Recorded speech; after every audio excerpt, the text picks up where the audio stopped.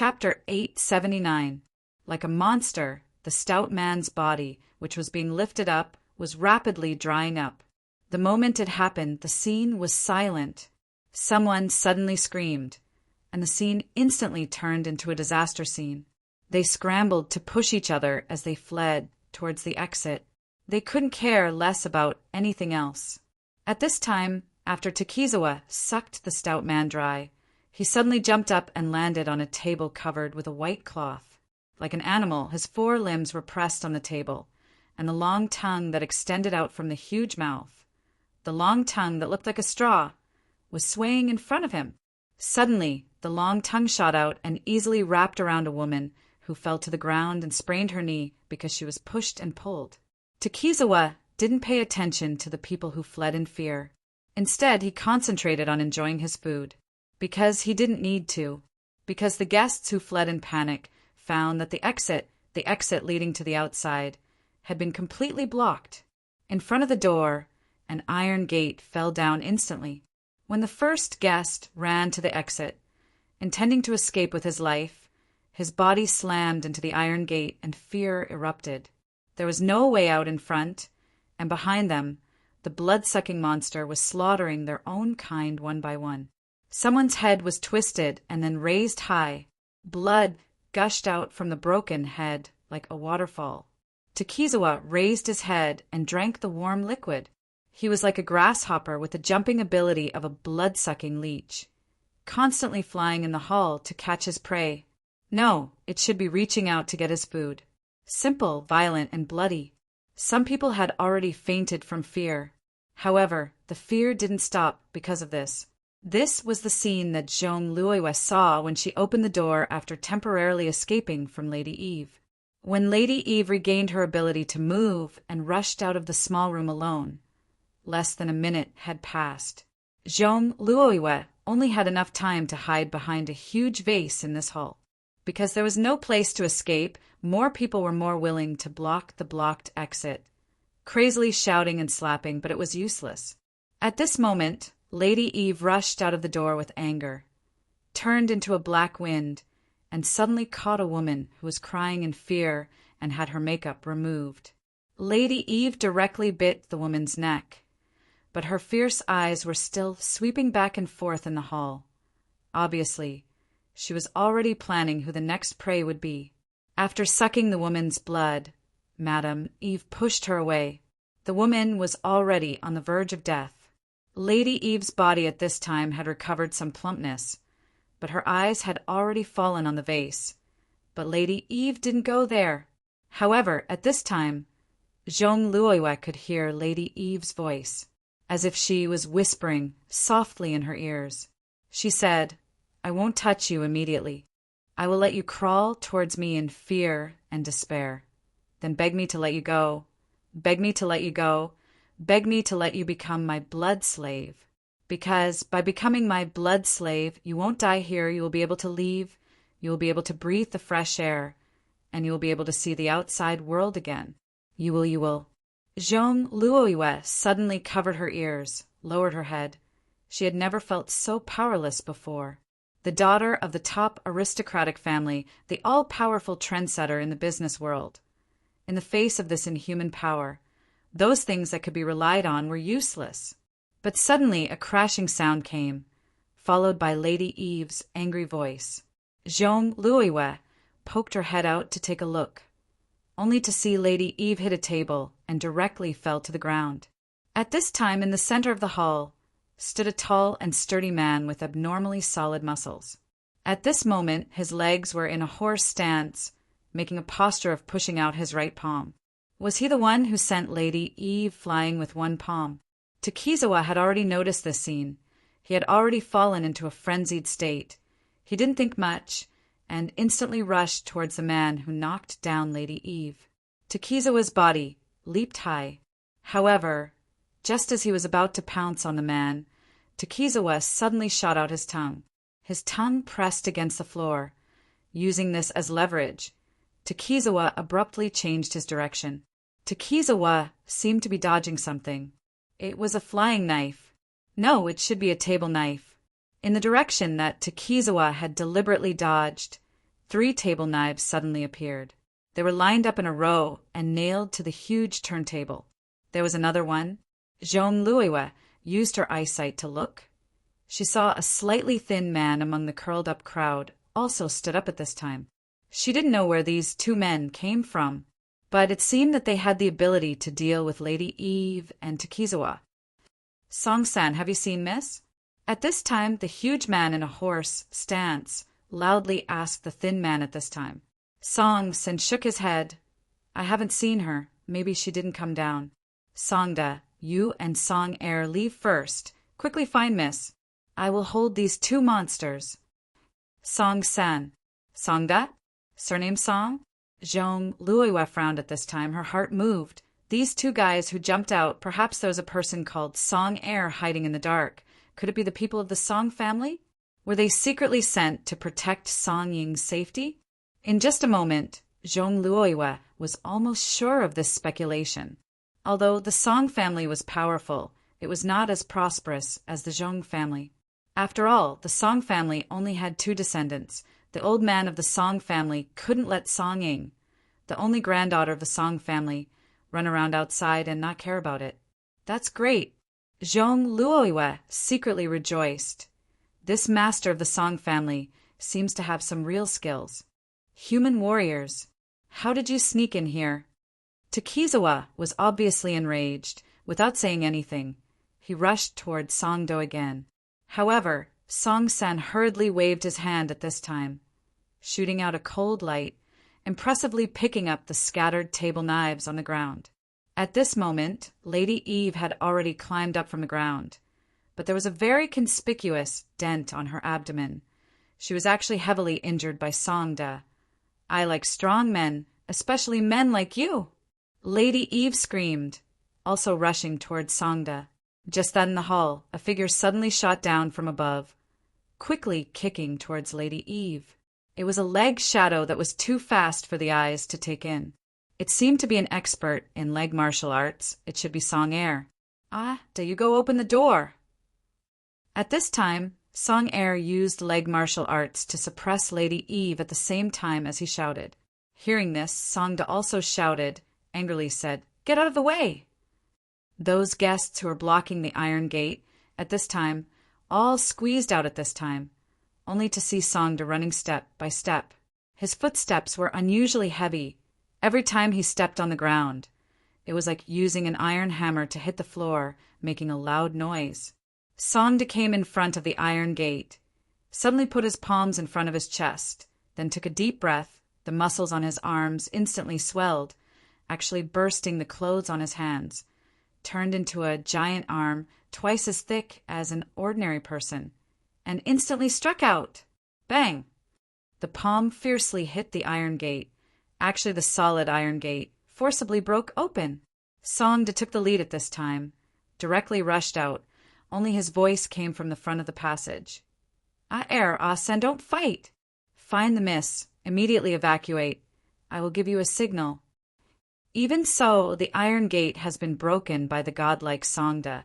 Those guests at this time were not willing to stay in such a dangerous place, immediately scattered, scrambling to escape.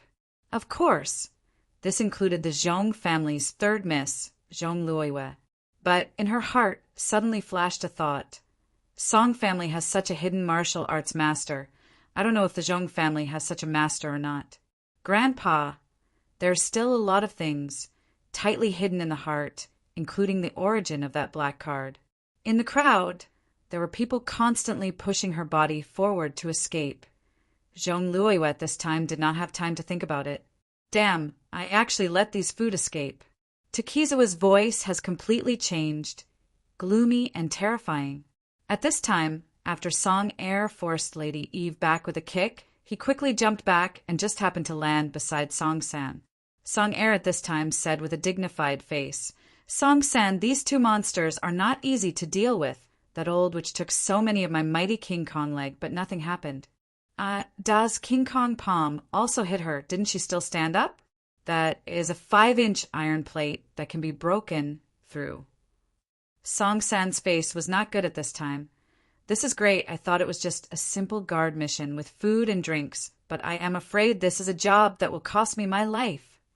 Song Air said, Don't say any more. If the master did not take us 3 brothers in that year, I am afraid we will have to return all our kung fu to the Shaolin Temple.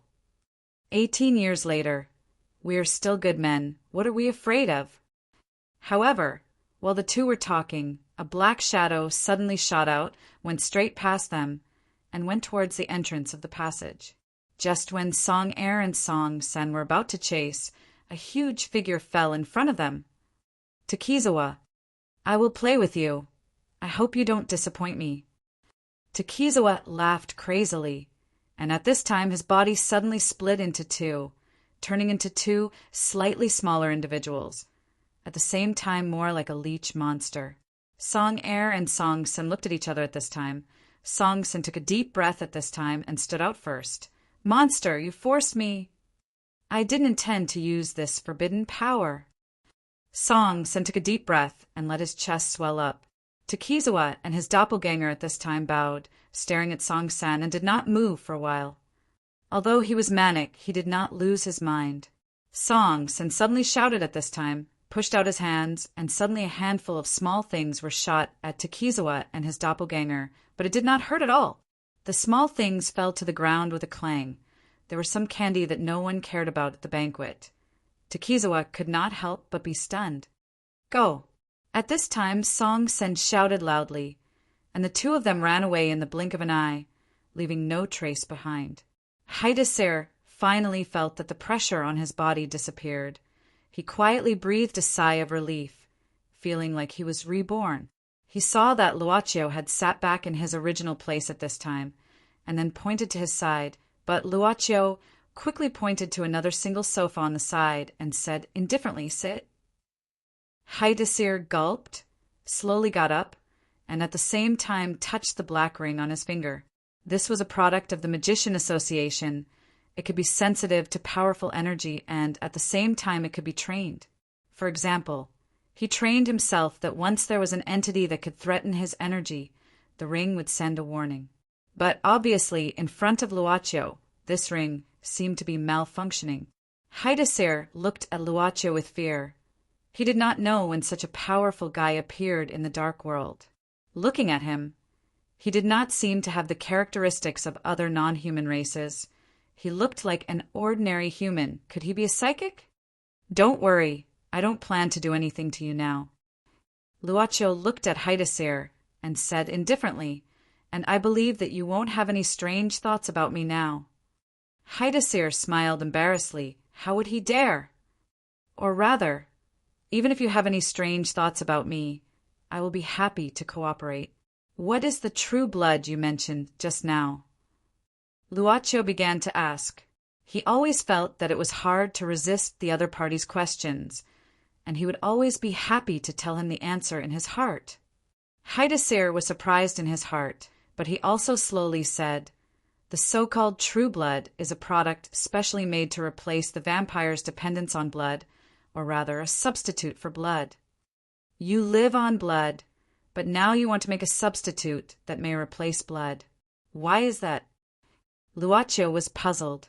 It was like humans invented a substitute drink, but that thing was generally used by dieters. But vampires obviously did not need to lose weight, right? Haidasir smiled bitterly and said, We have no choice. Luochio, how much do you know about the current vampire community? Luochio said indifferently, My family has told me a little about the 13 clans. Family. Haidasir looked at Luochio, and his heart became more and more cautious. A powerful guy like Luochio has a family? Could this be a guy from a lost family? Well, I will start with the 13 clans. Haidasir nodded, then pondered for a moment, and finally sat down. That single sofa. Yen yen yen yen. Chapter 880. Over the years, the 13 clans were divided into 4 different formations according to different formations. The Secret Alliance, the Devil's Feast Alliance, the Independent Clan, and the Extinct Clan. For thousands of years, the 13 clans had been in constant conflict because of their respective ideals. Internal strife was not just a purely human trait. According to Citacil, the strife between the various factions had developed from a real battle to a competition in different fields. But no matter what, they all followed the same idea: to work together to create a world that was better suited for the survival of vampires. Even if they had internal strife, they would still be united when facing external enemies. When they were separated, they were also unusually united. Therefore, in the Dark World, the vampire community could be maintained. It could be said that it was because of the existence of the 13 clans that the vampire dynasty lasted for thousands of years. However, the 13 clans were not the only vampires. Other than the 13 clans, there were still other vampires. For example, the Takizawa clan, who reincarnated into vampires through a forbidden technique, the famous Impaler Duke in history, or the descendants of the vampire lily from another myth, and so on. The 13 clans had always considered themselves to be pure-blooded and orthodox, placing themselves at the bottom of the pyramid of the vampire community. Over the years, even if there were vampires who were strong enough to fight against a certain clan, they could not really participate in the patriarch society established by the 13 clans. Although there was no such thing as the vampire emperor, the patriarch society of the 13 clans was like the king of the vampire community. Citacil sighed and said, "In fact, it is not only in terms of strength that the 13 clans are the most powerful. In other places, those weak families rely too much on the 13 clans. And the most important thing is that the 13 clans strictly control the production of pure-blooded and purifying potions." Pure-blooded, purifying potions? Luaccio raised two questions. Citacil subconsciously shrunk his neck, feeling that he would become a traitor who wanted to reveal the secrets of the clan to outsiders in a state that he did not know. But Citacil still nodded. Pure-blooded, that is, pure blood. The pure blood was provided by the blood thralls that the 13 families had raised since ancient times. Most of them lived in the territories of the 13 families, and some of them didn't even know that they existed as blood thralls. Every one of the 13 clans had their own pure blood production base. It was very secretive, and outsiders had no way of knowing about it.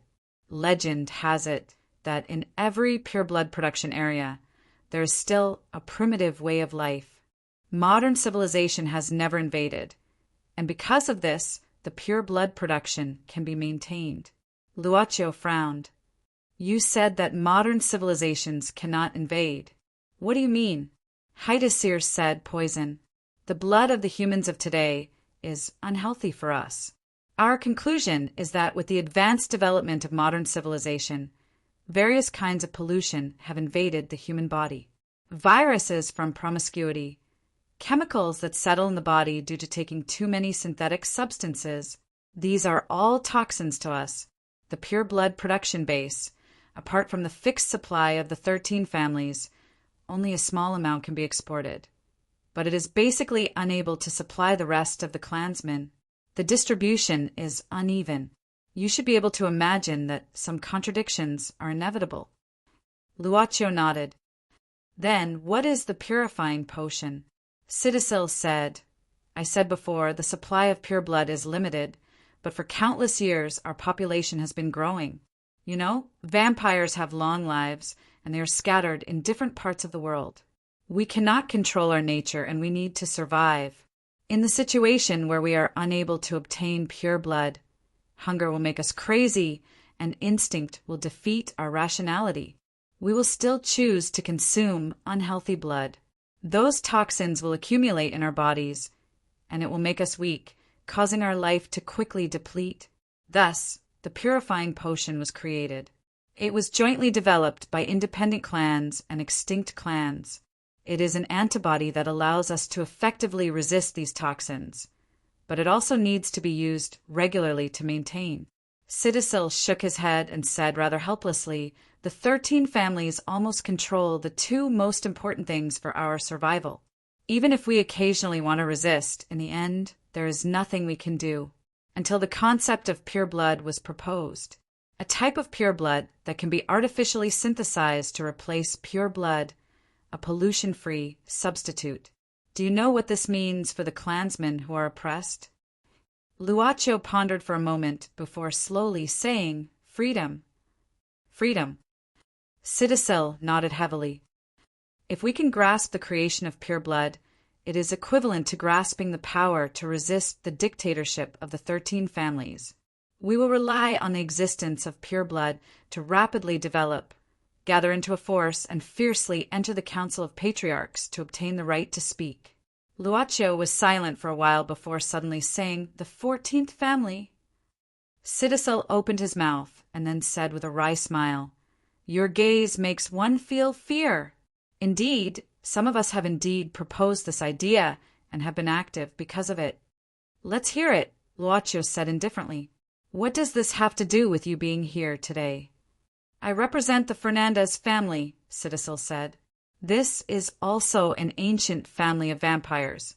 In addition, there is also the force behind Lady Eve, the Takizawa family behind Mr. Takizawa, Elizabeth's clansman, and finally there's Karen, which is us.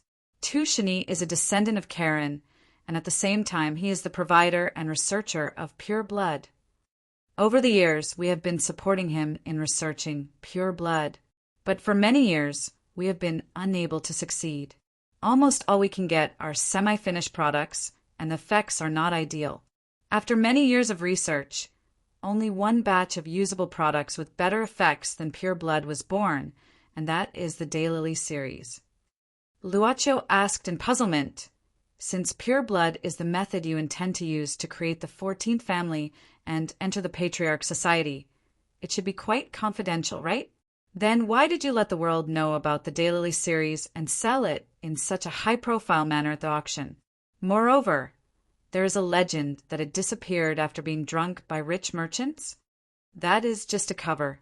Citacil sighed and said, The 13 families are very strict in their control and monitoring of their clansmen. I am afraid they have vaguely noticed something. So we thought of a way. Instead of hiding it, it is better to make it public in a high-profile manner. We will show this almost complete pure blood in a different manner. At the same time, we also reported this plan to the Patriarch Society. Citacil paused and said, Well, you should know that the immortals are not really immortals. It is just that it is very difficult for us to die due to natural causes. But humans have mastered many methods to kill us. Apart from demon fighters, some of the weapons that humans possess also make us fearful. We only want to survive, not to hope for an all-out war with humans. So, any act of sucking blood needs to be reported. So at that time we planned an auction. Me, Eve, and Elizabeth's father bought these 3 Daylily series at a high price, using this to make Tushini famous. This way, Tushini, who has become a master winemaker, has the ability to attract a large number of people to come find him. So, in the past 20 years, every time Tushini opens a new red wine, there will be a wine tasting, and then it will be the day you eat.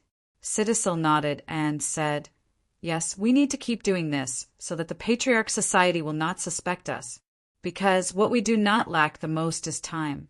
The Patriarch Society's patience is beyond imagination. It is only in the past 1 or 2 years that their supervision over us has gradually relaxed. The rumor of that rich merchant, Elizabeth's father? Citacil hesitated for a moment and finally said, He really disappeared after drinking the red spider lily. This is a situation that we did not expect. Afterwards, we can only say to the Patriarch Society that this is a deliberate allusion to add to the legend of Tushini. Luocchio said, Don't you know what will happen to the red spider lily after it drinks the almost complete true blood? Isn't it strange that you can't predict it? No, we really don't know. Citacil hurriedly said, The Daylily series was inadvertently produced by Tushini. He indeed said so.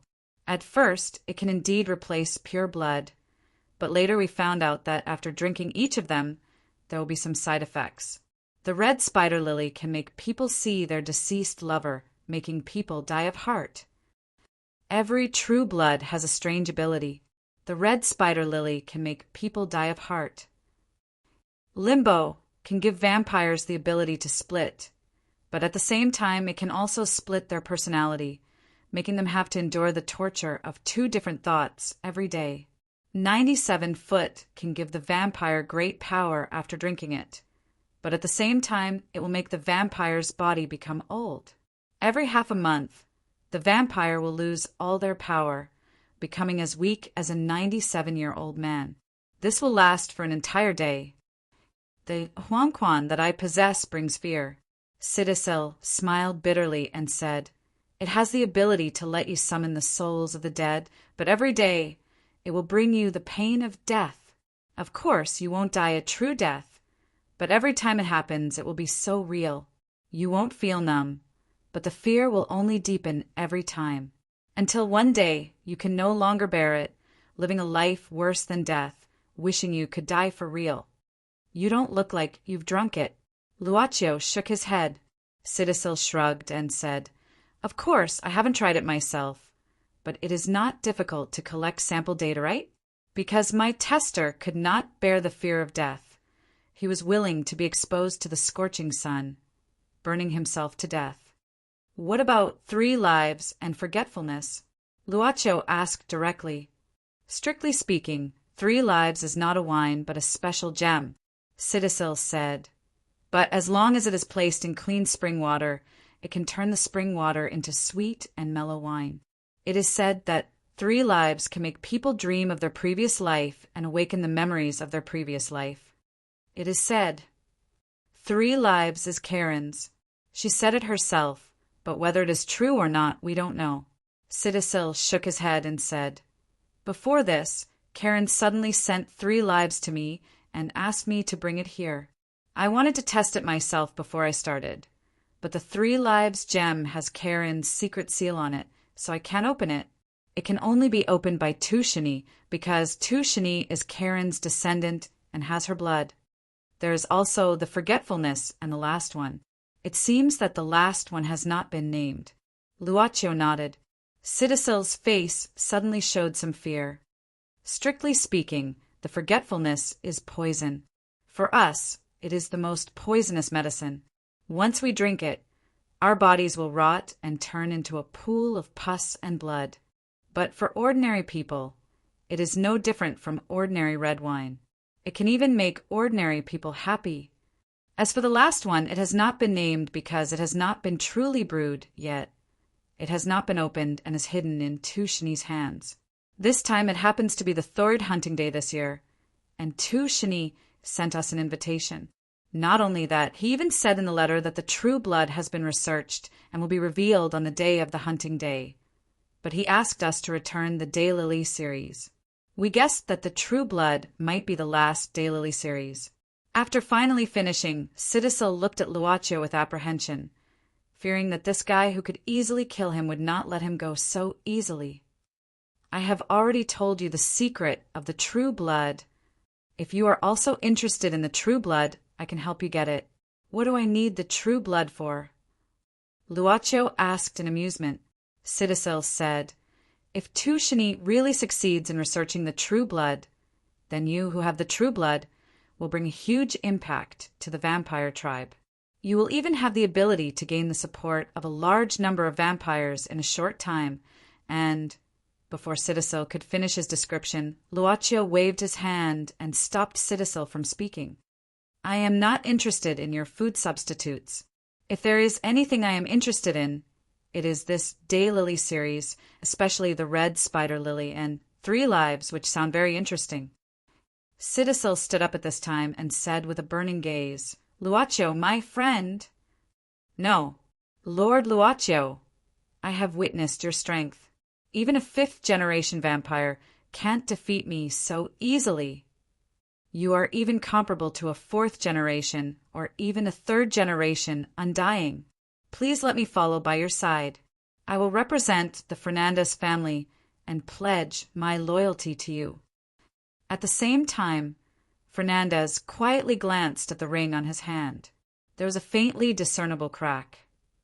It was not that it did not react to Luaccio, but because the reaction was too strong, it had directly shattered in an instant. Even the power of a 4th-generation vampire could not break the ring. A 3rd generation, was already at the level of the patriarchs of the 13 clans. The vampire impaler Duke, who was so powerful that he created a terrifying legend, was only equivalent to a third generation. Luo Qiao looked Hidesil up and down and shook his head. It's a pity that I got the wrong script, so your loyalty is useless to me. But we can be friends. Oh, I'm talking about ordinary friends, nothing else. Moreover, maybe we will have a chance to do business in the future. At the same time, the surface of the red wine bottle on the table suddenly shook slightly, rippling with ripples. Citizel, subconsciously, looked in a certain direction and frowned slightly. It seems that they have started hunting, but it seems a little too extreme. Chapter 881. If there was anyone else who was most familiar with the underground labyrinth apart from Citizer, it would naturally be the current owner of the castle, Tushini. In fact, in addition to some of the announced remodeled stone rooms, there were also many secret rooms here. For example, the secret room that Haidasir had initially used to greet Luocio. Another example would be the place where Tushini was currently located.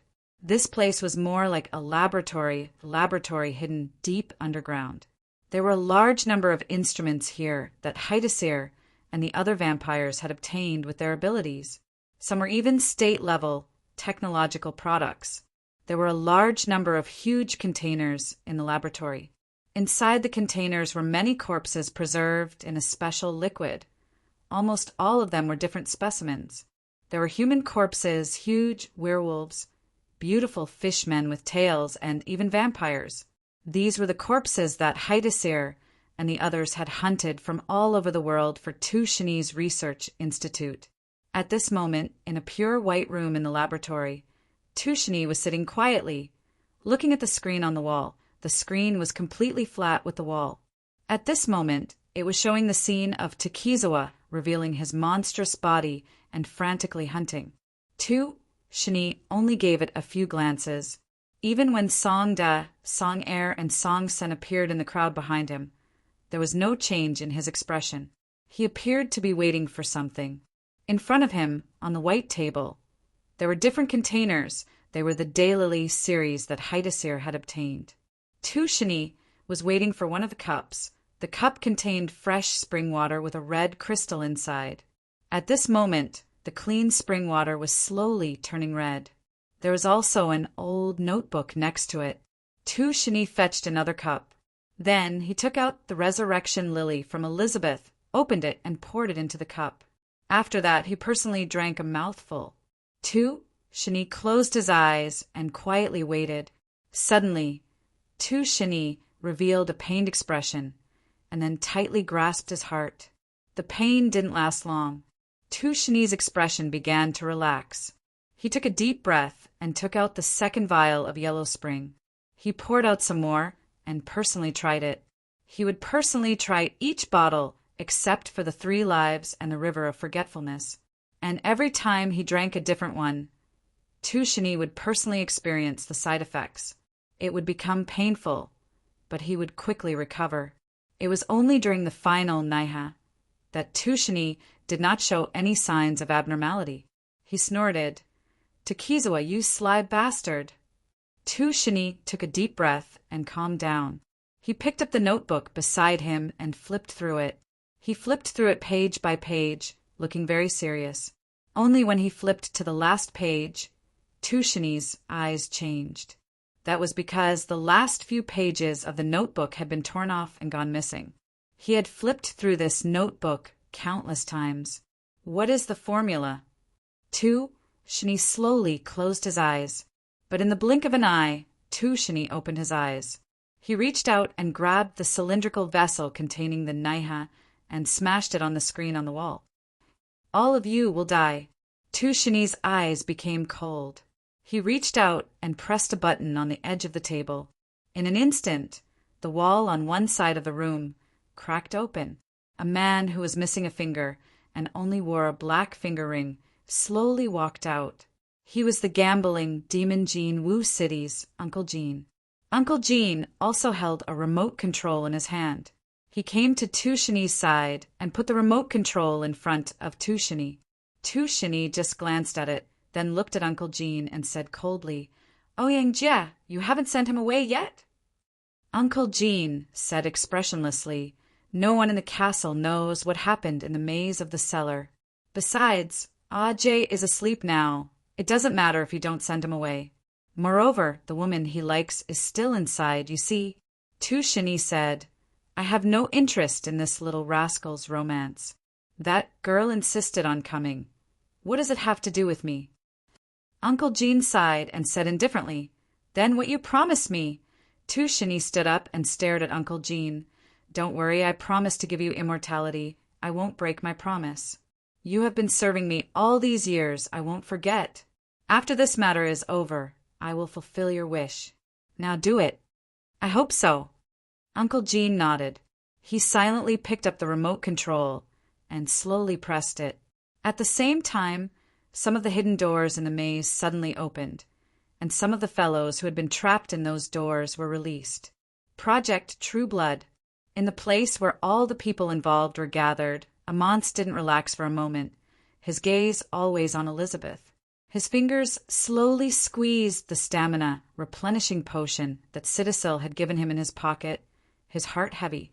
Elizabeth was like an albino patient, and besides her albino symptoms, Elizabeth was actually no different from a 15 or 16-year-old girl. But Amance knew that Elizabeth's true age was already over 30. It was only because she had spent most of her time sleeping that her body's growth had slowed down. Ever since Elizabeth was born, she had never really drunk human blood. She had been maintaining her life by injecting pure blood provided by the 13 clans.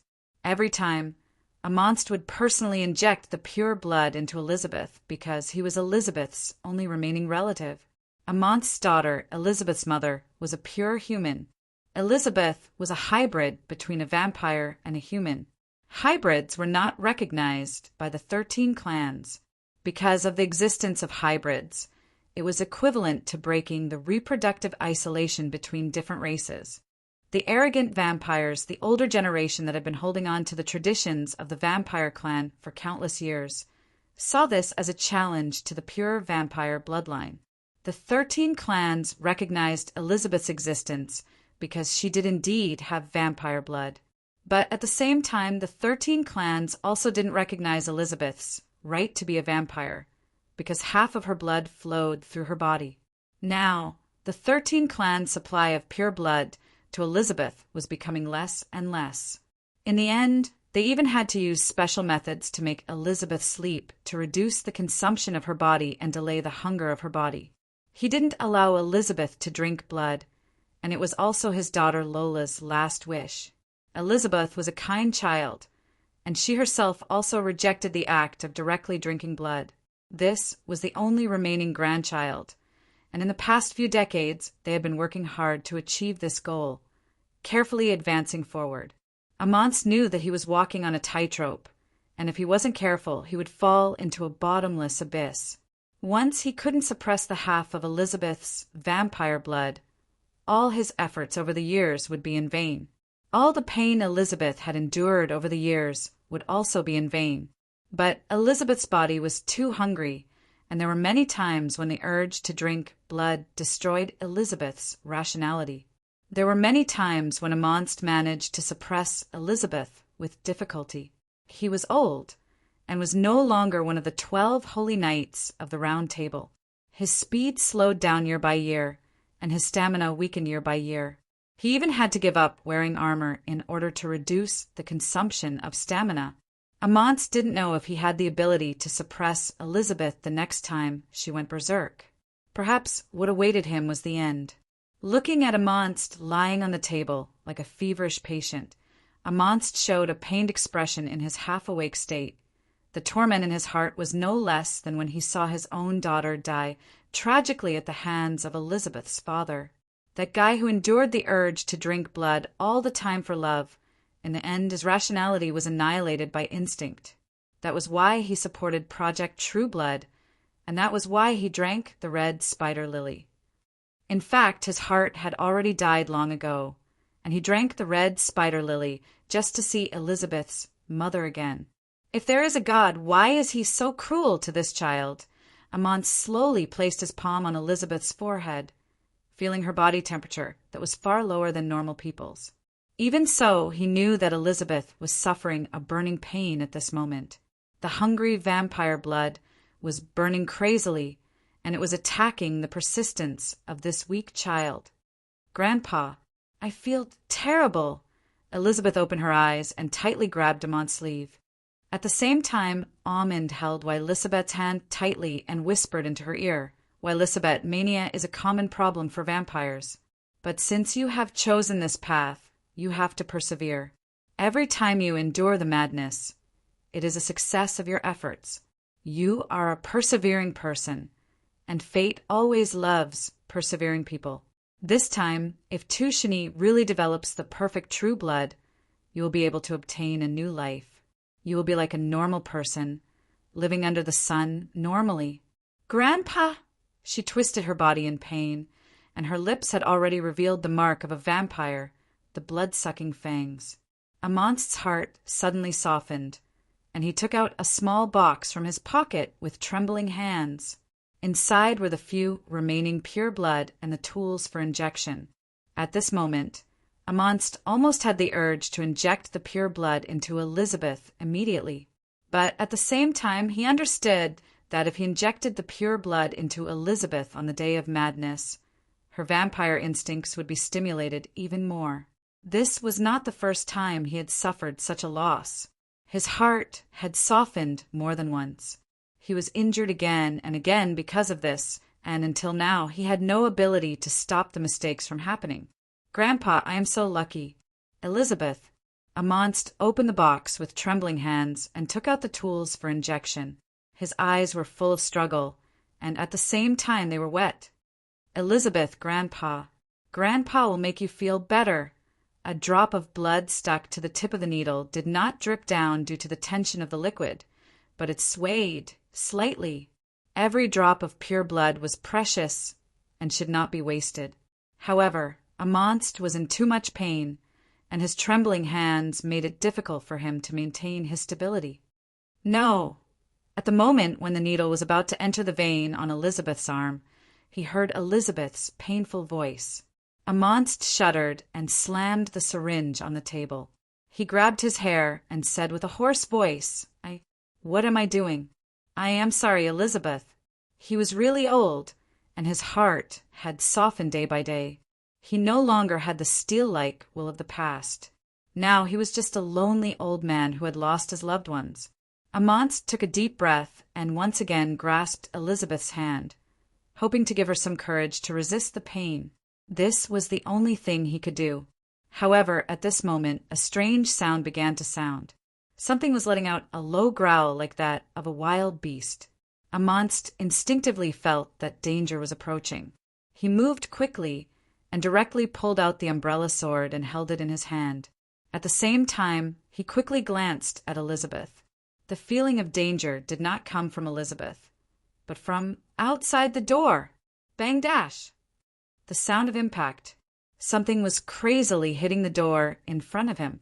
Amant suddenly shouted, Tushini! Tushini!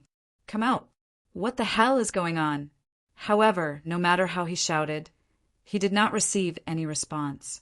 The frequency of the door being slammed also became faster and faster. Finally, the door was smashed open. At the same time, what appeared in front of Amand was a rotting, stinking corpse that was barely recognizable. The corpse could move and was staggering toward Amand. Amand suddenly rushed forward and quickly waved his arm. The sharp, pure silver blade instantly chopped off the head of the rotting corpse, causing it to fall to the ground.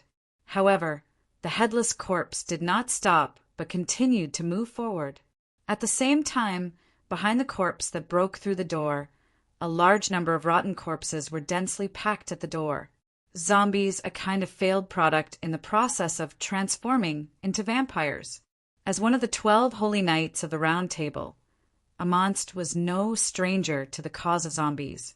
However, when he saw the number of zombies blocking the door, he could not help but gasp.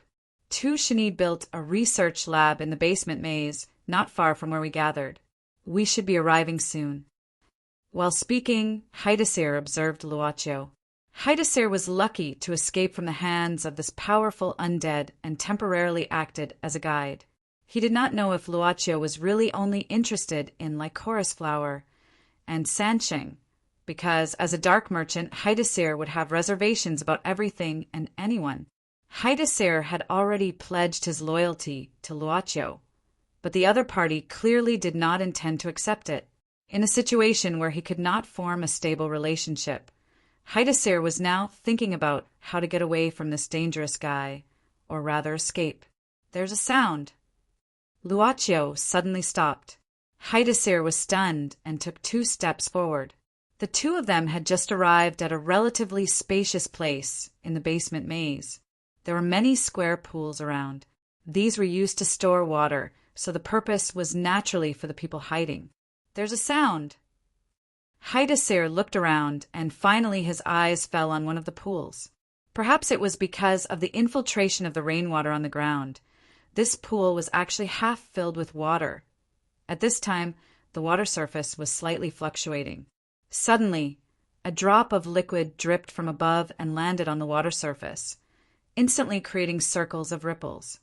Haidasir subconsciously looked up. In the darkness above his head, countless tiny eyes appeared. They seemed to come from some kind of creature. Among the countless tiny eyes, there was a particularly large group of 8 eyes that suddenly blinked. Haidasir waved his hand, and his palm emitted an aquamarine light, allowing him to clearly see what was hidden in the darkness above the rock. However, at this moment, the place where the green light reached was filled with terrifying spiders. Their bodies were even larger than the tarantulas. Amidst this dense mass of terrifying spiders that covered the entire ceiling, there was actually a fellow with an incomparably large body. It was much larger than a bull. At this time, its body was standing upright, and its 8 terrifying eyes were looking at Haidasir and Luaccio at the same time. Why did Tushini release this thing? Haidasir's face was filled with shock. Yen PS1. Sure enough, it's impossible to update twice a day in a week. This week, I only returned 4 times. I still owe 3 times. Chapter 882. It was as though they had fallen into a spider's cave, and a mutated spider monster at that. That was especially true for the largest spider monster. It suddenly crawled on the ceiling, and some saliva flowed out from its huge mouth.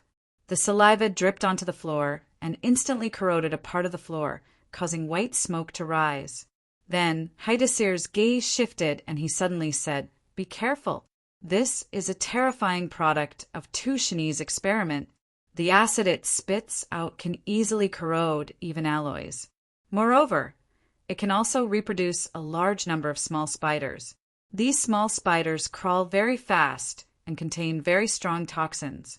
Once you get entangled by them, it will not be fun." "I've already been entangled." Luaccio shook his head.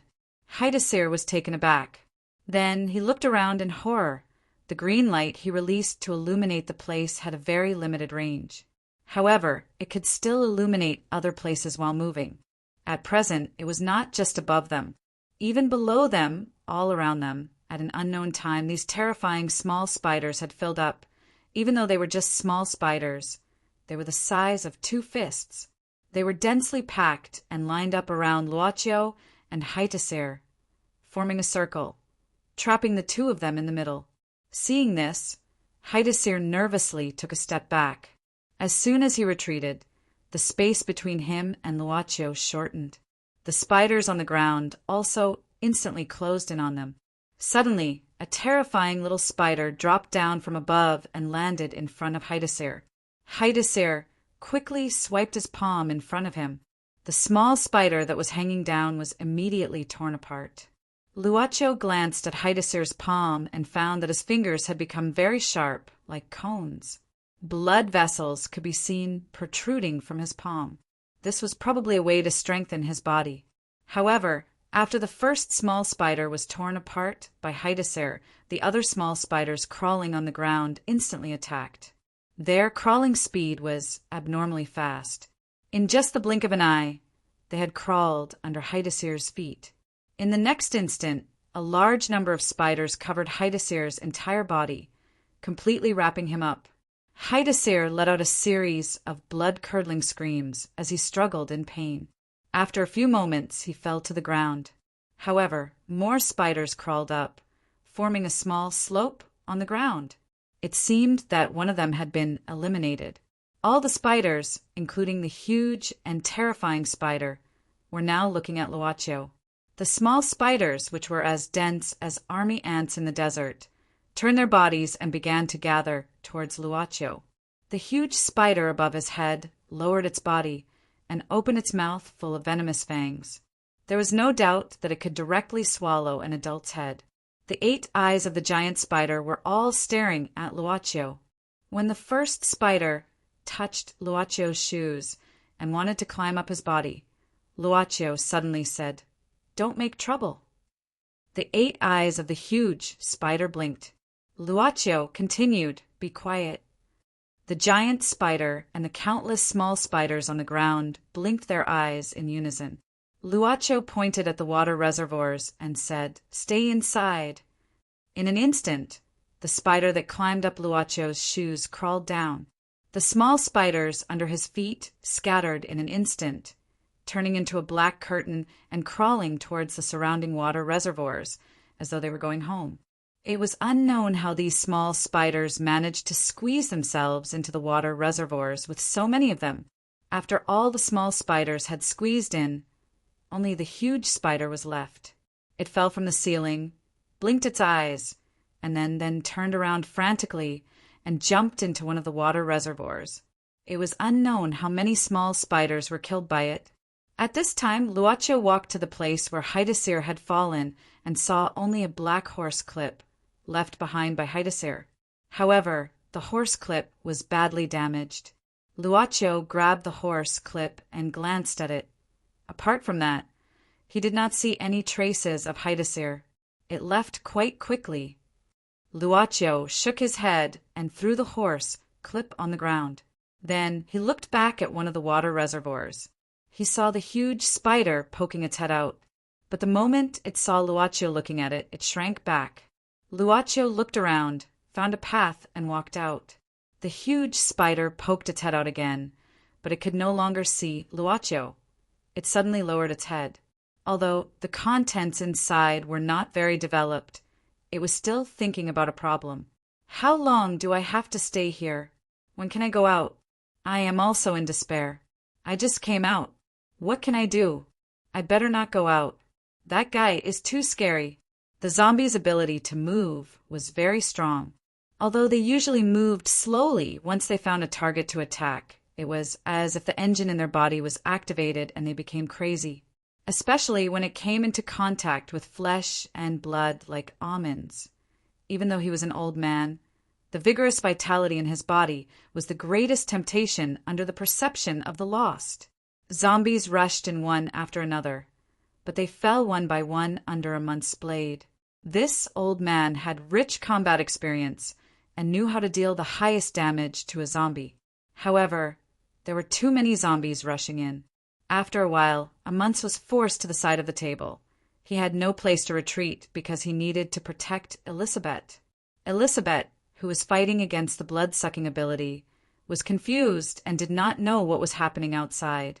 "Tushini, is this your doing?" The old man swung his sword and cut down another zombie and let out an angry roar. "If you can't give me a reasonable explanation, I will use my sword to pierce your heart." He knew that this was a useless shout, but in his shock and anger, he had no choice but to vent some of it. Amunz suddenly raised the blade in his hand, and a faint light began to shine on the blade, but at this time, Amunz suddenly stopped and knelt on the ground. His face was full of pain, and he could only use the blade to support his body, while at the same time he grasped his heart. "You actually chose this time." The powerful Holy Knight of the Round Table could not fight against the ruthlessness of time. His body had problems since a long time ago, especially in recent years. The frequency of heart attacks had increased a lot. At this time, a zombie took the opportunity to ram into Amunz, and the huge force instantly knocked him to the ground and rolled a distance of 2 to 3 meters. A fishy taste instantly rushed up Amunt's throat. His internal organs were probably damaged. However, at the moment when he was about to spit out blood, Amunt used all his strength to cover his mouth. At the same time, he widened his eyes in pain and swallowed the blood back. But he still kept his mouth closed, so breathing became more difficult. Amunt glanced at Elizabeth and relaxed a little. These zombies would be interested in fresh blood and flesh. At this time, Elizabeth's vampire blood was the most active, and it had covered her human part. So these zombies would temporarily ignore her existence. But once he was bitten to death by the zombies, it was not difficult for Amunt to guess what would happen next, because these guys had no sense of reason. Gritting his teeth, Amund resolutely took out the medicine bottle that Hidasil had given him and poured it into his mouth. It had to be said that this product from the Magicians' Association did indeed have a mysterious effect. In just a moment, Amunt felt the pain in his heart ease and calm down, and a large amount of strength gushed out from his limbs. He seemed to have returned to the time when he was young. He suddenly stood up and swung his sword down, easily splitting apart a zombie's body. The endless energy that flowed out of his body not only allowed him to recover his stamina, but he was also able to use some of the sword techniques that he had not been able to use for a long time. He was no longer one of the Holy Knights of the Round Table. Since he betrayed the Holy Knight's motto, he had lost the protection of the Holy Knights and could no longer use the ancient power of the inheritance. But even so, he was still powerful. Amunt, who had regained his strength, instantly held his sword and charged into the zombie crowd. His sword was so fast that only flashes of silver light could be seen. Silver Lightning, this was Amunt's nickname. His sword skills were the fastest and most accurate among the Holy Knights. The slaughter was one-sided. When the last zombie that rushed and fell under Amunt's sword, the old man finally loosened his mouth and slowly exhaled. But at the same time, the endless strength began to slowly fade. The effect of the potion would not last long, but to be able to recover 10% or 20% of his strength was already miraculous enough. But a new wave of zombies appeared at this time. Amunt's face instantly changed. When he was young, he participated in the crusade against the zombies, so he knew the horror of the zombies. It was not their extraordinary strength, but their numbers. It was as if there was no end to them, as if they would never be able to kill all of you, and would only maximize your strength. Back then, many trainee Holy Knights had died tragically in the hands of the endless zombie army. I can't stay here anymore. Amunt wanted to bring, Elizabeth out of this place, but the moment Amunt turned around, he froze on the spot, and the expression on his face was not as simple as fear. Elizabeth did not know if it was appropriate to fall to the ground, from the table to the ground. At this time, beside Elizabeth, there was a small bottle. That bottle had been opened, and the thing inside had already flowed out. That was the bottle that contained the pure blood used to relieve Elizabeth's hunger. When did it fall out? Was it when she was hit by the zombies when she was suffering from angina? Amunt looked at Elizabeth in horror, and at this time she suddenly opened her eyes. The pure blood was exposed to the air, and the smell of the blood stimulated Elizabeth's vampire instincts. This was the last straw that crushed her human will. Elizabeth suddenly opened her eyes, flipped her body over, and crawled on the ground, her mouth close to the pure blood that was flowing out of the bottle. Elizabeth? No. Amunt screamed in despair. But it was all too late. The moment the pure blood was sucked into her mouth, Elizabeth suddenly raised her head like an awakened lion. She opened her fangs and let out a low roar that had been brewing in her throat for a long time. Elizabeth? Amunt instantly spat out a mouthful of blood. This was the congested blood that he had been suppressing for a long time. He did not dare to spit it out because he was afraid that the blood would trigger a reaction from Elizabeth, but it was all too late. A completely berserk vampire's blood would bring Elizabeth terrifying power, but Amunt was powerless to stop it at this time. Her whole body was pressed against the ground, and at this time she was like an animal, slowly crawling towards Amundst. Amundst suddenly took 2 steps back. He did not know if he still had the ability to suppress why Lisbeth at this time. Amundst's face instantly turned pale. However, the blood he spat out not only stimulated Elizabeth, it also stimulated the second wave of zombies. They suddenly became even crazier, letting out roars as they charged towards Amund without regard for anything else. But this seemed to be a serious provocation to why Elizabeth at this moment. She stiffly turned her head to look at the zombies that were rushing towards her. Suddenly, a large amount of red, vapor-like gas came out of Elizabeth's body. She did not choose to drink Amundst's blood, but directly rushed into the second wave of zombies. Elizabeth, who had activated the vampire's blood, possessed great power. Every time, Amundst had to use up his years of accumulation to barely be able to wake her up. Just to wake her up, not to defeat her. Elizabeth, Amundst fell to the ground powerlessly. The effect of the stamina potion had disappeared, and the feeling of powerlessness almost deprived Amundst of his ability to control his body. At this time, his eyes also became blurry. He only saw a petite figure, rampaging through the zombie crowd, simply and violently tearing apart zombies with her bare hands. Elizabeth, in the end, Amundst could no longer hear the sound of zombies, but at the same time he could not see Elizabeth's figure. She did not find Amundst in the end.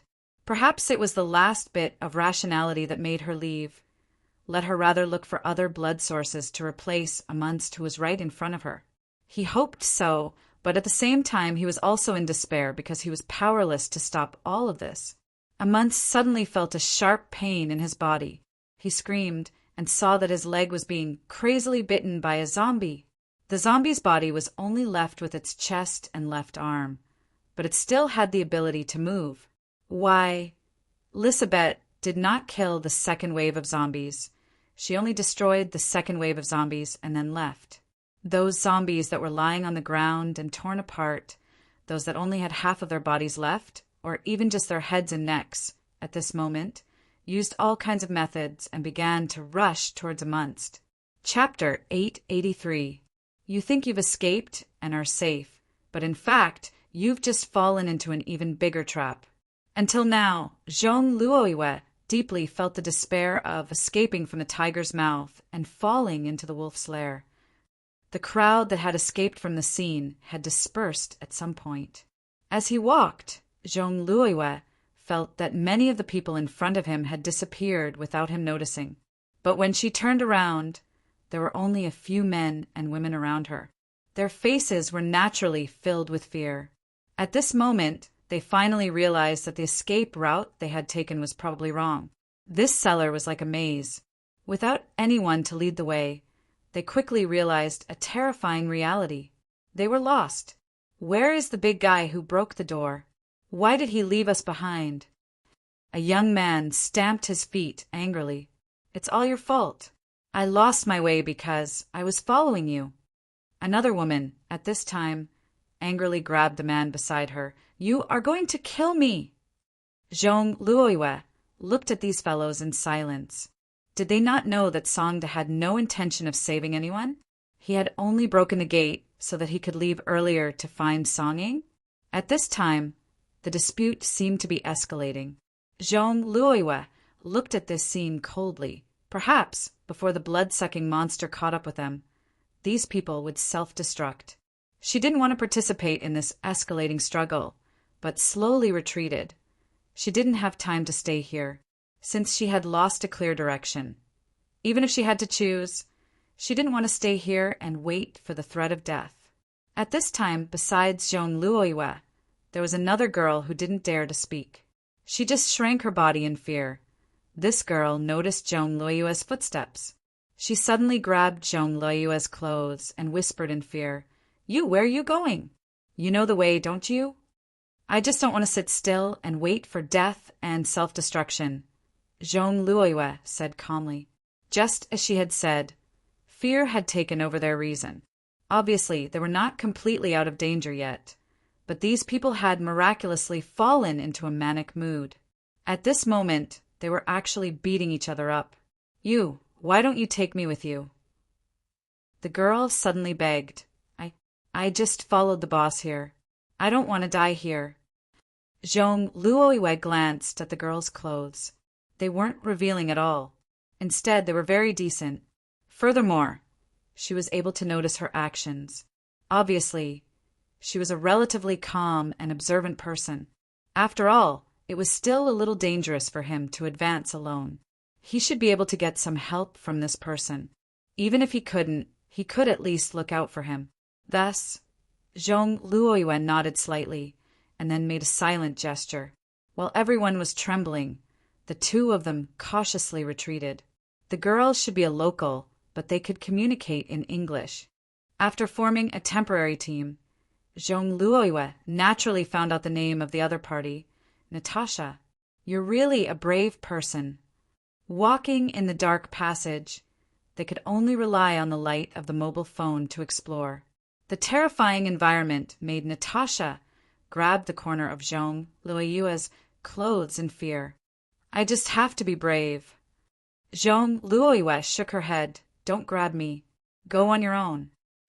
Natasha hesitated for a moment before letting go of Zhong Luoyue's clothes.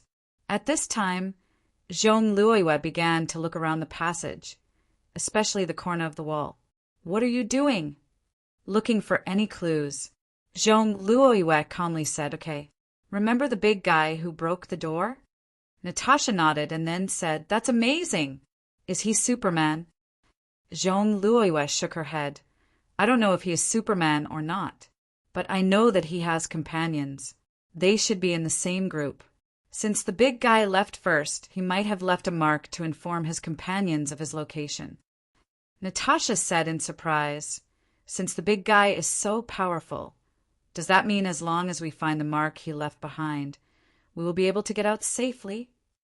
Zhong Luoyue glanced at Natasha and said, First, this is just my guess. He might not have left any mark. Second, even if there is a mark, there is no guarantee that the big guy will be able to find a safe place or a way out. This is just an experiment. Don't just stand there. Go to the side and check it out. Additionally, it would be best to take off your high heels.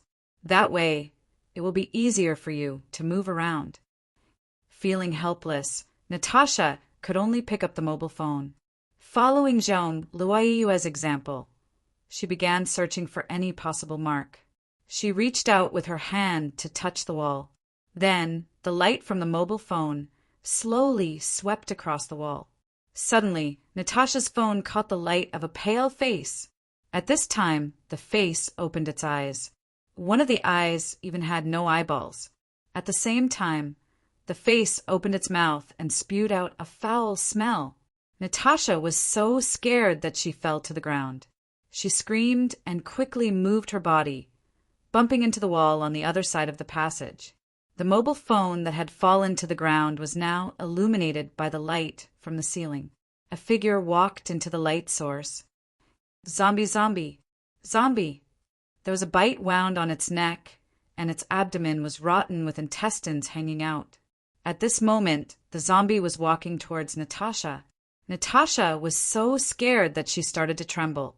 Between her legs, there was a liquid that smelled like urine.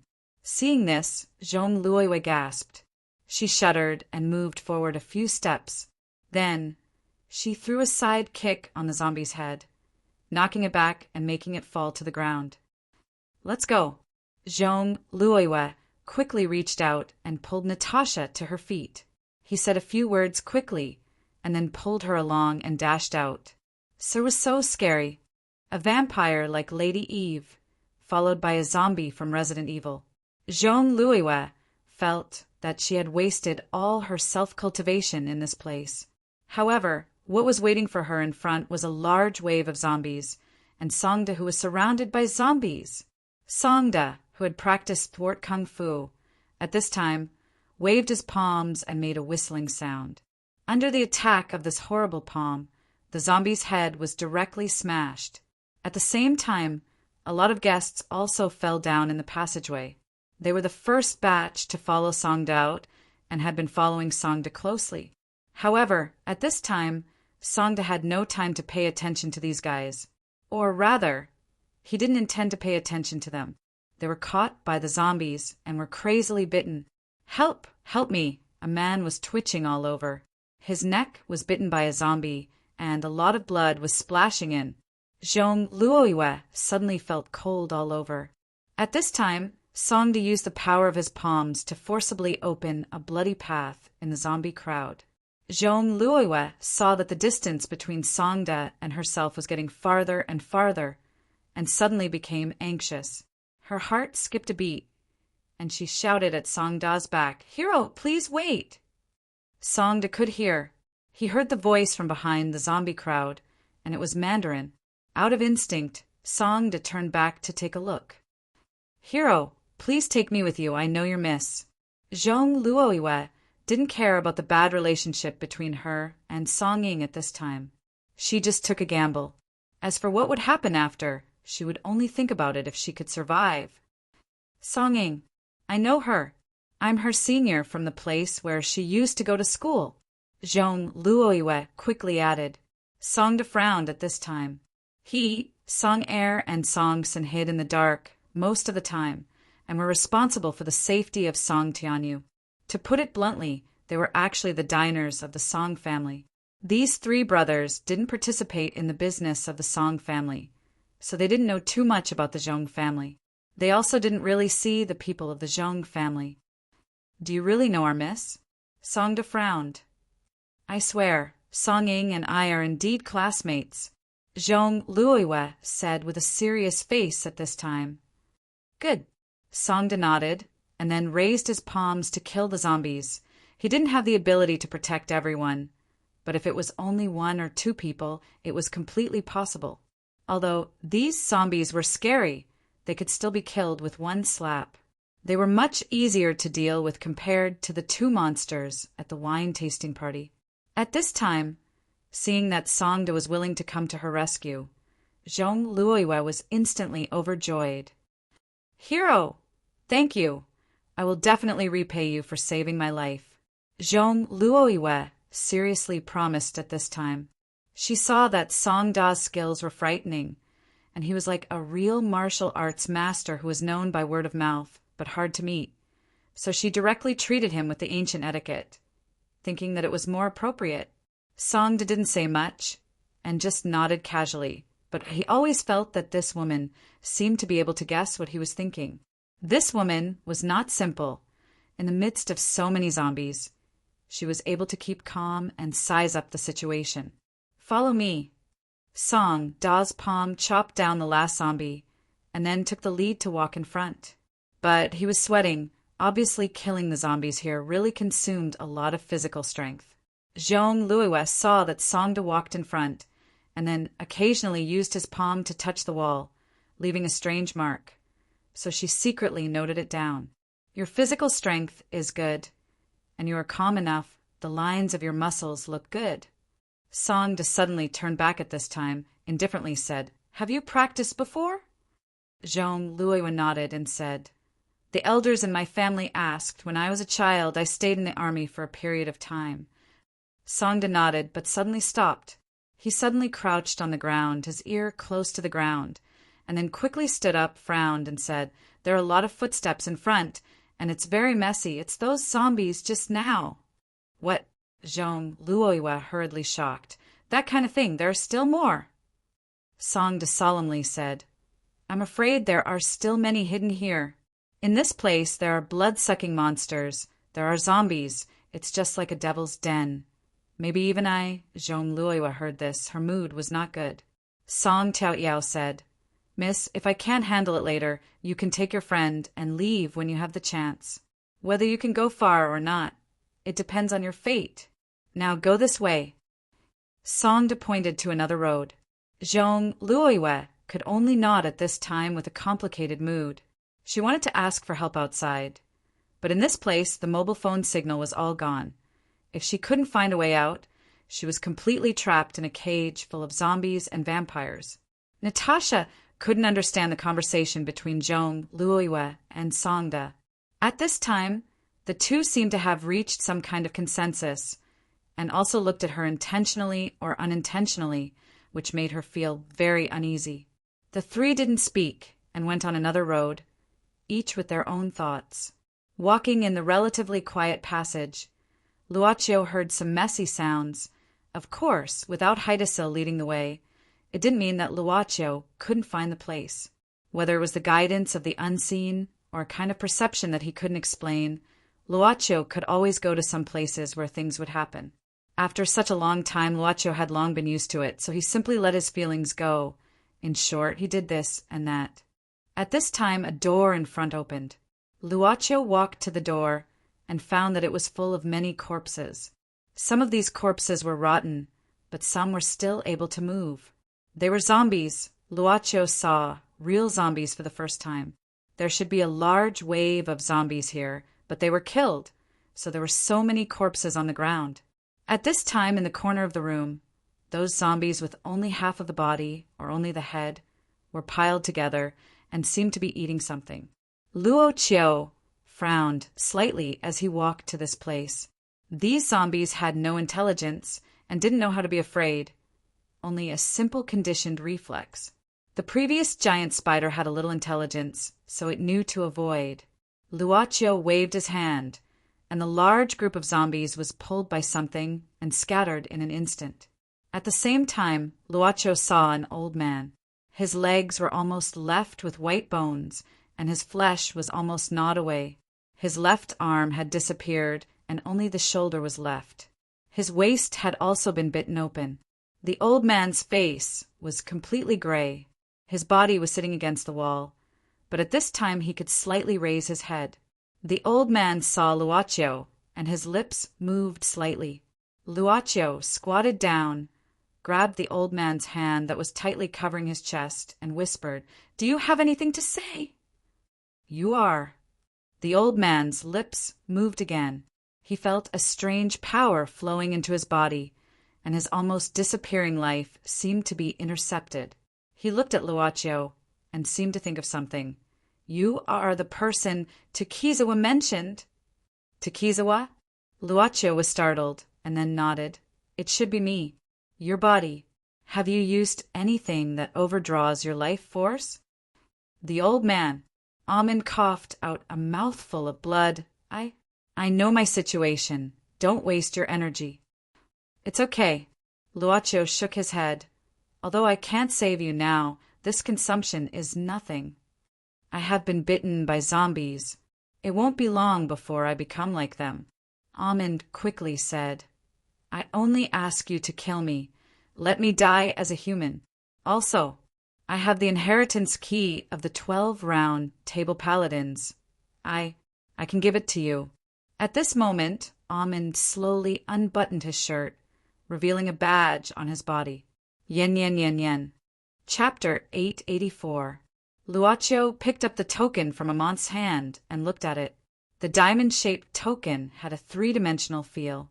At the same time, there was a strange coat of arms engraved on it. There was a weak, but at the same time, there was a special flow of energy that made people feel neutral and peaceful. "Why are you giving it to me?" Luaccio put down the so-called inheritance key and looked at Amont's eyes that were bloodshot because of pain. There was no transaction. Luaccio knew this. This was the first time Luaccio came into contact with a transaction as a non-boss. Amont said weakly, "Other than you, I can't wait for anyone else. Maybe you're a good person. Maybe you're a bad person. But to me, you are the only one. I can only entrust this to you. My final wish. I won't let you work for nothing. This key can bring me a chance to inherit the ancient holy knights of the Round Table." Luaccio looked at the inheritance key again. Amonst was breathing hard at this time. "Since I left, my seat has been empty. After so many years, I still haven't completed the trial, but this key can bring an unofficial entry. If you are lucky and strong enough, you can also get its power. So this was actually a pass to go through the back door. If there was a strict organization behind the 12 round table paladins, and all the paladins who inherited the title of the 12 Round Table Paladins were strictly controlled. This thing could bypass the control and bring the holder into the secret realm behind the key to obtain the qualifications of the inheritor. Luaccio shook his head.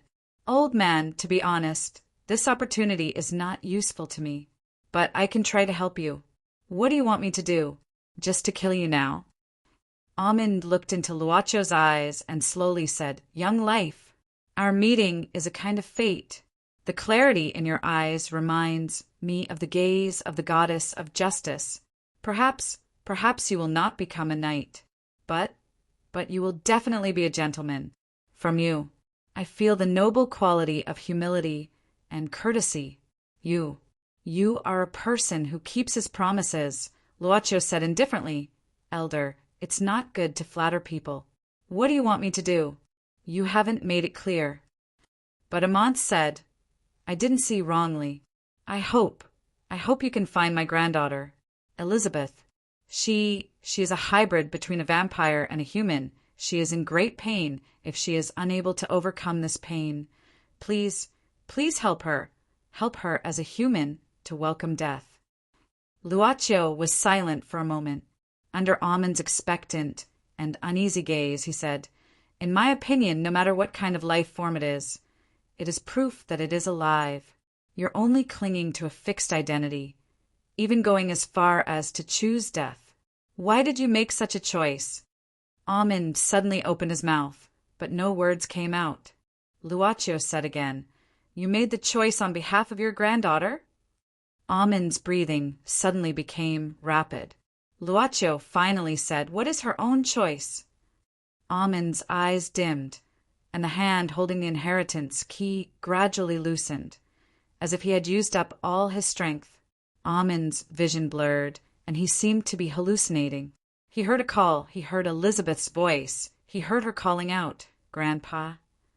Amund suddenly grabbed Luaccio's hand tightly. Even when his body was being devoured by the zombies, under the endless biting and tearing, he still managed to endure it. At this moment, his eyes were blurred by tears. Please, let her live. I want her to live. I only want her to live. Amund grabbed Luoccio's palm and suddenly exerted force to make the body that was full of holes sit up. His eyes were opened very lightly, and the light in his eyes showed that the candle was lit up at the last moment. Let her. Live. Come. Down. He roared. Luaccio did not blink. His lips were slightly opened, but he did not speak for a long time. He looked at Amund. The old man's body seemed to have stiffened, and he did not move. He even held his breath. Luaccio said softly, This is your choice. Amund still did not move. His hand was like an iron clamp, tightly grabbing Luaccio's hand. But Luaccio knew that at this moment, the old man's life had come to an end. Luaccio used his hand to pry open Amund's fingers, and then laid his body down. He looked at Amund's eyes that were wide open, and his mouth that was not closed after the roar. He took the inheritance key necklace from his body. In the palm of his hand, the necklace twirled around his palm twice. Luaccio clenched his hand, then looked at Amund, and said softly, I'll take it. After that, Luaccio used his palm to brush Amund's eyes, allowing him to close his eyes. Luaccio's palm was still pressed in front of Amund's eyes, and he did not let go. There was no such thing as a gentle push from the palm, but Amund's body shattered in an instant. Like a broken mirror, the fragments flew away from Luaccio's body, turning into little spots of light and wrapped around Luaccio's body. The room lit up as if a galaxy and nebula were born. In the center, a ray of light slowly rose. It was all that was Amundsen, his thought, his will, his sole imprint on earth, his soul. Luaccio grabbed the soul in his hand, and at the same time opened his left hand, and a box appeared. He put Amund's soul into the box. It was not a transaction item, so it did not need to be stored, and it did not need anything. It only needed to stay quietly in the box, and it would not dissipate. The box was transparent in the middle, and it constantly emitted a star-like luster, which was fascinating. Luaccio slowly exhaled and stood up with the box. The light gradually dissipated, and the room returned to normal. At this time, the zombies whose bodies were destroyed, but not dead, crawled towards Luaccio on the ground and made meaningless sounds. Rest in peace. The zombies in the room were all smashed into pieces, leaving no flesh and blood. Luaccio suddenly glanced at the corner of the wall above the room, then slowly walked out of this place. The screen embedded in the wall clearly reflected the eyes that were looking at him. He found us. This was the innermost laboratory, the pure white room. Uncle Kim looked at Tu Shini in surprise, and even a little frightened. He looked uneasily at him. There was no doubt that they saw the whole process from Lisabeth's rage to Amun's final dissipation. They could see most of the things in the maze through the surveillance cameras installed in all the major places. Tu Shini looked at another screen as if nothing had happened, and said indifferently, "If it were you, wouldn't you think of something when you saw the surveillance camera?" "I'm just—" Uncle Jean frowned and shook his head. Then he hesitated and said, "I'm just scared by this gaze. I don't know how to describe it. It's just a strange feeling of coldness." Tu Shini said indifferently, "He is not looking at you. Just do your own thing. Why can't you find him?" Uncle Kim calmed down and asked, "You mean Hidesil?" Tu Shini said, "Among these guys, the easiest to deal with is Takizawa, who seems to be the most cunning. The most difficult to deal with is Hidesil. He is a dark merchant and has many unclear relationships with the Magician Association. His ancestor was once the owner of this place. There are too many uncertainties." As he said that, the alarm in the room suddenly sounded. Uncle Kim was shocked. He quickly picked up the remote control on the table, aimed it at one of the screens on the wall, and pressed the button. What appeared on the screen was none other than Hidesil. Right now, he was standing in front of a huge steel door. In his hand, he was holding a whip made of red light. At this moment, he was waving the red light whip, continuously lashing at the steel door that was blocking him. Every time he lashed, a dent would appear on the steel door, and the crack in the door would widen. It would not take long for the steel door to be broken by Hidesil. How did he get here? Uncle Kim was shocked and angry at this time, because he was only an ordinary person after all. Facing an inhuman power, he was not as fragile as an ant to him. "You stay here. I'll go and meet him." Tu Shini stood up at this time and pressed the button next to the table at the same time. The mechanism on the table suddenly opened. The daylily series on the table quickly sank into the table. This table was not so much a table as a platform. Tu Shini walked out of the room, quickly. After the door closed, Uncle Kim suddenly breathed heavily. He walked to the edge of the platform and groped around. Uncle Kim tried for a while, but still could not open the mechanism of the platform. Uncle Kim frowned, then suddenly walked to the door, put his ear on the door, and listened quietly for a while. At this time, Uncle Kim quickly took out a small bottle from his arms. He opened the bottle and smeared the contents on his finger. It was a blood-red liquid.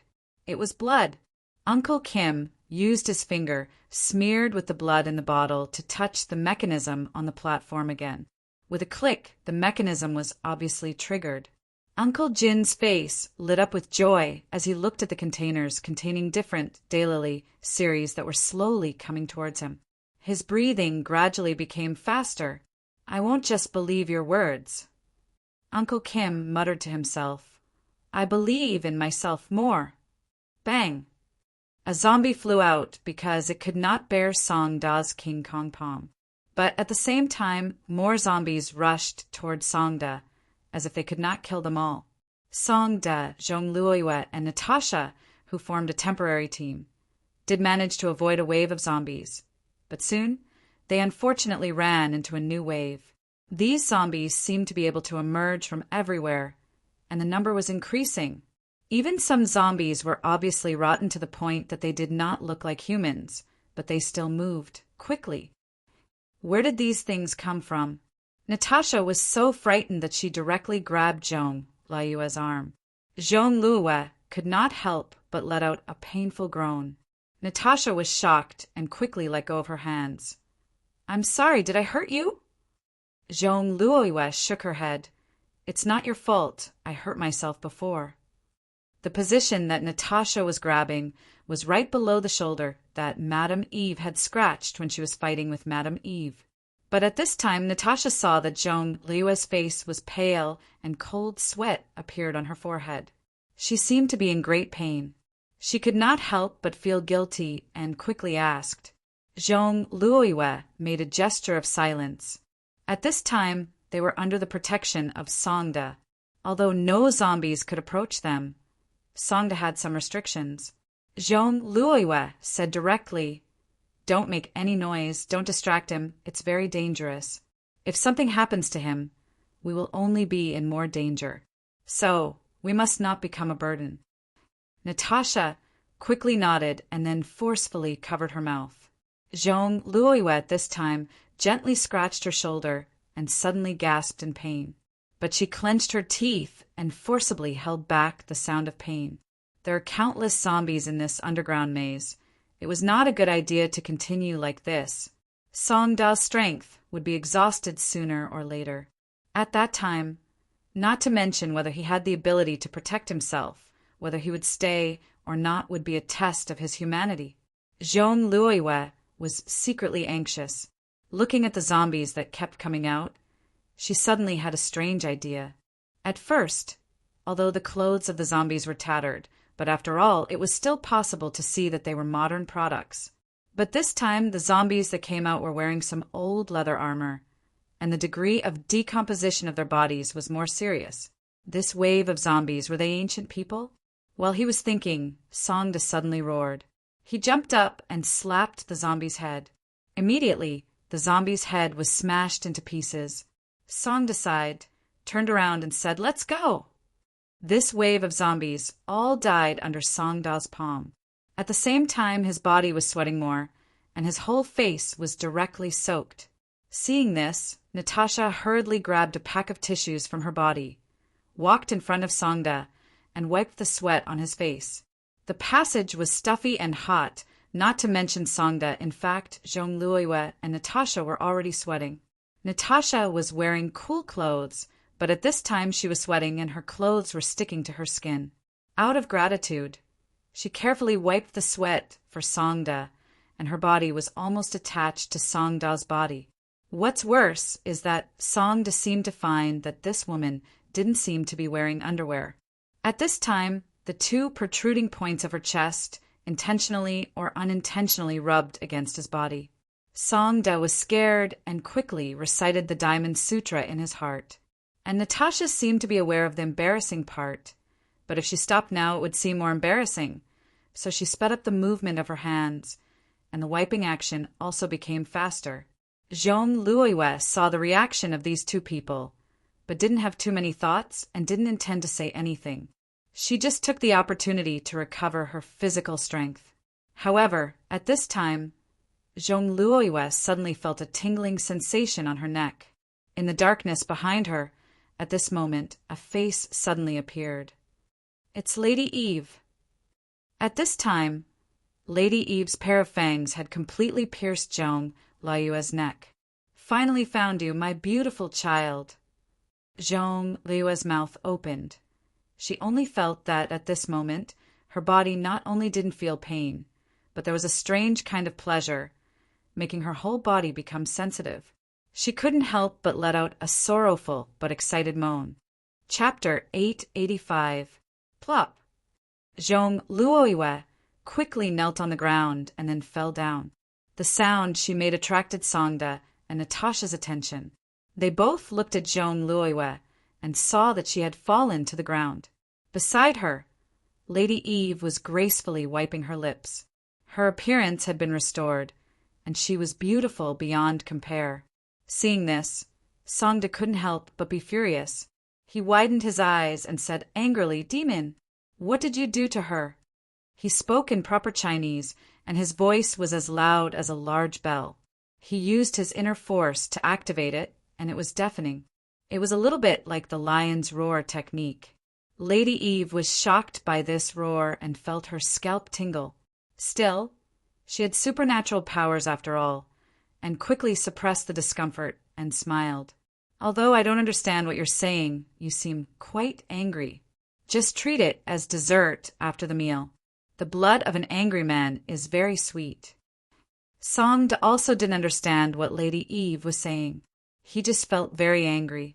Even though this fellow had a very good figure, as if water was about to drip out of it, she was a monster. Although she looked beautiful, she was a demon. Although she looked like she wanted to seduce men, she was a demon. If possible, Songda wanted to slap this woman to death, even if she looked really beautiful. Therefore, Songda was very loyal to his body. He suddenly gathered all his strength and blasted the clothes on his chest, revealing his strong muscles. The muscles all over his body were like bronze. Demon, take my mighty King Kong palm. Songda jumped out, and his palm fiercely slapped toward Lady Eve. The speed was too fast for Natasha. All she could see at this moment was Songda jumping out and slapping down. Then there was a loud bang. Because of Songda's slap, the floor of this passageway, which was neither too big nor too small, instantly cracked and dust billowed out. In Natasha's eyes, Songda was no different from a superhuman being to be able to do something like this. However, Songda quickly retreated from the smoke and dust. He looked at his surroundings solemnly. At the same time, he extended his hand to protect Natasha and began to carefully retreat. Zhong Luoyue had already fallen to the ground, and it was unknown whether she was dead or alive. Songda had no other choice at this time. However, Lady Eve's giggles kept echoing in this tunnel. It was as if she was everywhere. Songda's serious expression couldn't help but become even more serious. Your strength is really strong. If you hit me, even I won't feel good. However, no matter how strong your strength is, if you can't hit me, what can you do? I don't even know what you're talking about. Grenade-throwing tower. Songda raised his palm again. But just as Lady Eve had said, Songda's slap had tremendous destructive power. When it hit the wall, it instantly sent debris flying, but it couldn't hit Lady Eve. She was like a ball of purple mist as she moved upstream in the passage, dodging Songda's slap again and again. In less than 2 minutes, Songda was already panting like an ox and had to stop and adjust his breathing. At this moment, Songda had no choice but to give Natasha a meaningful look. Startled, Natasha subconsciously pointed at herself, but Songda nodded vigorously and then quickly waved his hand. Only then did Natasha come back to her senses. Remembering what Zhong Luoyue had said before she collapsed, she braced herself and turned to flee towards the other end of the passage. Do you think you can let this little girl escape? After I'm done with you, I'll take care of her slowly. Lady Eve's entire body floated up. Unexpectedly, Songda took a deep breath at this moment. His palms shone faintly as he directly struck at both sides of the passage. The strength of these two palms was extraordinarily terrifying. When they hit the wall, it instantly shattered and cracks spread out in all directions. Lady Eve sneered. What? Have you lost your mind? You still can't hit me, so you want to vent your anger. Strong man, I can help you vent your energy. Lady Eve bent down with her hands on her waist, her large breasts looking like they were going to jump out of her collar. But her expression suddenly changed slightly, because at this moment, Songda suddenly stomped on the ground with great force. In an instant, both the front and back of the passage were directly shattered. Huge rocks fell down, completely blocking the front and back in the blink of an eye, leaving only 7 or 8 meters of space for Songda and Lady Eve to move around. At this moment, Songda slowly exhaled, then got into a horse stance and snorted coldly. Humph. Which? Let's see how you're going to hide this time. Grenade-throwing tower. Take my mighty King Kong palm. You. Lady Eve was instantly shocked and angry. She quickly retreated, but bumped into a block of bricks and couldn't retreat any further. She gritted her teeth and had no choice but to use both hands to protect her front and take Song Da's slap head-on. The powerful force broke both of Madame Eve's arms in an instant. Lady Eve screamed and had no choice but to slide down from Song Da's crotch. When she stood up again, her arms were already hanging down unnaturally. Even a vampire's powerful self-healing ability couldn't heal her arms. At this moment, Songda directly reached out to grab the remnants of his clothes, then spat and got into a horse stance. His left palm stretched out in front of him to face Lady Eve, while his right palm was at his waist. He leaned to one side, but looked straight ahead as he said loudly, "Shall an outcast Song Ching Shu? Your Excellency, please enlighten me. Grenade-throwing tower. Ah!" Loud sounds rang out in this narrow space. This was a battle between a particularly strong man and a particularly coquettish seductress, with no audience. Zhong Luoyue suddenly woke up with a start, as if she'd had a nightmare. She was so frightened that her whole body went cold and she sat up at once. She abruptly recalled the scene of Lady Eve appearing behind her, and instantly reached out to touch her neck. But after touching it several times, she didn't feel anything like a wound. Zhong Luoyue couldn't help but frown doubtfully as she looked around. She realized that the passage in front of her had been blocked at some point by bricks that had fallen from above. She didn't know what had happened after she fainted, but it was obvious that she was the only one left. Songda and Natasha were gone, and Lady Eve wasn't here either. Apart from herself, there were only the zombie corpses on the ground. Zhong Luoyue reached out to touch the stone-piled wall a few times, but didn't find any loose spots at all, so she could only give up on this path. The path ahead was different, so she could only go back where she had come from. Fortunately, she had memorized the marks that Songda had left behind. That way, she might be able to run into Song Air and Songson, if they hadn't been killed by that terrifying monster that looked like a giant leech. After making up her mind, Zhong Luoyue didn't linger any longer. However, she had only taken 2 steps when she suddenly felt a wave of dizziness. She shook her head hard and barely managed to get rid of the dizziness. "My shoulder, when did it stop hurting?" Zhong Luoyue suddenly felt that when she moved her shoulder, which should have been injured, she didn't feel the slightest bit of pain. She moved around a bit more and found that her arm didn't hurt at all. It was as if it hadn't been injured at all. She kept thinking in her heart and soon returned to the place where she had met Songda. The place was still full of zombie corpses. Zhong Luoyue shook her head. From here, it seemed to be the way back to the party. She could still remember the approximate way to go, but to go back to that dangerous place? She was more inclined to find a place to hide. She didn't know how long she could hide, but it would be less dangerous than encountering danger. In a trance, Zhong Luoyue couldn't help but remember the things that happened when she was a child. When she was young, she followed her big brother and second brother Zhong Luoqin to the army to gain experience. But with the temperament of a teenager, the 3 of them sneaked out to play again when the instructor wasn't paying attention. That was the army that was stationed in the deep mountains and forests. Outside the camp was the complex mountain forest. Not long after, Zhong Luoyue lost her way because she couldn't keep up with her big brother and second brother's pace. She hid in a tree hole alone and cried for a long time in fear. Finally, after a whole night until dawn, she was found by the people sent by the army. From that time on, Zhong Luoyue never turned off the light to sleep. Why do I still think of that thing? Zhong Luoyue rubbed her eyebrows. Am I still not strong enough? She looked at the phone's battery that was gradually running out and knew that the light source couldn't support it for much longer. She couldn't help but feel anxious, but at this time, she heard some strange movements. It was the sound of walking. Zhong Luoyue was startled. Is it a new wave of zombies? She quickly reached into her pocket and took out a small ceramic gun that had been modified into the length of lipstick and held it tightly in her hand.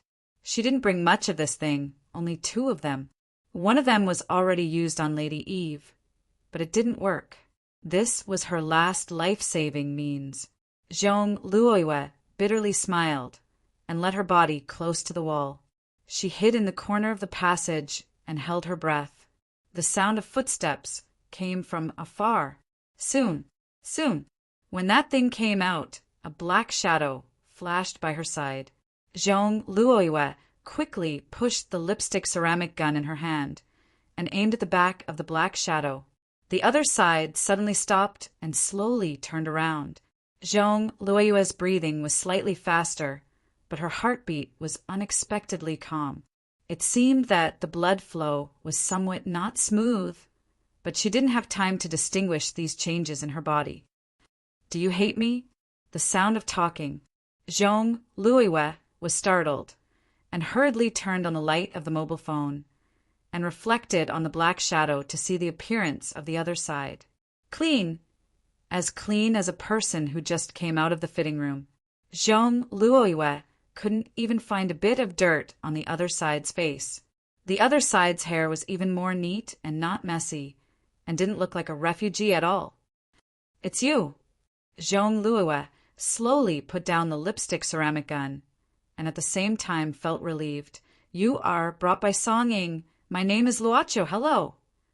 It wasn't a zombie, and it wasn't a horrible vampire like Lady Eve.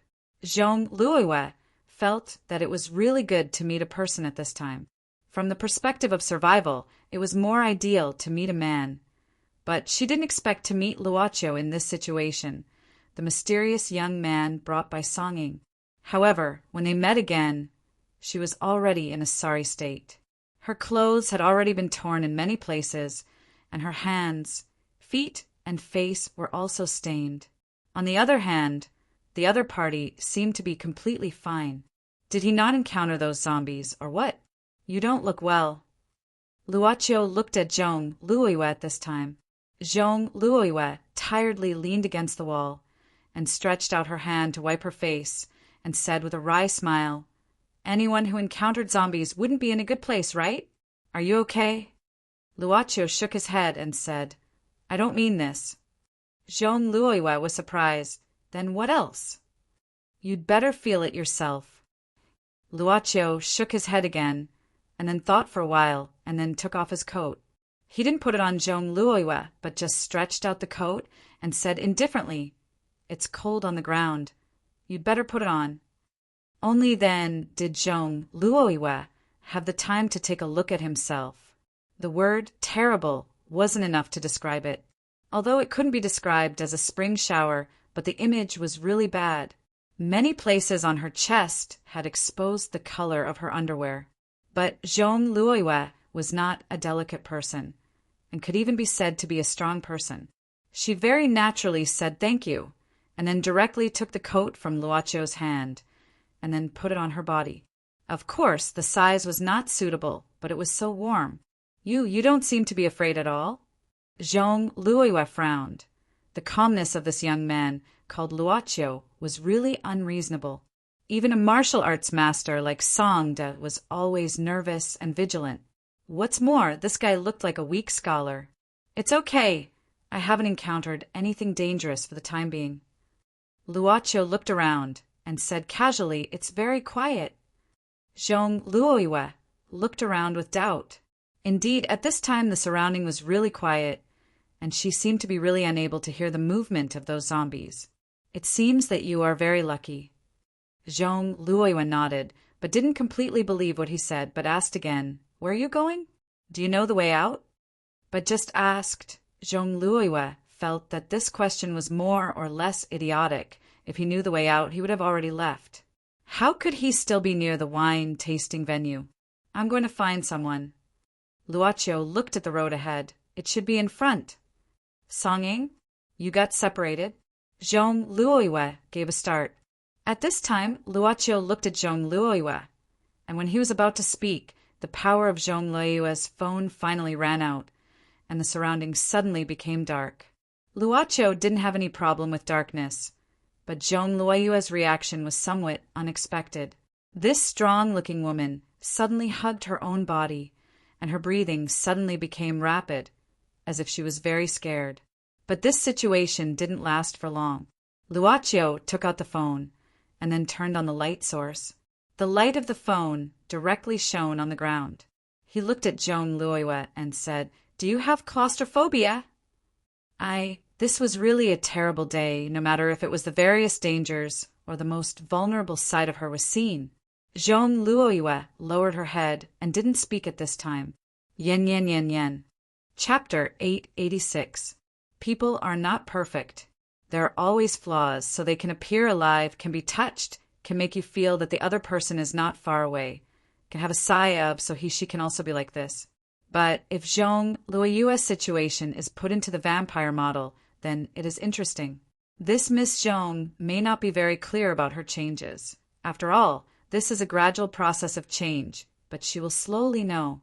But Luocio knows that the change of life form cannot escape his eyes that are always observing the black and white world. A quasi-vampire who is destined to not be able to live under the sun, but is uneasy about the night. Luocio doesn't know why he smiled at this time. Probably because he felt that this situation is really interesting. But Zhong Luoyue doesn't think so. She thinks that this may be a kind of mockery.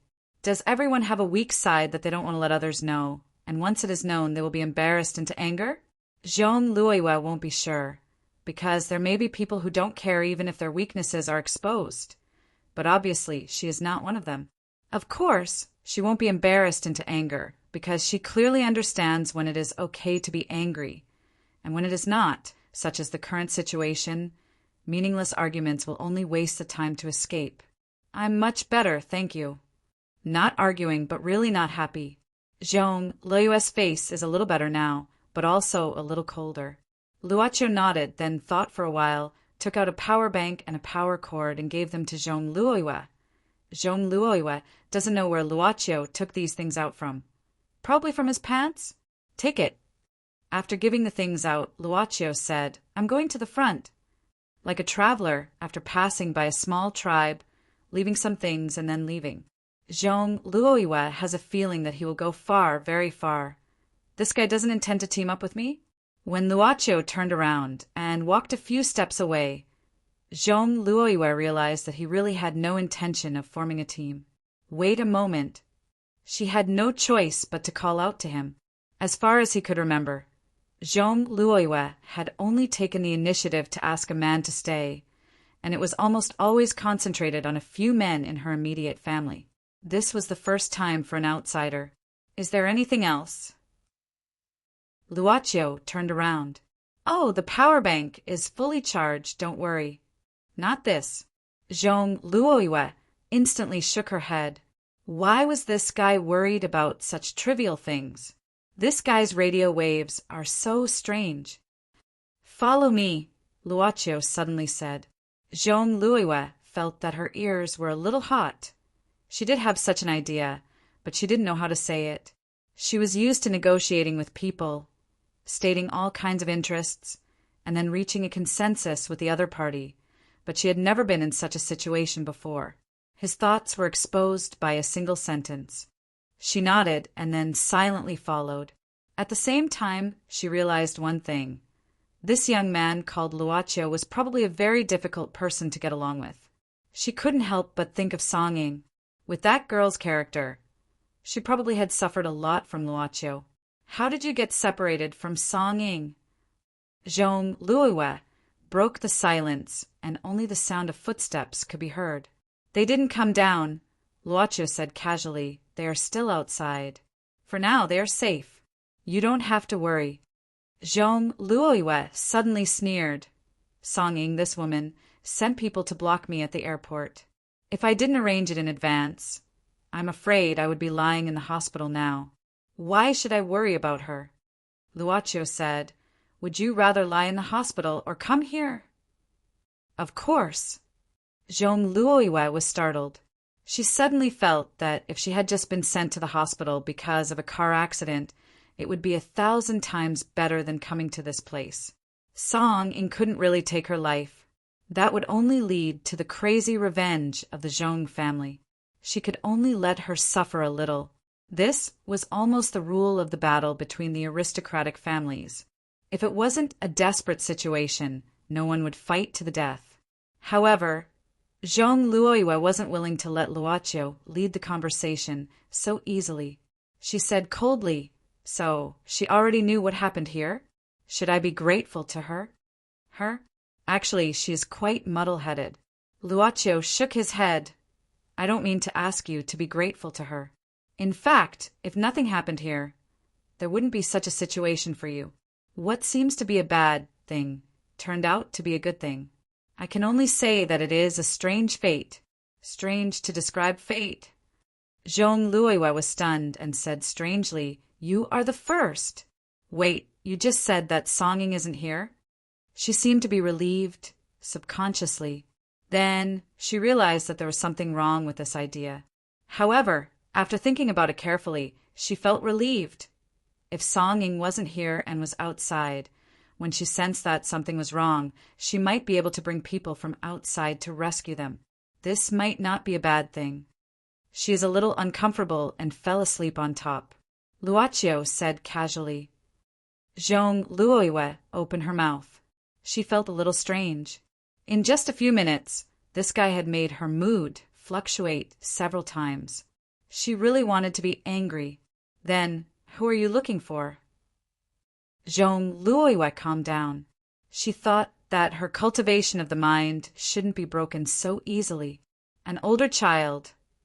Luoqiu said softly, "Someone asked me to take care of her."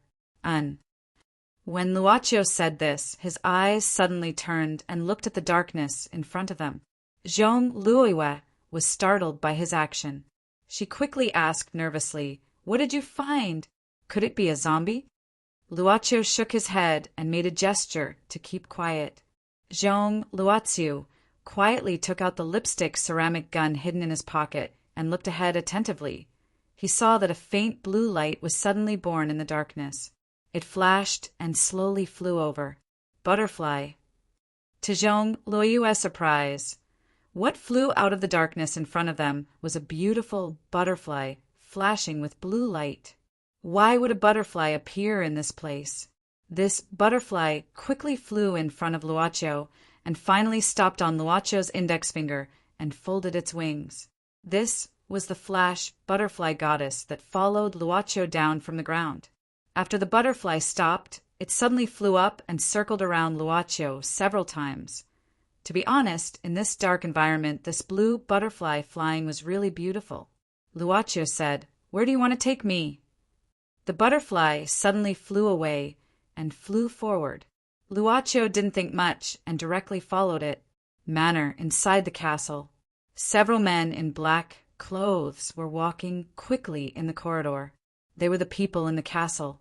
Of course, they weren't servants, but people with a certain level of strength. They quickly stopped in front of a door in the corridor. One of the men reached out to twist the door lock, but it didn't open. Another one took out a key and inserted it, but it still didn't open. "Let me do it." The third man shook his head and took out a pistol, shooting at the door lock without saying a word. There was no doubt that the bullet would directly break the door lock. They all thought so. However, an incredible thing happened. When the bullet hit the door lock, only a loud sound was heard. After that, the bullet missed its mark and hit the floor. The men glanced at it and were all stunned. The man who fired the gun didn't believe it. He fired a few more shots at the door lock. He even fired a shot at the door panel. However, all the bullets couldn't do any damage to the door. The bullets fell to the ground powerlessly. They looked as if they had seen a ghost. They naturally didn't open the door because they were bored, but because they received an order. According to the many surveillance cameras installed in the castle, the miss of the Song family should be in this room, because what the surveillance cameras saw was that after they went in, they didn't come out, only a young man came out.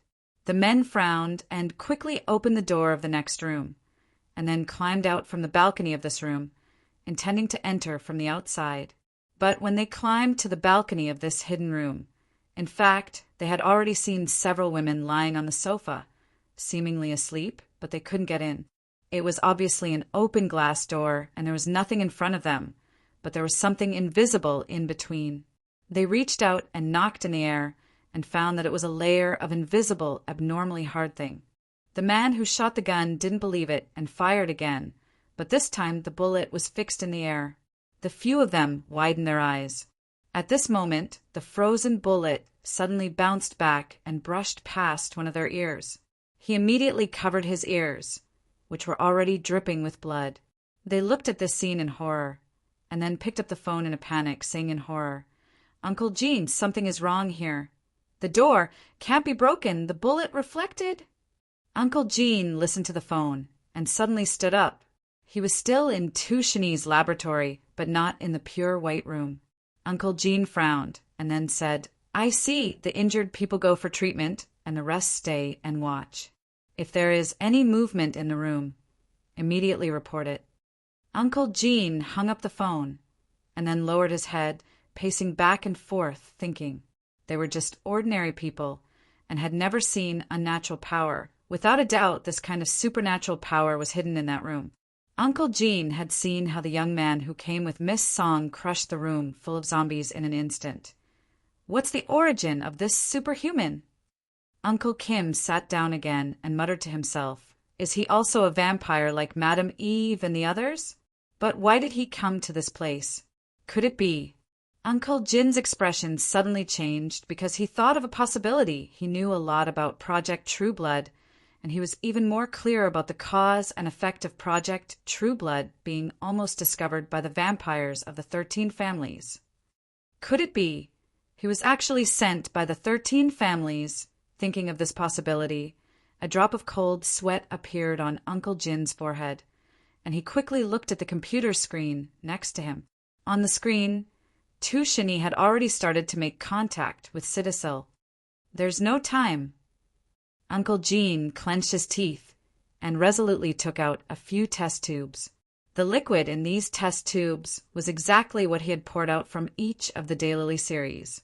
Uncle Gene quickly walked in front of an instrument and inserted the test tubes in his hand into the instrument. One by one, the straws quickly sucked out the liquid in these test tubes and then began to transport it to the interior of the instrument.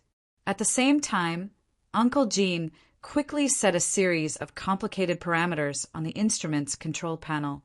This is the only chance. It must succeed.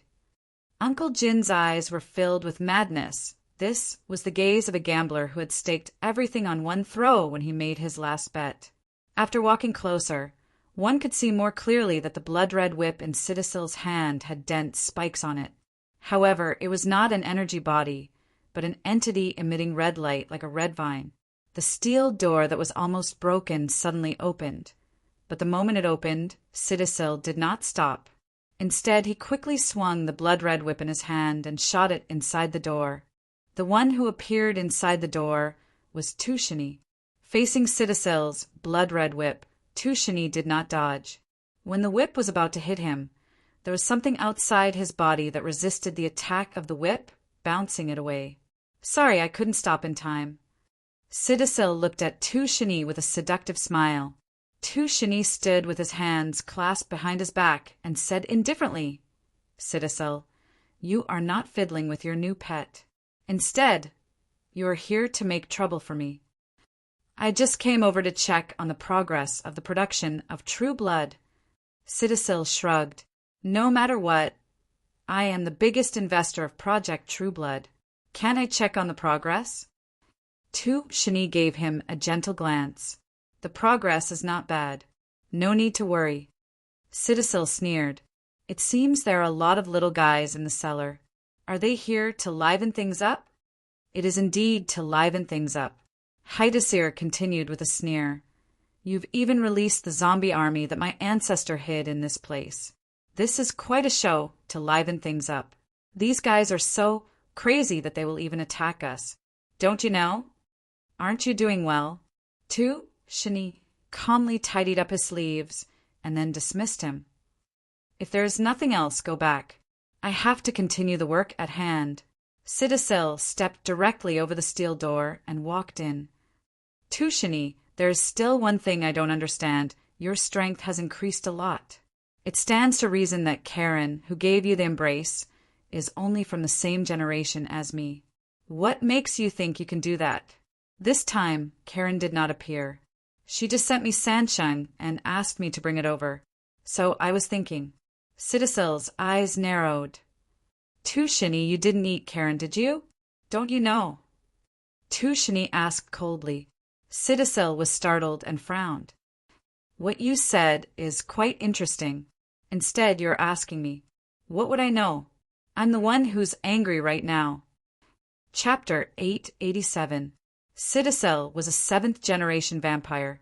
In the Fernandez family, the one with the highest bloodline was the previous generation of Baron Fernandez, who was hanged to death.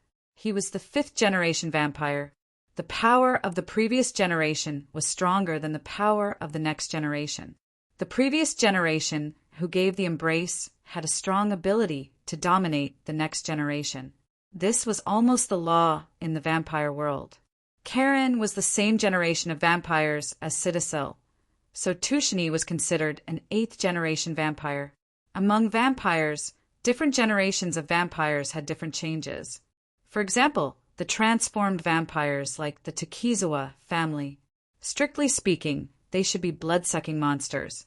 Their algebra might be lower, but their power could not be calculated by algebra. In addition, vampires would give birth to their own special abilities. Different abilities would naturally have different effects in battle. Therefore, unless they were of a similar type, it was difficult to define the strength of vampires. Unless the vampires had evolved to the 3rd generation, which was the level of the patriarch of the 13 clans, also known as the prince. The 3rd-generation princes, no matter which clan they belonged to, whether they were transformed or from the wild, were powerful enough to suppress vampires below the 3rd generation. This was the ironclad rule of the vampire race. Among the lower generation vampires, there was also a situation where the descendants would eat the previous generation who gave the embrace to them and receive the blood of the previous generation. Then they would break through the long accumulation of time and be promoted to a higher algebra. Karen and Citadel used to know each other, and they could be classified into similar factions. That was why Citadel could say that Tushini should not have the powerful power he had today. Although I don't know if you ate Karen or obtained the power temporarily through other means. Citadel shook his head, and his eyes were slightly cold. But as a junior, you should have the etiquette of a junior.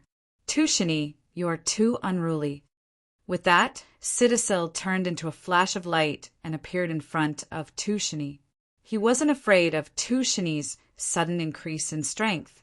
Although the 7th generation of vampires didn't sound very advanced, in reality, most of the vampires walking in the world were from the 6th or 7th generation. The 5th generation and above were all old antiques. They were either in deep slumber or remained within the encampment, bearing the important responsibility of protecting their clansmen. They wouldn't easily appear. Not everyone he met was like Luaccio, so strong that he couldn't fight back.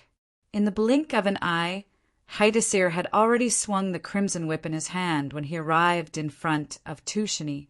However, Haidasir was stunned in the next instant.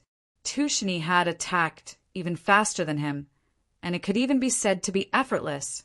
He easily grabbed Haidasir's wrist, preventing his blood whip from unleashing its full power.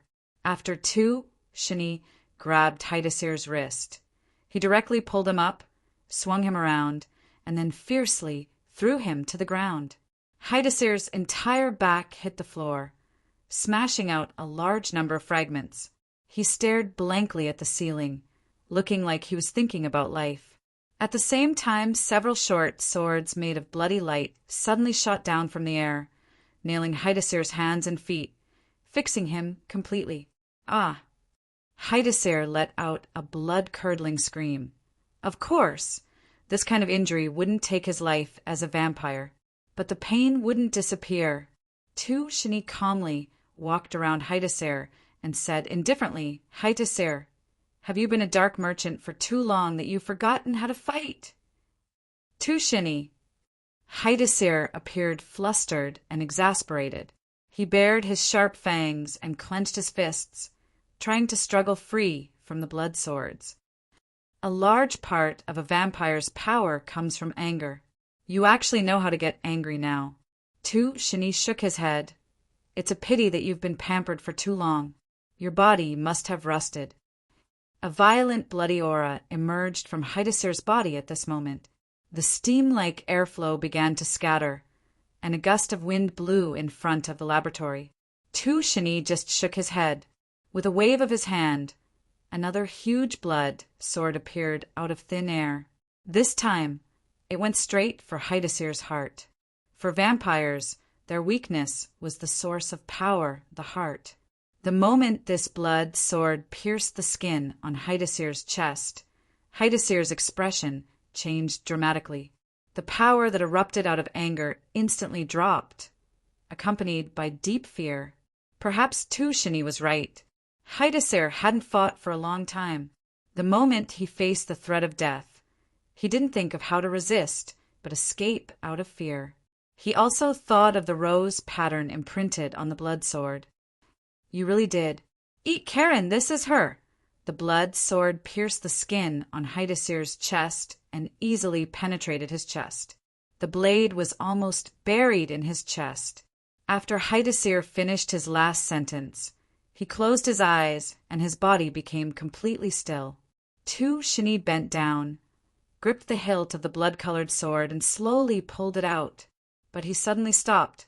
Before the blade was completely pulled out, Haidasir's body melted in an instant, like water hitting a castle made of sand. Haidasir's body melted little by little and finally turned into a black, mud-like substance. Tu Shini finally pulled the blood sword out of the ground and shook his head. You don't have much fighting ability left, but your ability to escape has improved. As Tu Shini said, he looked around. After making sure that Haidasir was not hiding elsewhere, he slowly walked away. He whispered, Haidasir, if it's not you, then only Takizawa and Eve are left in the maze of the cellar of the castle in the vineyard. In a place deeper than the cellar maze, there was a long black coffin. The coffin door suddenly opened. A figure suddenly sat up in the coffin, gasping for breath. There was a look of horror on his face. Haidasir subconsciously grabbed his heart, and his expression turned from fear to ferociousness. He was no longer handsome and seductive. You actually wasted one of my clay figurines. I've been a dark merchant for so many years, and I only got 2 from the Magician Association. Tu Shini. Haidasir got up from the black coffin and rejoiced in his heart. He did not expect that he would be killed in an instant by Tu Shini. Moreover, he did not even have to use his full strength. He coldly snorted and suddenly said, What's wrong with being a merchant? Merchants are full of treasures. If I didn't become a merchant, I might have died this time. Haidasir suddenly looked up, as if he wanted to see through the layers of soil and see everything in the cellar maze above. His eyes turned cold. Tu Shini, it seems you don't have the sincerity to take out the true blood. Then don't blame me.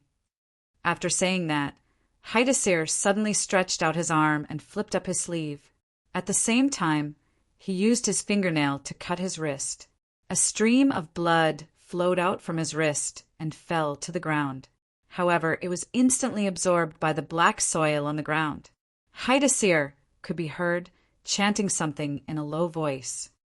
Sleeping ancestor, the ancestor of the great Fernandez blood, please wake up from death. The blood seeped into the soil and continued to sink deeper. In the end, the blood seemed to have stopped on something. It was a completely withered corpse. The instant the blood seeped into the corpse's chest, the location of the dried corpse's heart suddenly throbbed. A pair of bloody eyes suddenly opened. While moving forward, Luochio suddenly stopped. This caused Zhong Luoyue, who was tailing him, to suddenly become nervous. In this extremely terrifying environment, it was easy for the taut nerves to be disturbed by something small. What happened? Luochio suddenly looked at the ground. Zhong Luoyue also looked down. However, there was nothing on the ground. She did not know what Luochio was looking at. Nothing. I just suddenly remembered something. Luochio shook his head. Zhong Luoyue seemed to have gotten used to this young guy. She just nodded. She looked at the butterfly flying in front of them and asked puzzledly, Why are you following it? Do you have any special intention? And you're not an ordinary person, right? The last question was the one that Zhong Luoyue decided to ask after thinking for a while. Luoqiu looked at Zhong Luoyue and then continued to follow the radiant goddess Flash Butterfly. Zhong Luoyue had to catch up with him. Sorry, everyone has their own secrets. If you don't want to tell me, I am being impulsive. Luoqiu suddenly said, Actually, in my opinion, you're not an ordinary person. Me. Zhong Luoyue was surprised. She then smiled bitterly and said, Facing those terrifying zombie army and blood-sucking monsters, I can only be slaughtered. What is the definition of an ordinary person? Luoqiu asked again. A mediocre person. Zhong Luoyue frowned and then carefully gave an answer. She suddenly had a very strange feeling, as if she was humbly asking for advice, as if she was facing a teacher. But this person was still very young. They don't have a prominent family background. They don't have a rich life, but their minds are sound. They can be disappointed, but they can be happy, Luoqiu said slowly. They don't have any special talent.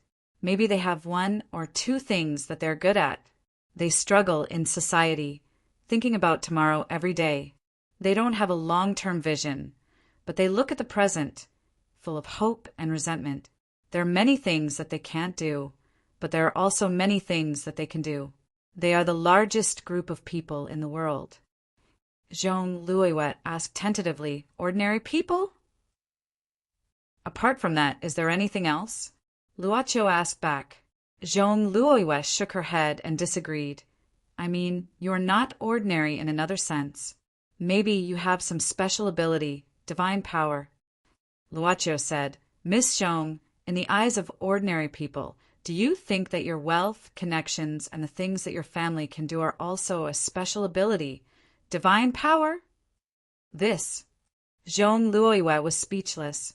It is said that money is omnipotent. It can do almost anything. Wealth seems to be a powerful ability.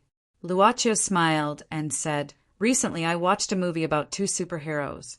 The first asked the second superhero what kind of superpower he has.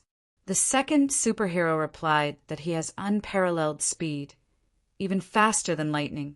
Then, the second superhero also asked the first superhero what kind of superpower he has. The first superhero replied that he is very rich. Zhong Luoyue opened her mouth. Luoqiu said, Those with superpowers can do a lot of things. Those with money can wear a lot of high-tech equipment and can also do a lot of impossible things. And they...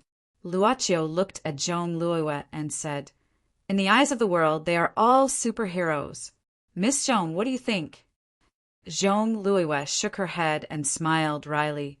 My question is different, but I have nothing to say now. You are sophistry. However, I will not ask again. Maybe you will like your previous state more in the future, Luoqiu said softly, but that is not necessarily the case. All right. Zhong Luoyue smiled wryly again. Thank you for the philosophy lesson. However, I just want to leave this place. Maybe you can help me? Let's get straight to the point. Take me out of here, and I will not owe you anything. Don't worry, you will be safe by my side, Luoqiu said casually. I will not leave this place for the time being. Zhong Luoyue was helpless. She really could not do anything to this fellow. But superheroes with superpowers and rich superheroes made Zhong Luoyue understand something. Unfortunately, the current situation did not allow her to calm down and carefully understand the meaning of this. The butterfly was still flying in front, and the two seemed to be going deeper underground. However, the strange butterfly quickly stopped in front of a stone door. This was also the end of the passage that the two of them were walking through. The butterfly stopped on a protruding decoration next to the stone door. Luoqiu approached and fiddled with it. Then he seemed to have triggered some kind of mechanism. The stone door made a rumbling sound and slowly moved. The flashlight of the mobile phone instantly shone into the room behind the stone door. It was completely empty. There was nothing inside. It was just a stone room. Zhong Luoyue used the mobile phone to shine around and found that the stone room was not big, about 30 square meters. However, there were dense cracks on the walls of the stone room, as if they were scratched by the claws of wild beasts. The cracks on these walls were crisscrossed and densely packed, almost covering the four walls. At the same time, the flashlight moved to the front and found that there was a tool used to trap people. There were chains and shackles hanging on the wall. This seems to be a place used to imprison people. Jean Louis frowned. Looking at the castle's history, this cellar is built like a maze. Maybe the former owner of this castle was a lord or a military expert. This underground maze may be a defensive measure. What's the basis?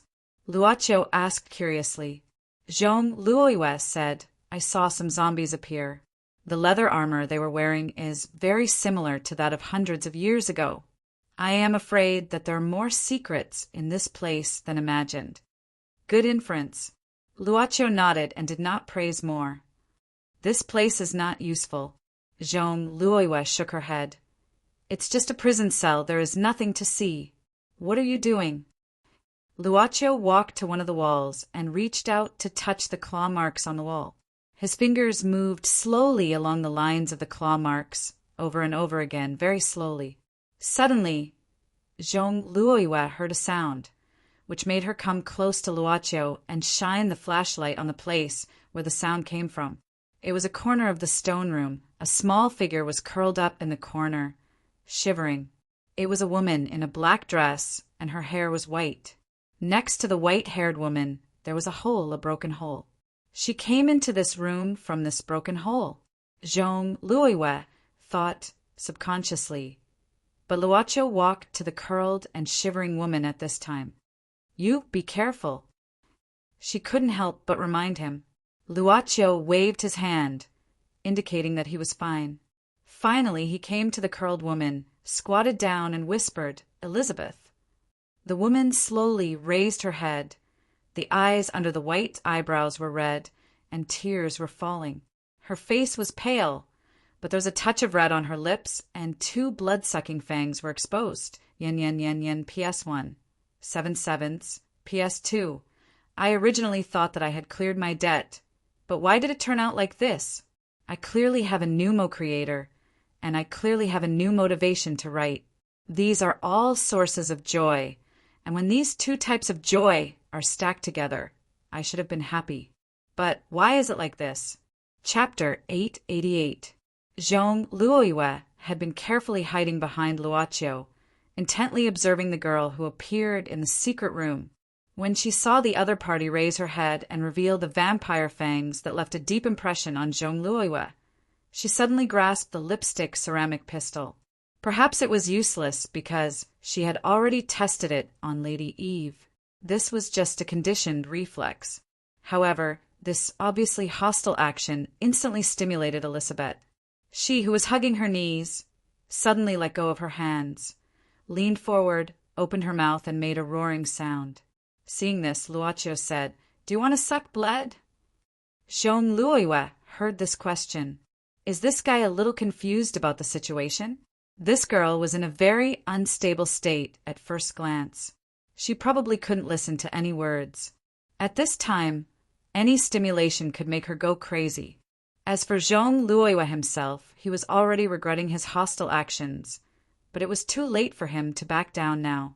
Elizabeth seemed to have heard this sentence. The fierce gaze under the white eyebrows instantly shifted from Jean Louis to Luaccio.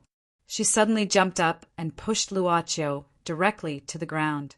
Elizabeth rode on Luaccio's stomach, sitting on his body.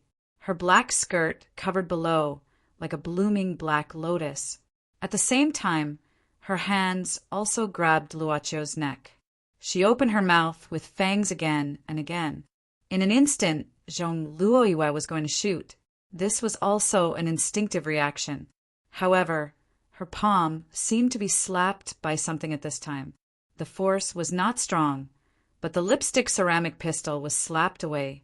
Jean Louis was shocked, but she saw Luaccio, who was lying on the ground, slightly raised his palm, as if to signal her not to move.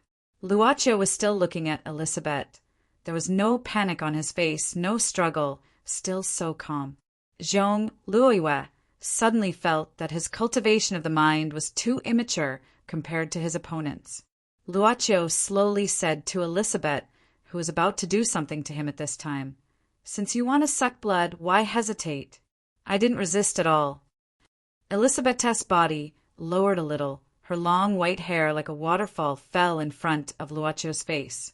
Her lips were trembling between a state of closing and opening, which couldn't be freely controlled. Her eyelashes also trembled violently, her pupils covered with blood, sometimes clear, sometimes turbid. "What are you thinking?" Luochio still looked at her eyes. Elizabeth suddenly made a meaningless moan. "Even if you pinched my neck, you didn't use it." "Why?" I can't." At this moment, her eyes were clear, but she couldn't control her body.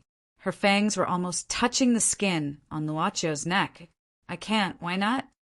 Luochio didn't move. "Grandpa will be disappointed. Mother will also. You will be disappointed."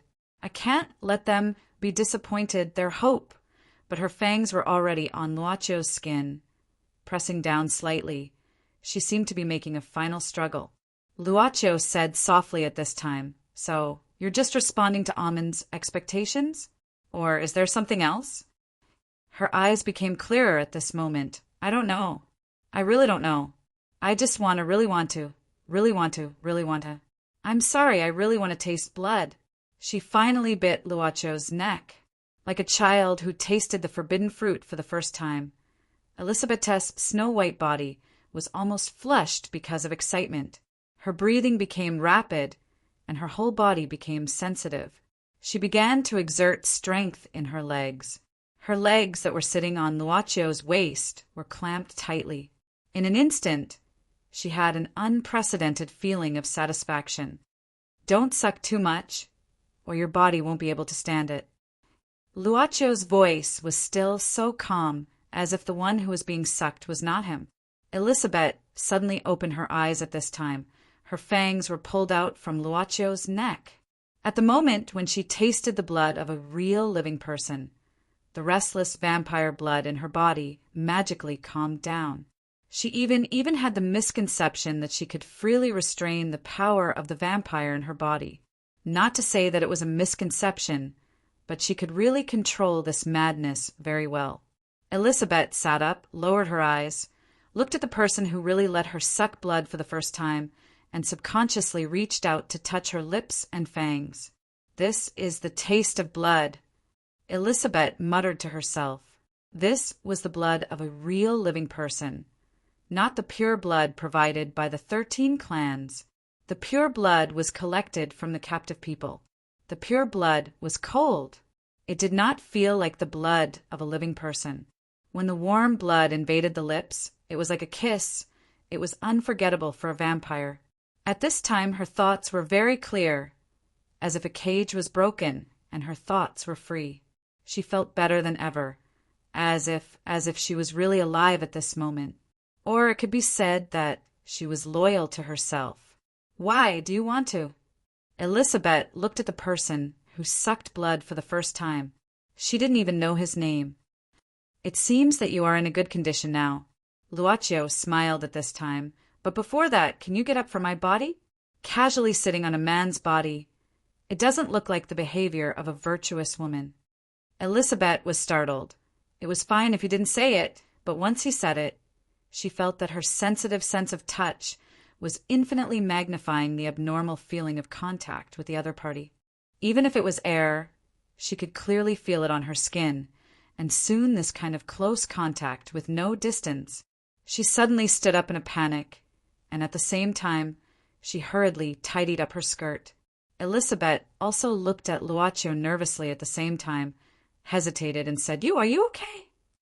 Luochio stood up, first patted the dust on his body, and then said indifferently, "Adults donating blood, a few 100 milliliters at a time, is not necessarily a big deal. Your mouthful actually is not much. As for the injury, isn't it already healed?" Elizabeth glanced at Luochio's neck. The wound caused by her fangs had already disappeared. Although it was her first time sucking blood, It did not prevent her from learning all kinds of knowledge about vampires. But Elizabeth still wanted to say something, but suddenly realized a problem. That was, the other party did not seem to be afraid. And this was the first time someone was so concerned about whether she was willing to suck blood. His real thoughts, your grandfather, Almond, is already dead. Luaccio suddenly said at this time. Elizabeth's face suddenly turned pale. She had already calmed down, and even the memory of when she was in a daze gradually became clear. Elizabeth subconsciously grabbed Luaccio's wrist. My grandfather. Luaccio shook his head. I killed him. Hearing this, Elizabeth's eyes instantly turned red, and she opened her sharp fangs at Luaccio. Anger caused her whole body to emit a blood-red mist like steam. If you want to take revenge on me, that's fine too, Luaccio said indifferently at this time. But you're too weak. You're still far from being able to kill me. I advise you to hide first, and come find me when you're stronger. Elizabeth suddenly reached out to grab Luaccio's chest, directly grabbing his clothes. She was as angry as an angry lion. Zhong Luoyue became nervous again, but to her surprise, Elizabeth did not launch any attack as she imagined. Her angry expression disappeared in an instant. Instead, she bit her lips lightly, trying her best not to cry. Zhong Luoyue suddenly felt a pang in his heart. Her appearance was too sorrowful, enough to move anyone. Her delicate body, the features of an albino, and the face of a young girl. She was so fragile that it was as if she was made of snow. Thank you. She just grabbed Luaccio's collar, buried her face, and softly sobbed. Thank you? Thank you. Let my grandfather. Let him die as a human and not a zombie. Thank you. Luaccio was stunned. In fact, Luaccio was more than willing to let Elizabeth die. If he could give Elizabeth a reason to live, at least she could quickly get out of her grief. He did not mind letting Elizabeth use him as a target for revenge. Although this method was a bit old-fashioned, it was obviously the fastest way. He did not intend to let Elizabeth feel grateful or anything like that. Anyway, Luaccio's idea was, after today, they probably would not have any interaction in the future. Whether others liked him or hated him, it did not matter. But this child seemed to be very smart, right? Luaccio subconsciously looked at Zhong Luoyue, only to see Miss Zhong shrugging and saying, If you want to be the bad guy, please make your expression more colorful next time. At least sneer a few times. Or do you think that women nowadays are like the female protagonists in romance novels, where few words will cause a misunderstanding and I won't listen? Luaccio blinked and could only nod. Be more careful next time. He always felt that if this matter was changed to Yi, she would be able to handle it well. Luaccio was used to reflecting on himself, and never thought that, with his experience, he could do better than Yi. Sure enough, it felt like he was being raised to be a useless person. He reached out and gently patted Elizabeth's shoulder, but she still held onto his collar and did not want to let go. Luaccio could only say, Your grandfather said in the end he hoped that you can live as long as you can live. Elizabeth slowly raised her head, slightly opened her mouth, as if she wanted to say something, but at this moment the ground suddenly shook.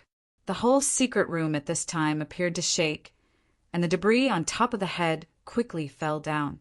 Elizabeth's face became serious, turning her head to look behind, and said in surprise, There is a very evil force coming from the ground. It's the vampire of the upper generation.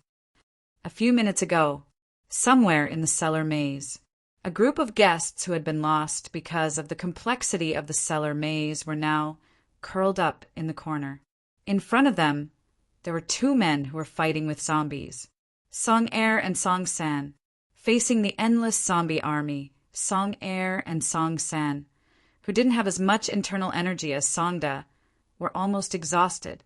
It wasn't that they didn't want to leave and ignore these irrelevant people, but that the zombies had almost blocked all the exits. Songda's not dead, is he? We only came here because of the mark he left behind. Song Er panted heavily. What are you talking about? Have you seen Song Da's body on the way? Song San quickly said, Maybe Song Da has become a zombie? Song Er was afraid that he was a pessimist. If that's the case, then we can only eliminate him, Song Sen said with a serious face, without the slightest hesitation.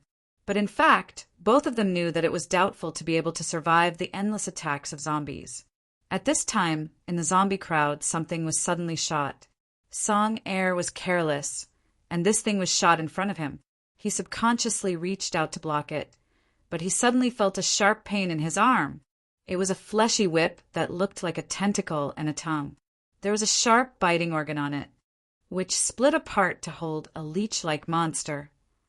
Did that monster catch up? In just a moment, Song Er did something very cruel to himself. He quickly pulled out a small knife from his belt, and without saying anything, cut the flesh on his arm that was bitten. When he cut the flesh on his arm, the tongue that was biting him bounced away proudly. Song Er clenched his teeth, and his head was covered in cold sweat. Seeing this, Song Sen took out a small bottle from his pocket without saying anything, and sprinkled the contents on Song Er's arm. Suddenly there was a sizzling sound, and the large wound on Song Er's arm began to corrode. The two of them were back to back and saw that in the zombie crowd, a bunch of zombies were suddenly pushed out by something and finally landed on the ground. The two of them saw the two leech-like monsters. At this time, they each had 8 tentacles on their bodies, like whips, sweeping away the zombies around them. We meet again, my food. The two leech-like monsters said the same voice, but there was nothing wrong with it. An army of zombies, blood-sucking, leech-like monsters. Song Er and Song Sen looked at each other and thought that this time they might really die here. If I knew this, I wouldn't have followed you down the mountain. Wouldn't it have been better to be a monk on the mountain? Song Er suddenly lamented. Why didn't you say you were a vegetarian when you played with female celebrities? Song Sen couldn't help but curse. Yen, yen, yen, yen, PS1. I have something to do tomorrow. I'll catch up tomorrow. That's it for today. Chapter 889. Of course, Song Er and Song Sen wouldn't quarrel with each other because of a female star. Otherwise, wouldn't their decades of brotherhood be wasted? But now, they were facing each other and cursing with red faces. Takizawa was different from Eve. He could understand Chinese because his family lived next to a big country in the east, so he had inherited a lot of the language of the big country in the east. Because he could understand, Takizawa felt it was inconceivable that these two guys would quarrel over such a small thing. Takizawa's body was split into 2. At this moment, the 2 bodies moved almost simultaneously, looking back and forth between Song Er and Song San, listening to each other's curses. But at this moment, Song San suddenly waved his arm, and 3 beams of cold light shot out. They were aimed at the eyes of one of the dragon's swamps. However, the 3 cold lights didn't work. Instead, they were easily slapped to the ground by Takizawa's tentacles. Takizawa sneered. Idiot! Do you think I'll be fooled again? Song San's face darkened, and he suddenly shouted, Take this! He jumped up and waved his hand, and suddenly a white mist spread out from Song San's palm. Takizawa thought it was a special attack, so he quickly slapped with his tentacles, but the white mist was slapped away. The white mist scattered like dust, and the 2 Takizawa couldn't dodge in time, so the white powder scattered on their bodies, especially the exposed eyes of the 2 Takizawa. Ah! The 2 Takizawa suddenly screamed in pain, and their bodies shook crazily, waving their tentacles, sweeping away the surrounding zombies. Ah! My eyes! My eyes! What did you do to me? Are you an idiot? Haven't you seen people scatter lime in a fight? Lime! I can't believe that you would use such a despicable method. The 2 Takizawa were angry.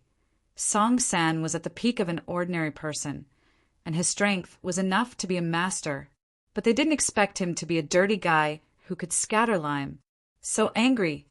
Haha! It's perfect to deal with a monster like you. Song San laughed, and Song Er jumped out from Song San's body. Without saying anything, he kicked one of the Takizawa's body. This series of kicks lasted at least a dozen times, and the last kick sent Takizawa flying out of the zombie crowd. However, the two of them did not succeed because there was another Takizawa here. Song Air leaned on Song San's side and whispered, "That move just now, I used up almost all of my power to kick that guy until he spat out blood. I'm afraid that even the blind man in the village wouldn't be able to deal with this monster. Ah, I'm going to suck all of your blood dry." The remaining one, Takizawa, suddenly became furious. Its body swelled up in an instant and turned into a huge leech. Each of the 10-meter-long, blood-sucking leech's tentacles were like steel bars. As it flapped around, it instantly destroyed the entire place, making it look like it was about to collapse. Song Air and Song San didn't expect this monster to have a trick up its sleeve. It seemed to have been completely enraged, and they couldn't help but complain. However, just as the two of them had the thought of, "I'm going to die," the floor suddenly shook, and in the next second, the huge, blood-sucking leech's body fell to the ground, motionless. Song Air and Song San could only bide their time, but they vaguely felt that this was a little strange. However, before they could think for too long, the huge leech in front of them suddenly exploded. A large amount of blood spurted out, as if it was raining blood. In the pile of flesh of the huge leech, a tall figure could be faintly seen. It was slightly taller than Songda, about 2 meters tall. Taking a closer look, it was actually a shriveled corpse, a mummy. At this moment, the mummy suddenly opened its hands, and its palms turned into claws, grabbing at the air. Song Air and Song San felt a huge force pulling their bodies, and they had no choice but to tighten their horse stance and resist bitterly. They barely resisted, but the ordinary guests didn't have such good skills. The guests' bodies were grabbed, one by one, and flew towards the mummy. The mummy casually grabbed the body of the first guest that flew in front of it, and the guest screamed in horror. It suddenly opened its mouth with huge fangs and directly bit the guest's neck. In the blink of an eye, the blood in this person's body seemed to have been sucked dry. In just a few seconds, he was ruthlessly thrown to the ground. His eyes rolled up, and there was no more life in him. The mummy didn't seem to care about Song Air and Song San's resistance at this moment. It just reached out and grabbed a female guest that flew in front of it, and without saying a word, bit down and sucked dry. At this moment, the mummy's body gradually became plump, and the muscles and blood vessels were actually growing in the bones at a speed visible to the naked eye. Finally, when the sixth guest's blood was sucked dry, the mummy had already grown very strong, like a guy that had been skinned, leaving only the muscles and tissues. At the same time, after the mummy appeared, the surrounding zombies seemed to have fallen into a state of panic. They didn't continue to move, but just stayed in the same place, motionless. Song Air and Song San saw that the situation was very bad, and at this moment, how could they still care about the screaming guests? The two of them directly ran away. The mummy just looked at the backs of Song Air and Song San, who were running for their lives, and didn't pay attention to them, but grabbed a guest and began to suck the blood. When the last guest's blood was sucked dry, the mummy threw the last guest on the ground, and behind the mummy, a slightly respectful voice sounded. "Great ancestor, could it be that with so many sacrifices, it still isn't enough to wake you up?" It was Citacel, and the dried corpse in front of him was obviously the Viscount Fernandez, the bloodline ancestor of the Fernandez family, the most powerful vampire in the Fernandez family, and the first vampire in the Fernandez family. "Still not enough. I need more." Like the sound of grinding gears, a very heavy voice. At this moment, Viscount Fernandez cracked open his lips and looked at Citacel. "More!" Haidasir smiled and said, "Lord Viscount of the Fernandez family, there are countless foods in the outside world. You will definitely be satisfied." Unexpectedly, Viscount Fernandez suddenly flashed and appeared in front of Haidasir in an instant, before grabbing Haidasir's neck. He wanted to struggle, but when he met Viscount Fernandez's gaze, it seemed like his soul was trembling. This was the source of Citacel's vampire blood. "I feel a similar aura from this monster," Viscount Fernandez said angrily. Viscount Fernandez said angrily, but it's so ugly. As my descendant, you actually got involved with such a monster. The glory of the Fernandez family will be tarnished by you. Citacel was startled and felt that this script was wrong. It shouldn't be like this. The ancestor actually took out his anger on me. It wasn't the first time Citacel took the wrong script today. Mr. Luaccio, then the unbelievably powerful Tushini, and then his ancestor, sure enough. He took the wrong script, right? Great ancestor, please listen to me. The one you killed is called Takizawa. It's a vampire of the Takizawa family. Haidasir hurriedly said. The Takizawa clan is a secret art created by that terrifying mixed blood, transforming them into monsters of ridicule. The 13 clans still haven't admitted that they can be a member of us vampires. The relationship between me and Takizawa is just a relationship of exploitation. What we want to do is to research the true blood to fight against the 13 clans. He almost finished speaking in one breath. Only now did he feel the force on his neck fade away. Viscount Fernandez had already slowly loosened his hand, allowing Citacel to breathe. That mixed blood. Viscount Fernandez frowned. No wonder. How long has it been since this Takizawa was born? Why don't I have any impression of it? Citacel said, Great ancestor, you have been sleeping for nearly 350 years, and the Takizawa family was only born 200 years ago. It's normal that you don't know. Humph! Viscount Fernandez coldly snorted. This kind of created monster dares to call itself a family. The 13 clans should clean up these guys who destroyed the purity of the vampire bloodline. The longer you live, the more backward you become. The furious Viscount Fernandez waved his hand, and a violent airflow spread out, blowing away a large number of zombies. Citacel didn't speak. He knew that his ancestor was clearly a fanatical supporter of the bloodline theory. However, Viscount Fernandez suddenly turned around and looked behind him. Citacel, who noticed the ancestor's action, slightly shivered, because at this moment he saw a person that he really wanted to see when he returned, Tushini. Yes, Tushini was here. He hid in the midst of the numerous zombies, and only when Viscount Fernandez swept the zombies away and fell to the ground did Tushini still stand there conspicuously. He was still standing with his hands clasped behind his back, looking so unruly. Tushini slowly walked up and said indifferently, Citacel, is this why you're relying on the originator of the Fernandez family bloodline? Tushini, you didn't expect this, did you? Citacel smiled cheerfully. The manor you have lived in for so long, in the deepest part of its underground, there is the invincible power of my Fernandez family.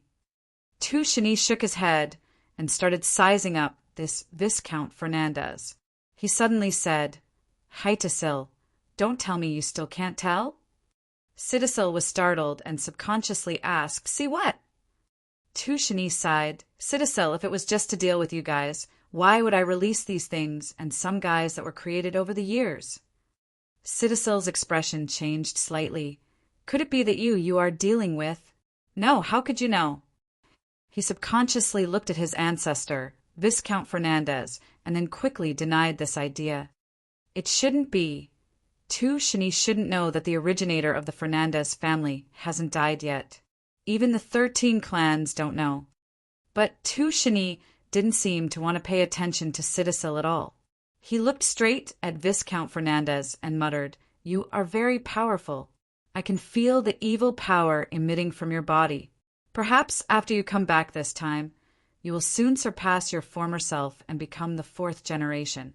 In other words, the reason why you've been in hibernation for over 300 years is actually for this transformation. Viscount Fernandez said with a smile, You are the person in charge of the True Blood project that Citacil mentioned?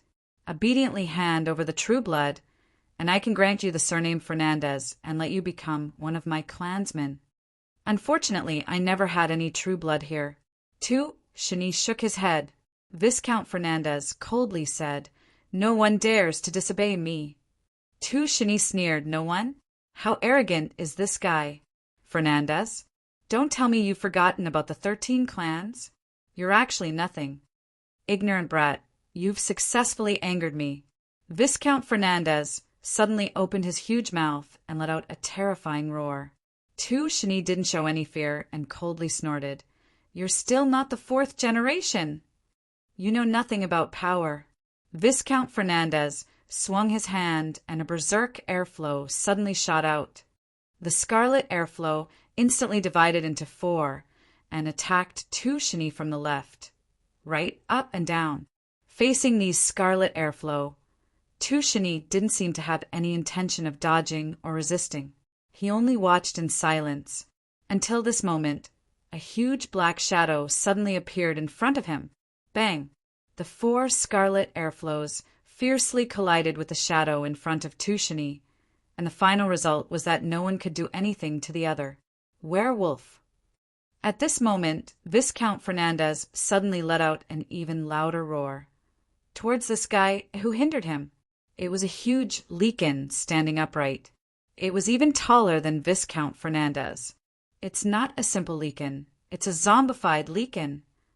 Haidasir panicked. Ancestor, be careful. This guy has created a lot of fusion monsters over the years. This zombie Leakin is probably only one of his creations. Viscount Fernandez frowned. Heterogeneous fusion. Fusing 2 incompatible species to create this is the bloodline of the Isher family? Haidasir said. Shani is the last descendant of the Isher family, the first embraced descendant of Karen Isher. Furthermore, I suspect that he has already eaten his predecessor. Offending your superior, you deserve death. Viscount Fernandez's eyes emitted a ferocious look. You shameful kinslayer. I said, you're still not the 4th generation. Shani waved his hand. 2 heavy voices were heard. 2 more zombie lichens with the same physique appeared on the left and right of the first zombie lichen. Chapter 890. Wait, I can't run anymore. Song Air panted like a cow. Holding his knees, he had to stop.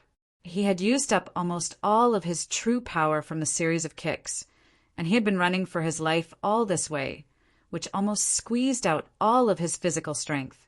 Song Sen couldn't help but roll his eyes. You don't say it's not enough chi when you attack women. Go! Song Air punched Song San with his fist weakly, then said, That mummy won't catch up with us, right? It's hard to say, Song Air said with a serious look. I'm afraid he doesn't think we can escape. He just wants to suck all the people on his side dry and leave us last. Strange. Why is this road blocked? Song Sen looked forward, finding that it was not a complete wall, but a broken rock blocking the road. Das Mark is in this direction. The mark disappeared here, so Ada might be on the other side. Oh no, could it be that Ada blocked the way? Isn't he tricking us? Nonsense. Ada isn't that kind of person. Song Air shook his head, then put his ear on the rock and started to knock. He wanted to see if there was a weak point, and when he recovered some strength, he would attack the weak point to break this blocked road. Unexpectedly, just when Song Air put his ear on a complete rock, he suddenly heard a loud sound, and then the rock wall in front of him suddenly exploded. Song Air and Song San were knocked down by the rock at the same time. While the 2 of them were still in shock, they actually saw that there was a hole that was neither big nor small on the rocky wall. At this moment, something was slowly crawling out from the hole. It was Songda. Ada. Song Air and Song San hurriedly pulled Songda out of the carriage. After Songda came out, he was covered in wounds. His chest was full of wounds caused by sharp weapons. If it weren't for the fact that Ada was an expert in thwart kung fu, he would have reported to the king of Hell long ago. Ada, what happened to you? Song Air hurriedly stepped forward and took out a powdery substance. He began to sprinkle it on Song Da's wound to stop the bleeding. Stop talking, look at this. At this moment, Song Da put his hand into the hole, as if he was fishing for something. Not long after, Song Da actually pulled out a head. It was Lady Eve's head. I've trapped this old hag. Fight in a jar. Ada gasped. He felt that if the powder was sprinkled on each of his wounds, the rest of his life would be taken away. The pain was unbearable. If I hadn't been smart enough to block off the front and back paths, preventing this old witch from displaying her speed, the one lying on the ground right now would definitely be me. Songda said with lingering fear. Song Air and Song Sen naturally knew how dangerous it was to fight these blood-sucking monsters. However, the fact that Songda managed to kill one of them was beyond their expectations. The three of them exchanged information, and each of them knew what happened after that. They were genuinely happy that Song Air and Song San were able to escape with their lives time and time again. So they said excitedly, "So there's a super mummy here. If I had known, I would have opened the other side." That's right. That way, we wouldn't have to face that mummy. Song Air and Song Sen both felt pity for Songda, but they felt that something was wrong. "By the way, Ada, do you still have the strength to open the other side? We can't get out like this." Song Air asked expectantly. "I don't even have the strength to move my fingers right now." Songda shook his head. "So?" Song Sen opened his eyes wide. "So, you're talking about a super mummy." Songda gasped. Song Air stood up, grabbed his hair, and wailed. 18 years later, I'll be a man again. Ada, San, we'll be brothers again in the next life. Damn, Ada, you idiot. Can't you save some strength? This time, I'm going to die because of you. What should we do?" The other two brothers raised their middle fingers at Song Air at the same time. "Let's find a place to hide." Songda helplessly suggested in the end. "When we first came here, I saw another passage, but I don't know where it leads. What if we still encounter zombies? How about it? Do you want to take a gamble?" "Let's do it. Take a gamble.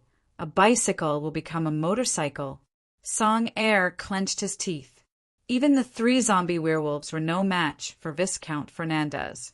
Viscount Fernandez had just woken up from a deep sleep, so the human energy he absorbed wasn't enough to awaken all of his dormant strength. Shani focused his attention on Viscount Fernandez's strength and became nervous inwardly.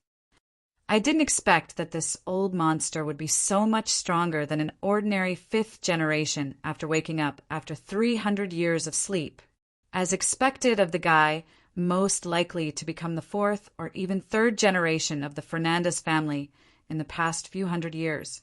Thinking of this, Shani flipped his palm, and a patterned, blood-colored long sword slowly spat out from his palm. Taking advantage of the moment when one of the zombie werewolves hugged Viscount Fernandez, he rushed into the battlefield. Originally, Haidasir wanted to block him, but at this moment, those motionless zombies suddenly moved. Their movements couldn't be said to be fast, but they had the advantage in numbers. Advancing dauntlessly, they created a lot of trouble for Haidasir. It wasn't that he couldn't kill them, but that he couldn't kill them all in a short time. In addition, in such a narrow space, using a wide-range attack would only cause harm to oneself. But just as Haidasir swept away a group of zombies with his blood-colored whip, he saw a guy that was like a nightmare to him. Luochio. Behind Luochio was Zhong Luoiwa, as well as the sorrowful Elizabeth. Haidasir's body suddenly stiffened, because he couldn't tell whether Luochio came to find him, or if he just happened to come to this place.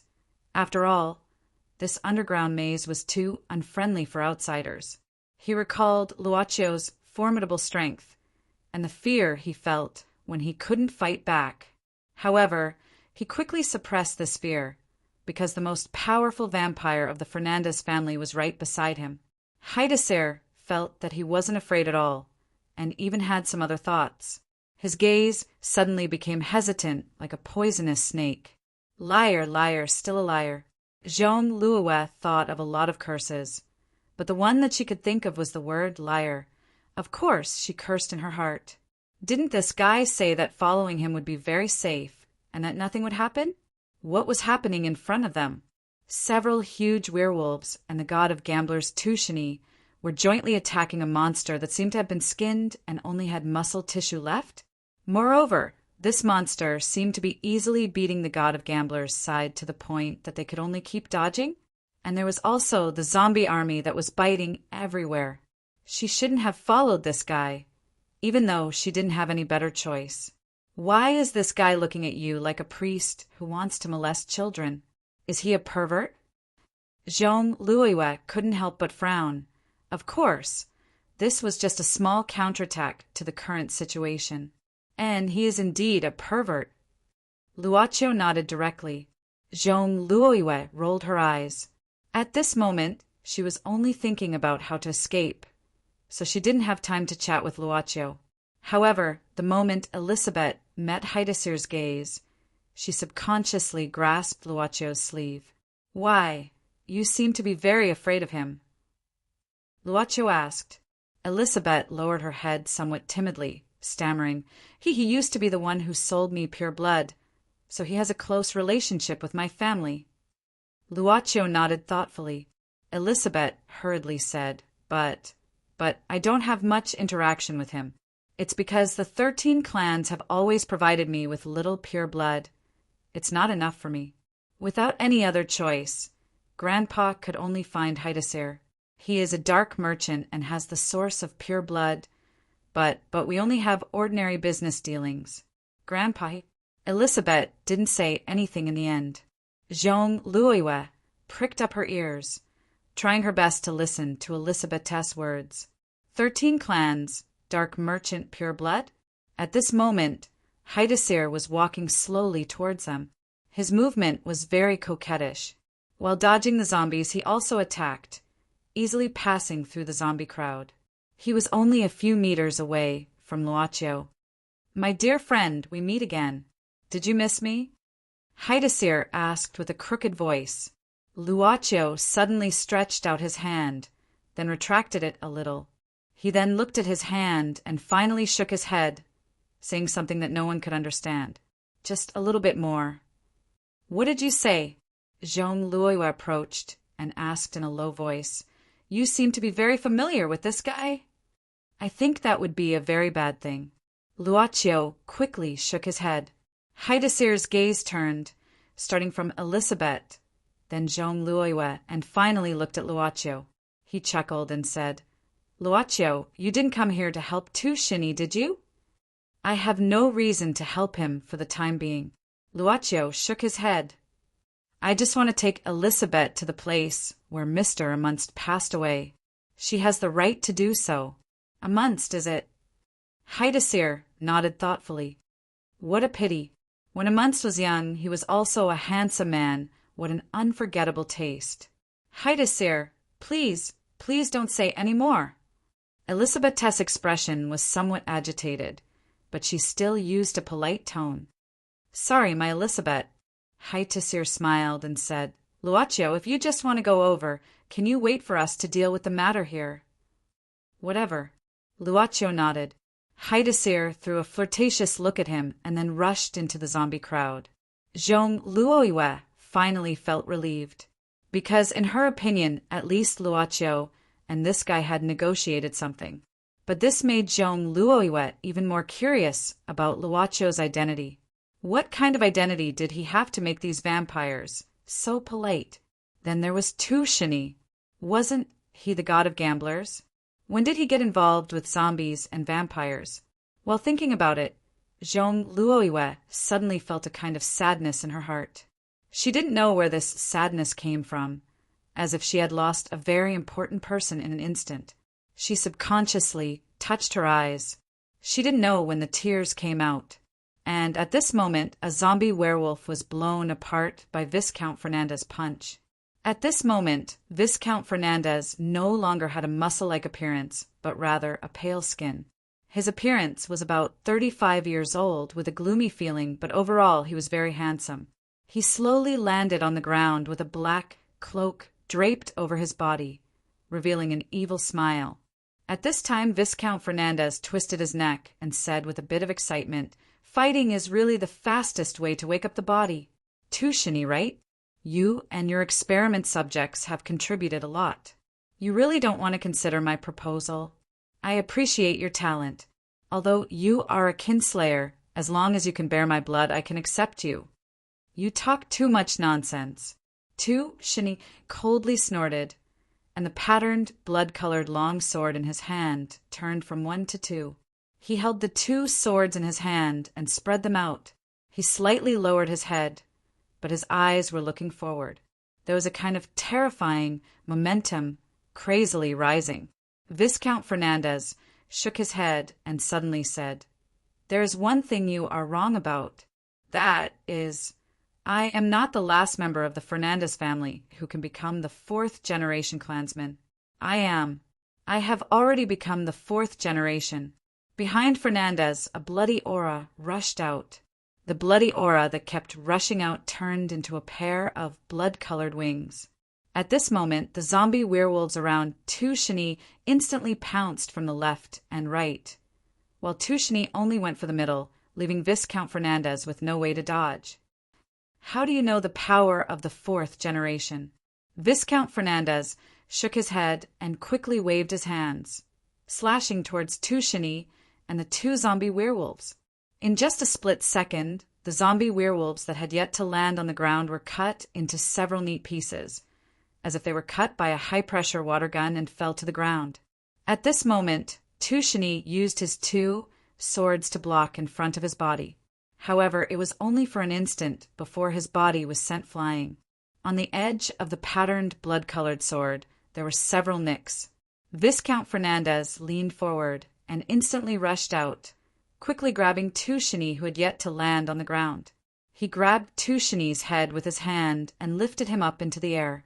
As a 4th generation vampire, Viscount Fernandez's perception was much more outstanding than Citadel's. You and Citadel should be of the same generation. But in my opinion, whether it is battle awareness or bearing, you are much more outstanding than my unworthy descendant. I'll give you one last chance. Accept my blood and become my descendant." But Shini suddenly let go of his swords, letting them fall to the ground, as if he didn't intend to resist. At this moment, Viscount Fernandez suddenly snorted coldly. He grabbed Shini's head and threw him out, ruthlessly smashing him into the wall. Shini fell from the wall and sat on the ground, lowering his head and not lifting it up. Viscount Fernandez coldly snorted. "You actually want to die? You think you can hide from my perception?" Shini was still motionless. In the distance, Luacio's eyes gradually lit up. "You're not Shini, who are you?" Viscount Fernandez waved his hand and a blood-colored claw instantly flew out. It directly tore apart Shini's mask, tearing apart his disguise. A head full of white hair, exquisite facial features, as if sculpted by the heavens, a breathtakingly beautiful face, but eyes without any color as if dead. "This woman I've seen," Jean Luoiwa blurted out. "In Shini's study, the woman in the painting, what's going on?" Yen yen yen yen. Chapter 891. The blood whip in Haidasir's hand had also stopped. The last zombie on the scene had its head blown off by his whip. It was also the moment Viscount Fernandez tore off Shini's mask. "Karen!" Haidasir stared at Shini, who was sitting on the ground and revealing her true face, and was somewhat surprised. "How could it be you?" He rushed forward in an instant. Perhaps because he was too excited, he even ignored the existence of the parent, Viscount Fernandez. He grabbed the white-haired woman's collar with both hands and violently lifted her up. "Why is it you? Where's Shini? Did you guys conspire to do this? Where is he?" Haidasir's anger wasn't feigned. He, who considered himself smart, was flustered and exasperated after being toyed with. Shini, perhaps she should be called Karen now. This vampire who embraced Shini and gave him eternal life slowly glanced at Haidasir. The cold gaze made Haidasir's expression change slightly. Karen put her hand on Haidasir's hands that were grabbing her. Haidasir hurriedly let go of his hands in horror and hurriedly retreated 2 steps. "Trash!" Unexpectedly, Haidasir instantly received a heavy blow from Viscount Fernandez. His head was swept off by Viscount Fernandez's hand from behind, and he flew out from the right side and smashed into the wall. The moment he landed on the ground, a look of horror appeared on Sidicir's face. Viscount Fernandez was not his parent, but he was the origin of the Fernandez family. The reverence for the origin that was hidden in his body was always there. Viscount Fernandez coldly snorted and no longer paid attention to Sidicir. Instead, he turned to Karen and coldly said, "I don't care whether you are Tushini or the last bloodline of the Fisher family, and I don't care what your purpose is today.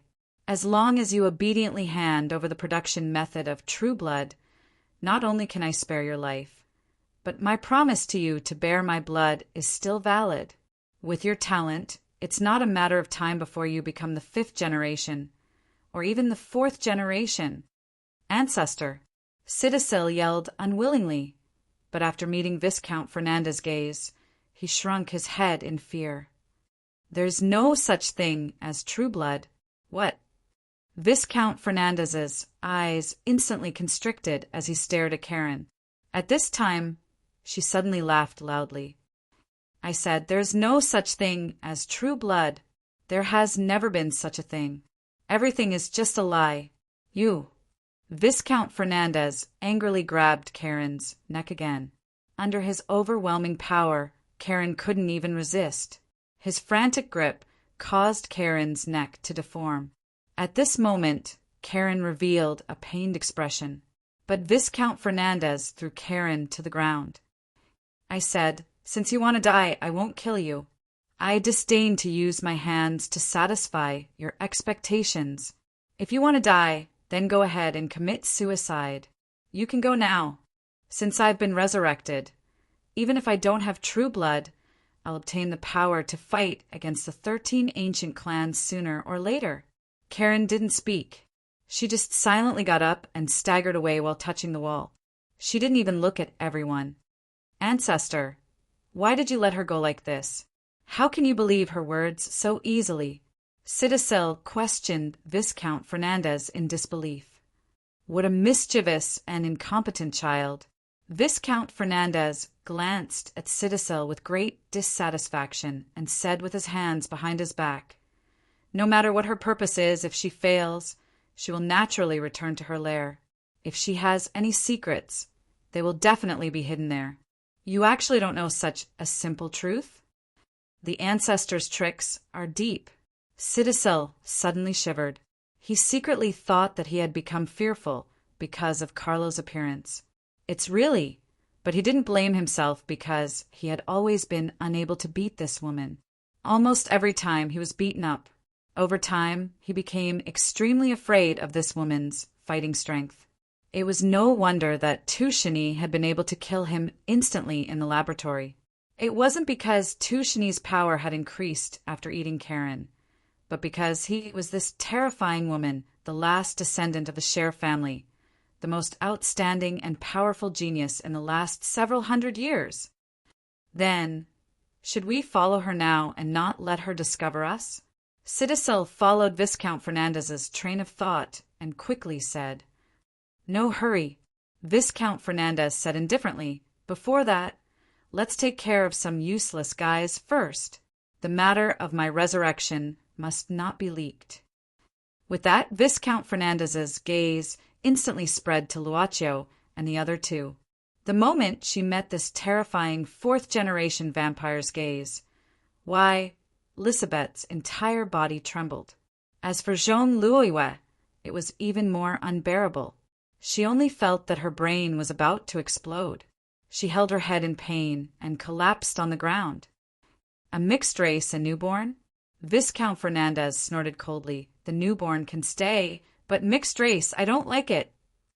There was no doubt that the instant this Viscount Fernandez resurrected, he killed one of Tequizawa's split bodies, the leech, and questioned Sidicir's matter. It could be seen that this guy was an extreme believer of bloodlines. At this time, he didn't say anything and flashed over, coldly saying, "Mixed race shouldn't exist." Why, Lisabeth couldn't even react. Seeing Viscount Fernandez's palm, close to her like a sharp blade and about to pierce her heart, she turned pale with fright. "I promised." The palm stopped in front of Lisabeth's chest and could no longer move. When she looked again, she discovered that Viscount Fernandez's wrist was firmly held by another hand. Luaccio. At this time he extended his hand and seemingly casually grabbed Viscount Fernandez's wrist, making him unable to move forward an inch.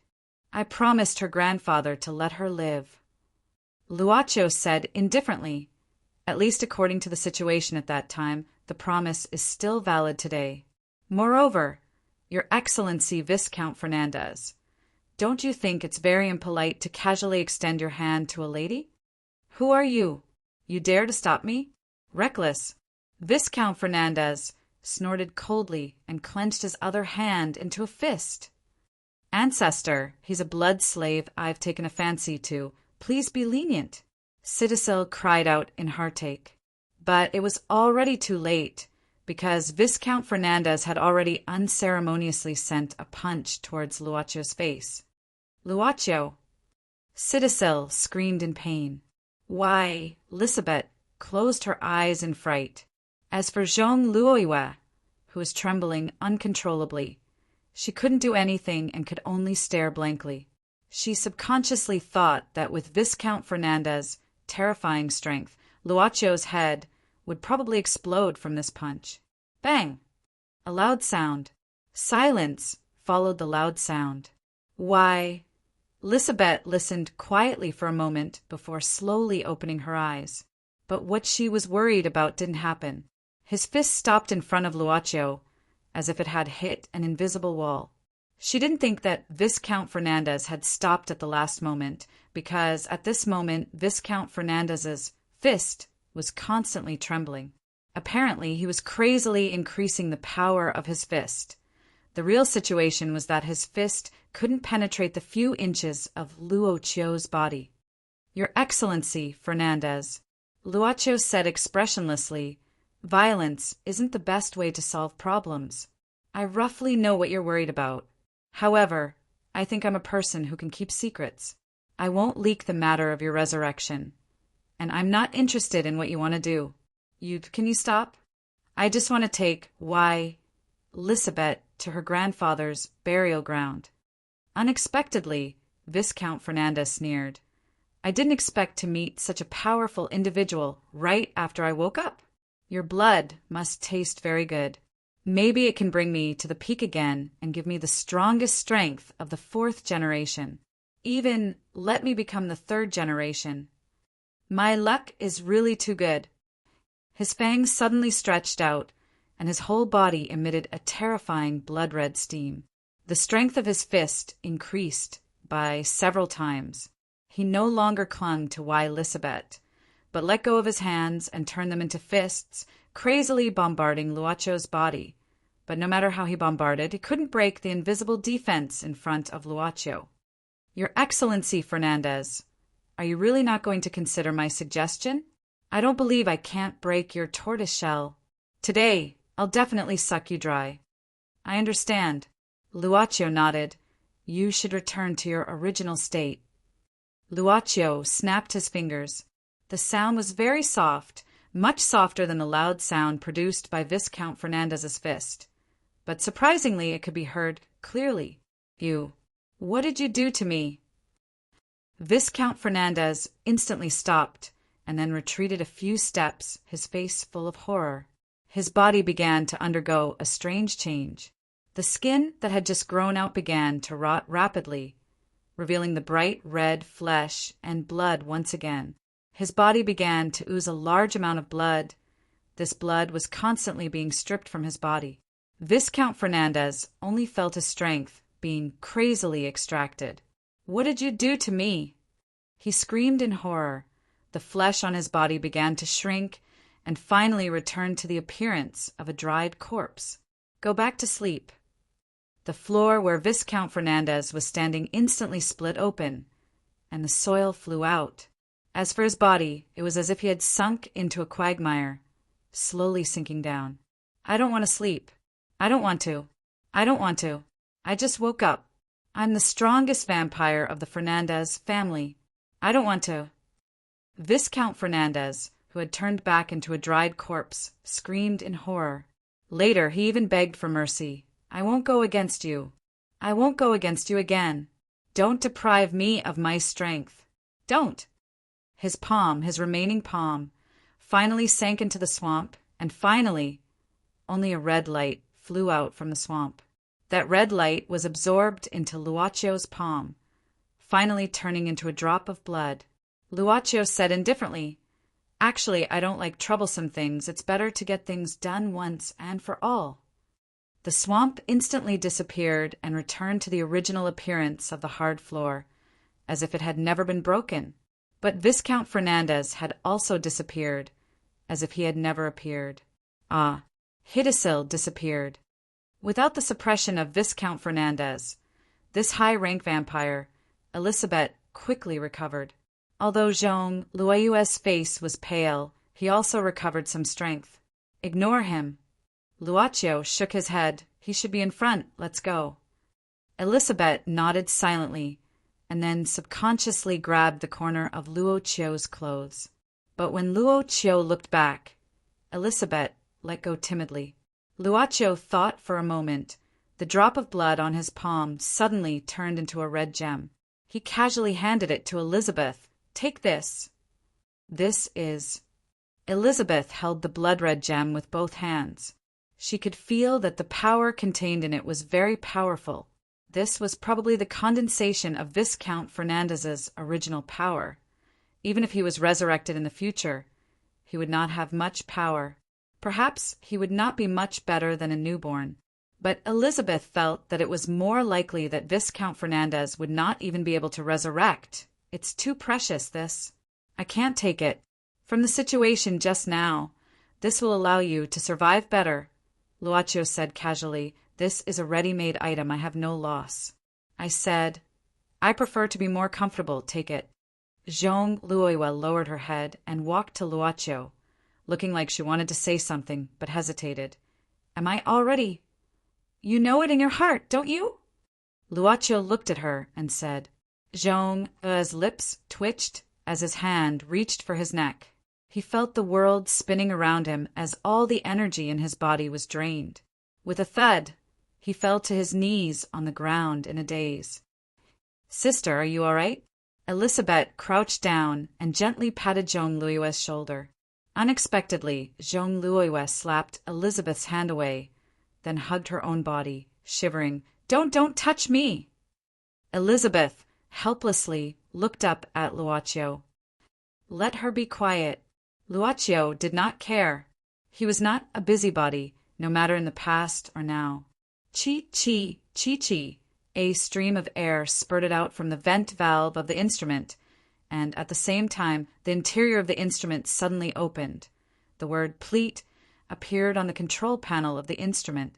Uncle Kim's trembling hand reached into the instrument and then slowly took out something. It was a test tube filled with about 10 milliliters of light green liquid. But at the same time, the wall of the laboratory suddenly cracked open.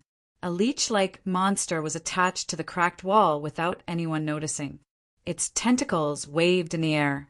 Viscount Fernandez destroyed one of Takizawa's doppelgangers, but in fact there was another doppelganger, the one that was kicked away by Song Air. It didn't stay at the scene, but after detecting the appearance of Viscount Fernandez, it hurriedly slipped away and came here. Yen yen yen yen. Chapter 892. Seeing Takizawa's other half appear here, Uncle Kim hurriedly hid the test tube in his clothes. He knew what Takizawa was, a bloodthirsty and tyrannical monster. He looked at all humans the same way, as if they were food. The blood-sucking leech that Takizawa had transformed into suddenly jumped out of the wall and landed on the ground. It began to bend its body and stand upright. After standing upright, it began to transform back to its original appearance, which was Takizawa's human form.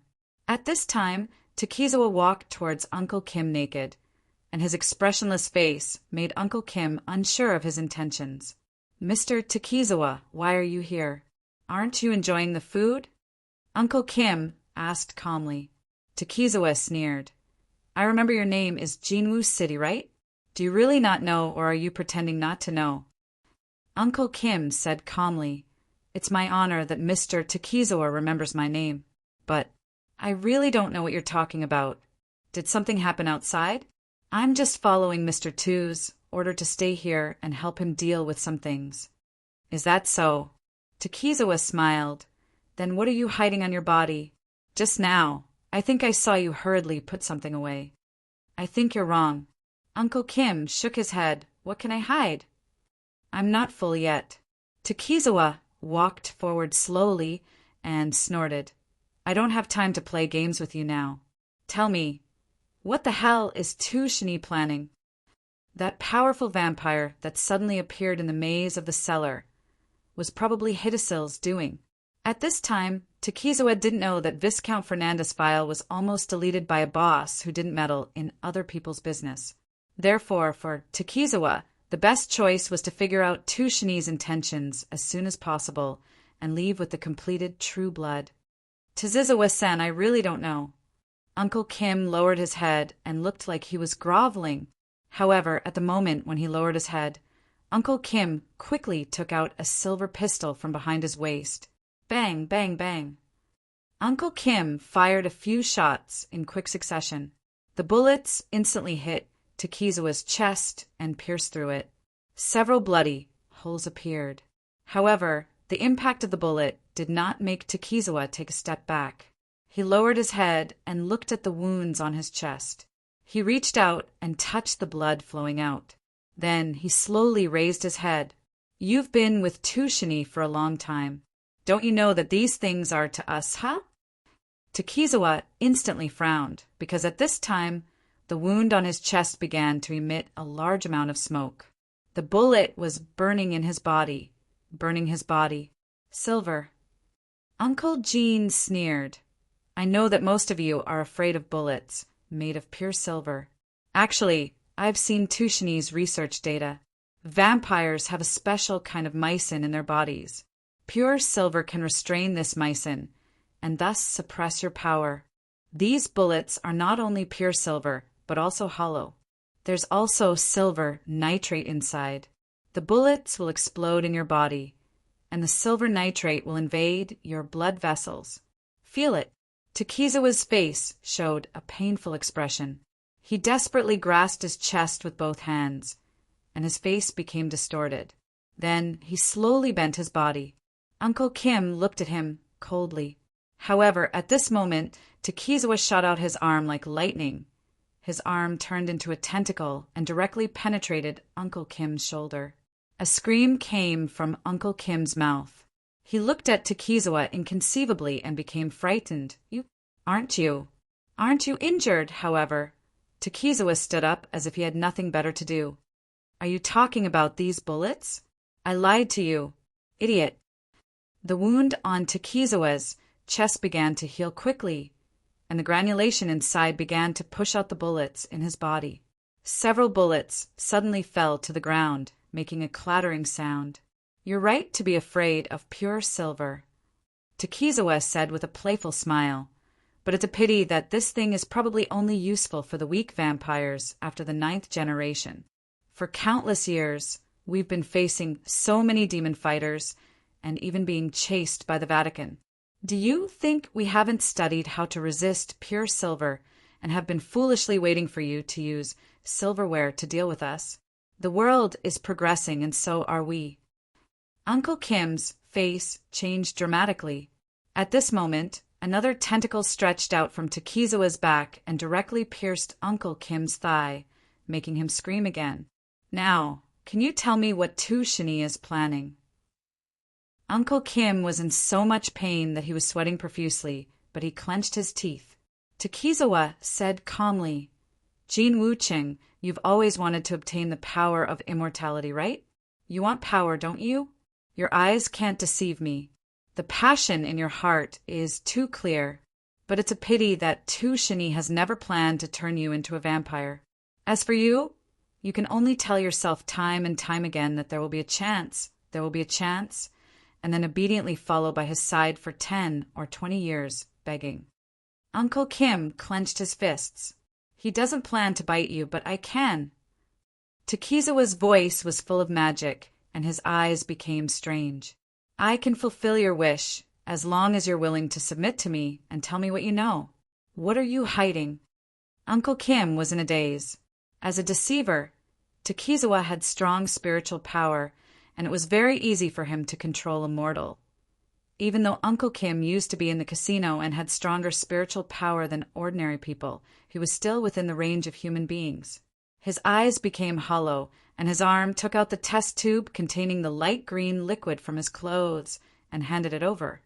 Another hand stretched out from Takizawa's waist and rolled the test tube in front of him, looking at it. "Is this true blood?" Uncle Jean said emotionlessly, "With all the daylily series, mix it according to a specific ratio and add a few other special materials. You will be able to obtain true blood. This is something I secretly saw in Tushni's notes." Takizawa snorted. "This damn guy? Using daylily is enough. No wonder he asked us to bring all of us here this time." "No. Why didn't you take it out directly 20 years ago?" "Because this kind of true blood can't replace pure blood at all. It's not a substitute for fresh blood, but an evolution agent." Uncle Kim said in a daze, "If a vampire consumes it, there's a 50% chance of evolution and a 50% chance of death." Takizawa's expression was uncertain.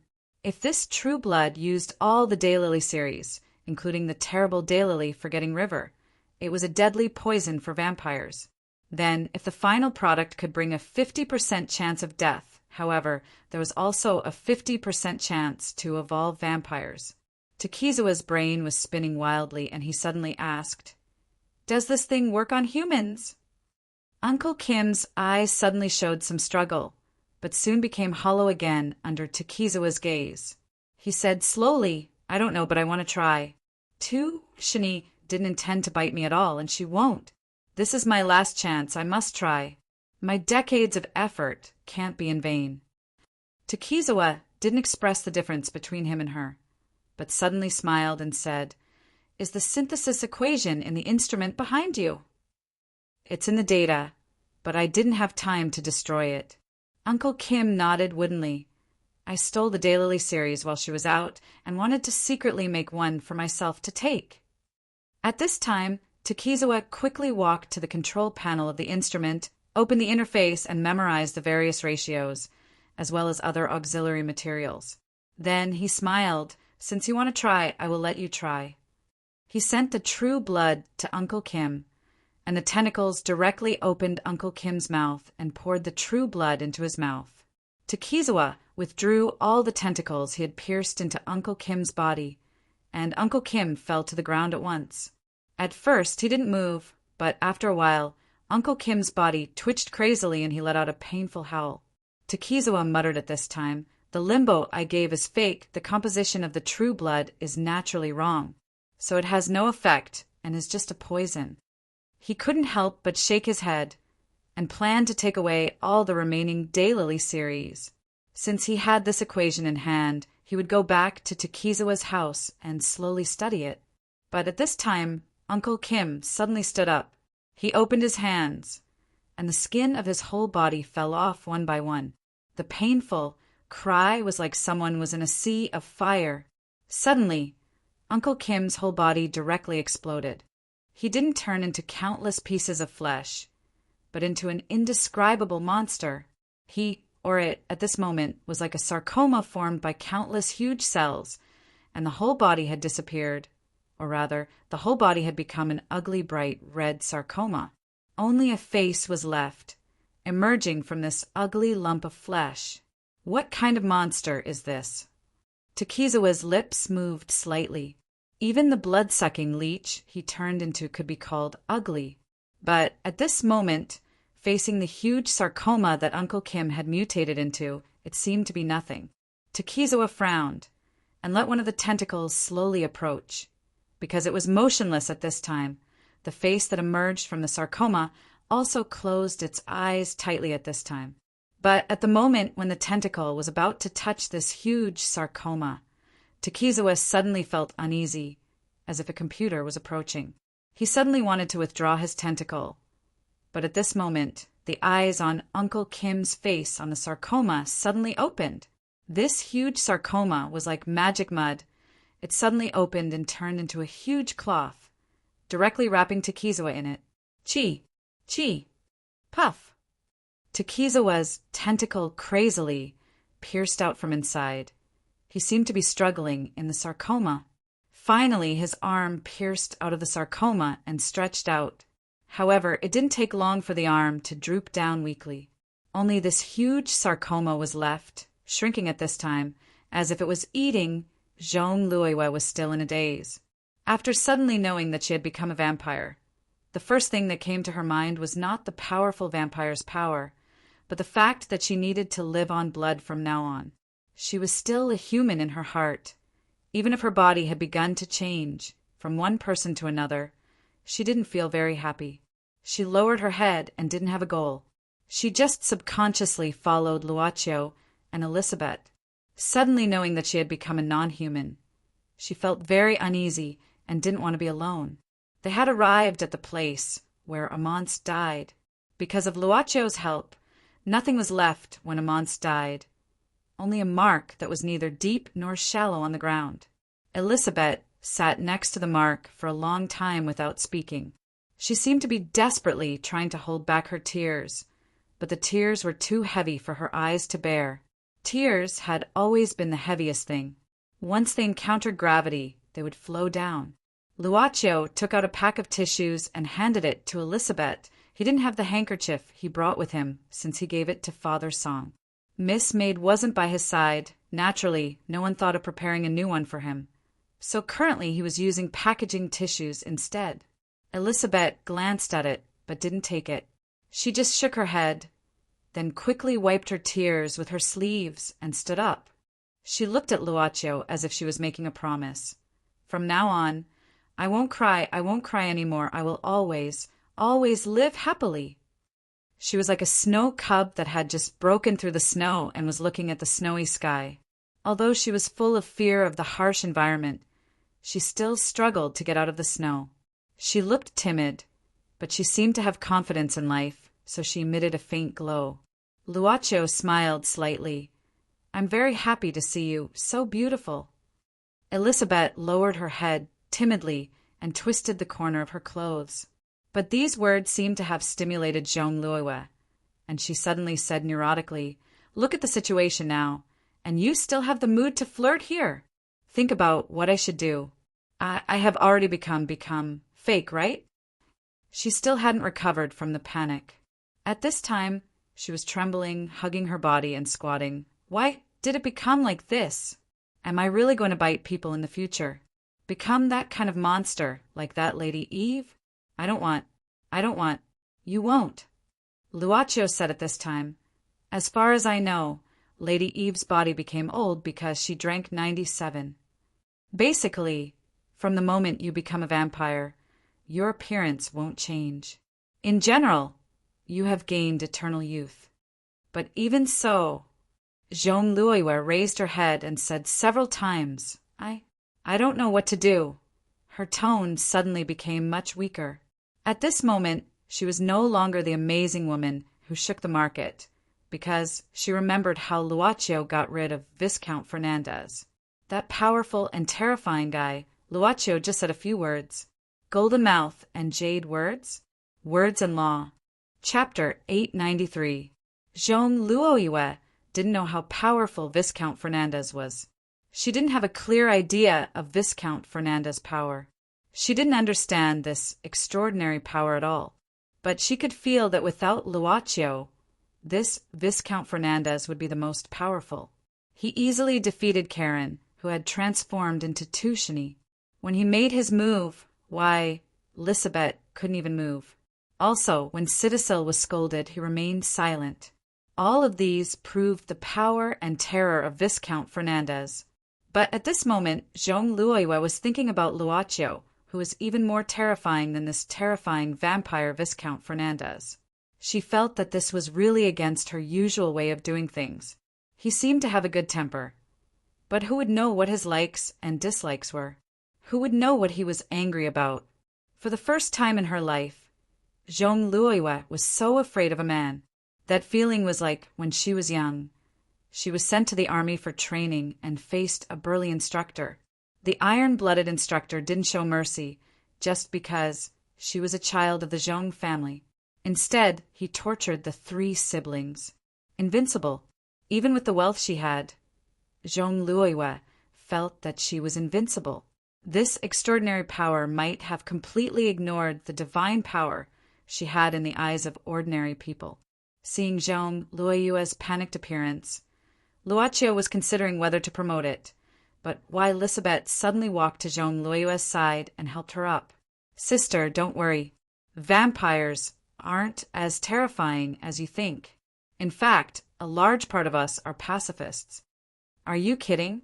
Zhong Luoyue subconsciously said. "Why," Elizabeth said seriously, "although I don't know the origin of vampires, there is no doubt that we also live in this world and are part of this world. We have intelligence and can think. Aside from the fact that we need to suck blood and possess greater strength than ordinary humans, our behavior is similar to that of humans. Since there are different kinds of people among humans, why can't we have them?" Zhong Luoyue opened her mouth, but she had to admit that Elizabeth's words were very convincing. Elizabeth gave her a comforting look. "Don't worry, I'll teach you some knowledge about vampires so that you won't be confused about them." Seeing this, Luochio gave up on the idea of promoting. Perhaps it would be interesting to pay more attention to this young lady of the Zhong family. Zhong Luoyue hadn't completed her transformation yet, but her elder, Lady Eve, had died tragically at the hands of Songda. In other words, she had no one to guide her. If Elizabeth could take on the role, it would at least be a good thing for Zhong Luoyue. Luochio didn't expose this point. He just looked at Elizabeth's careful persuasion to Zhong Luoyue. This child, maybe she suddenly found something she could do. "Remember, I don't recommend you to directly suck fresh human blood at the beginning," Elizabeth explained to Zhong Luoyue at this time, as if she had forgotten the pain of the death of her family, because for a newborn, directly sucking fresh human blood will allow you to quickly accumulate strength. But at the same time, it will make your body more likely to accumulate some unnecessary things. It will make you more likely to lose your nature and make you more likely to be lost in every hunting day. Zhong Luoyue didn't have the mood to listen at all, but she had to force herself to listen. No matter what, at least she was not so resistant to Elizabeth. That's all you need to remember. Elizabeth paused. "As for the information about the clan, with everything about your 13 clans, we'll talk about it later. But there's one thing I hope you can always remember." "Go ahead." Zhong Luoyue nodded. Elizabeth solemnly said, "That is, no matter when, no matter how much pain you suffer, even if you feel lonely and desperate, you must never commit suicide." "Why?"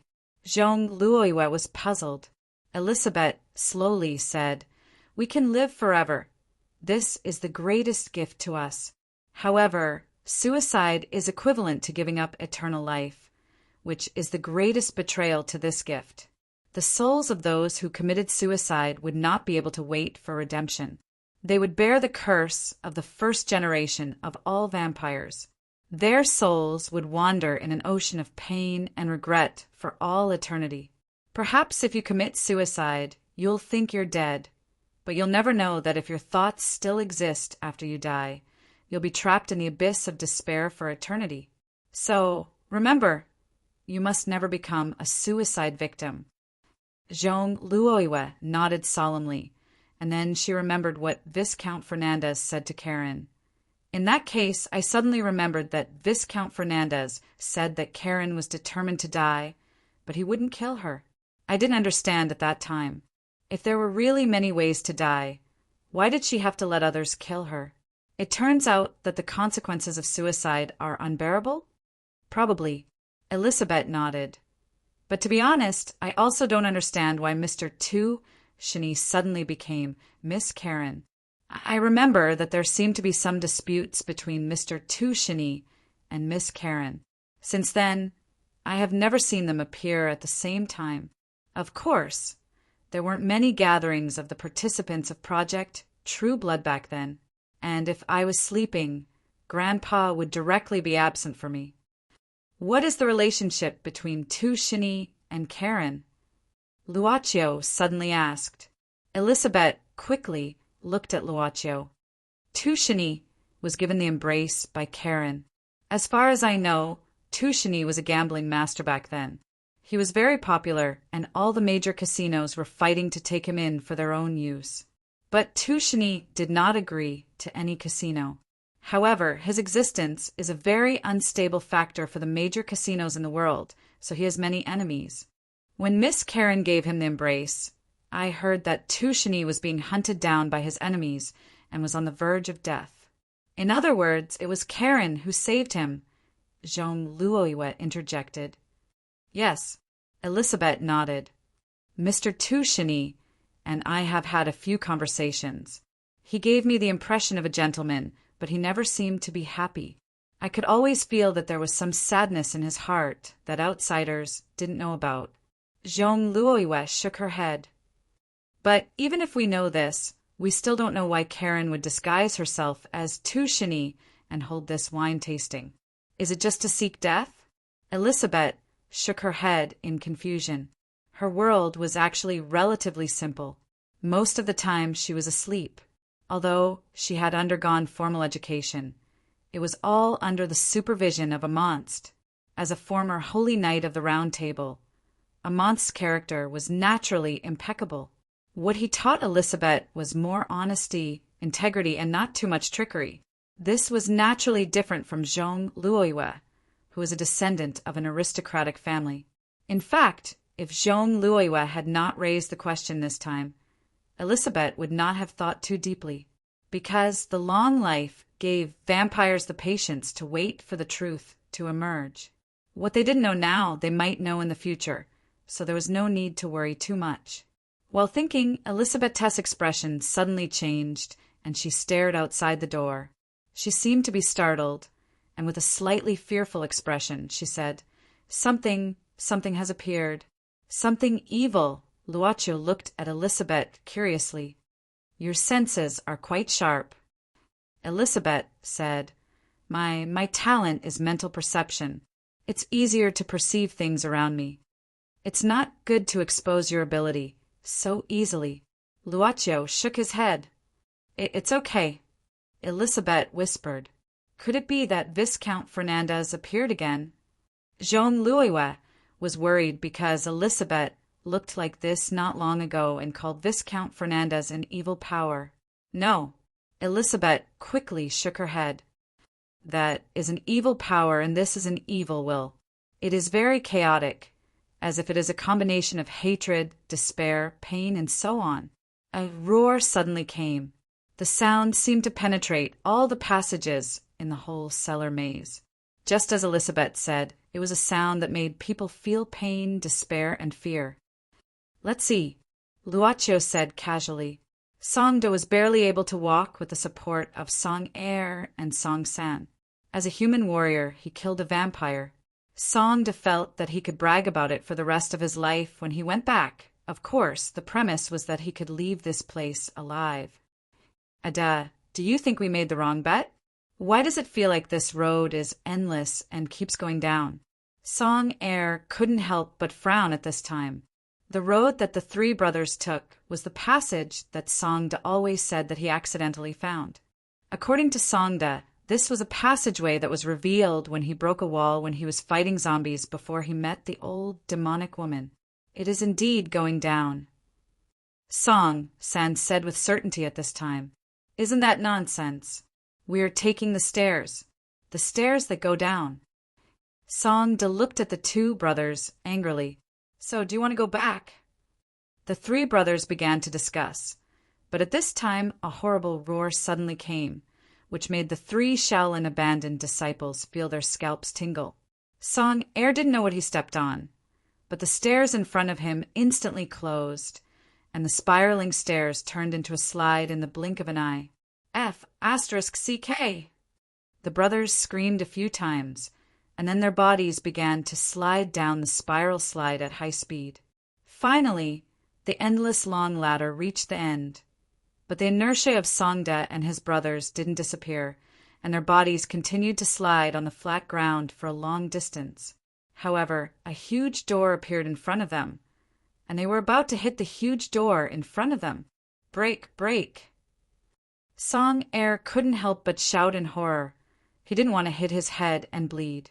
I want to break too, but you tell me how to break.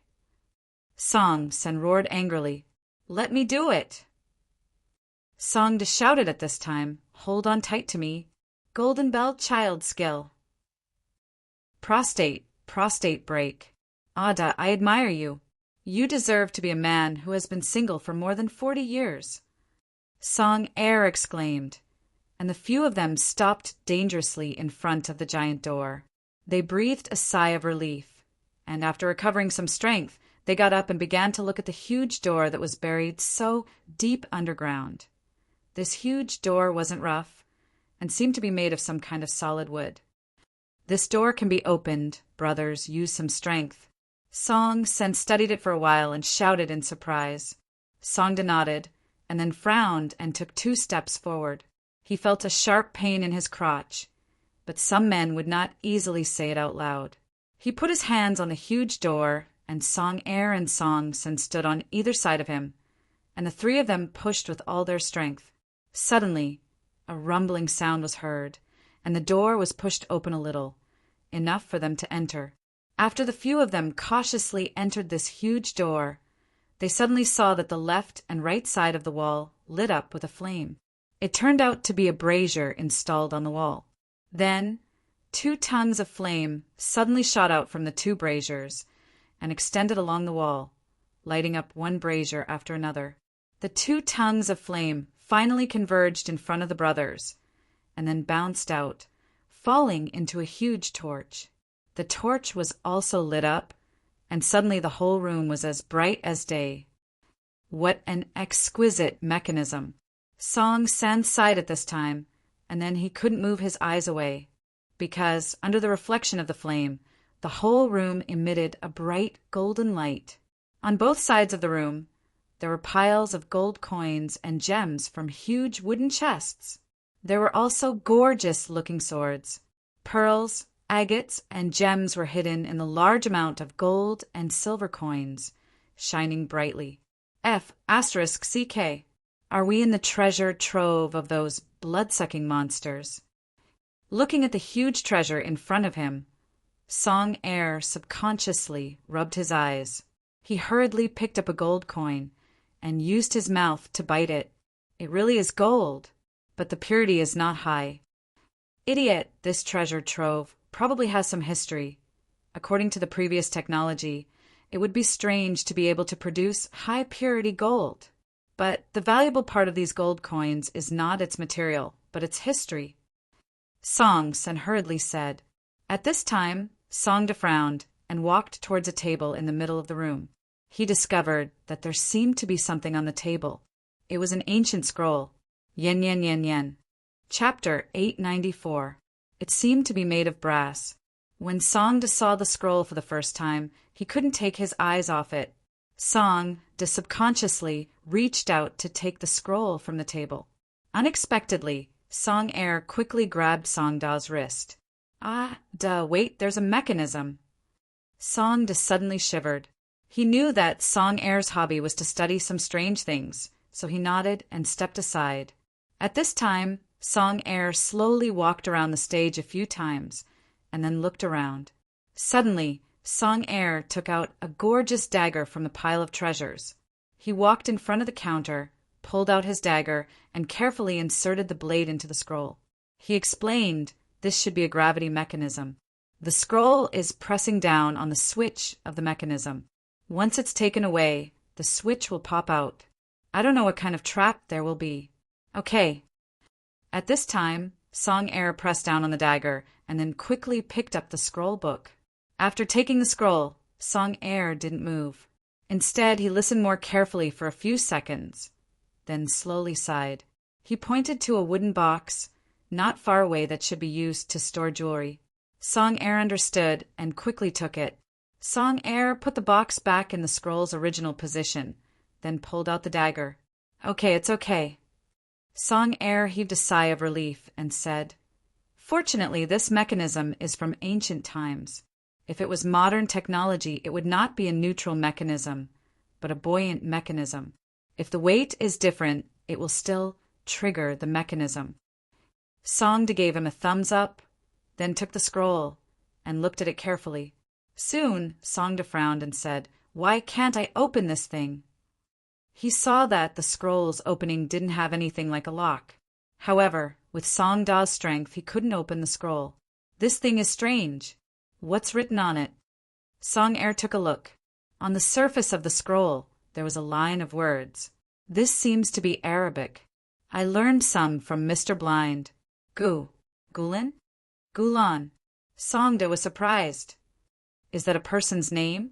Song Er glanced at Songda, then frowned and said, "I'm afraid it's the Quran, something that belongs to the Imams." "Aya, it's the same as saying that the Tripitaka has the same meaning to our former abbot. Why don't you just say that it's Imam's code of law?" Songda rolled his eyes. He then asked in confusion, "Why would these blood-sucking monsters hide such things under their castles?" Song San said, "They probably stole it from somewhere. Look at the treasures here, there are all kinds of things. Could it be that the previous owner of the castle robbed them?" Song De took the scroll from Song Er's hands. "This thing is a bit strange. When I looked at it just now, I felt like my thoughts weren't mine. I think it's better if we don't touch it. The wealth here is enough for us to live in luxury for several lifetimes. Be content with what you have. Wait, I have an idea." Song Er snatched the scroll and said seriously, "Maybe the blind man has a way to open it. I'm just studying the art of mechanisms, but that guy is a fraud, and a very capable one at that. Maybe he'll be interested. Ada, no matter how we practice, no matter how much we practice, we won't be able to get started." Song San said hesitantly, "Second brother, you mean?" Song Er said, "Why do we stay with Master Song? Is it because he's willing to provide for us? There are many people who are willing to provide for us. If we are willing to show our skills, how many rich people in the country will be willing to provide for us? But why do we have to stay in this foreign country?" "Yes, that's right. A big part of the reason is that Master Song did save us in the past." Song Er looked at Song Da's frowning face and hurriedly said, "Ada, I know that we are indebted to others for 1,000 years. We Buddhist disciples also emphasize karma. But think about it, after so many years, we've saved Master Song many times, right? Think about it. Who was the one who brought old Master Song back from the pursuit of hundreds of mercenaries in Cuba? It was us. And that time in Malacca, and that time in South Africa. When have we ever not risked our lives for them? Let's not talk about the past.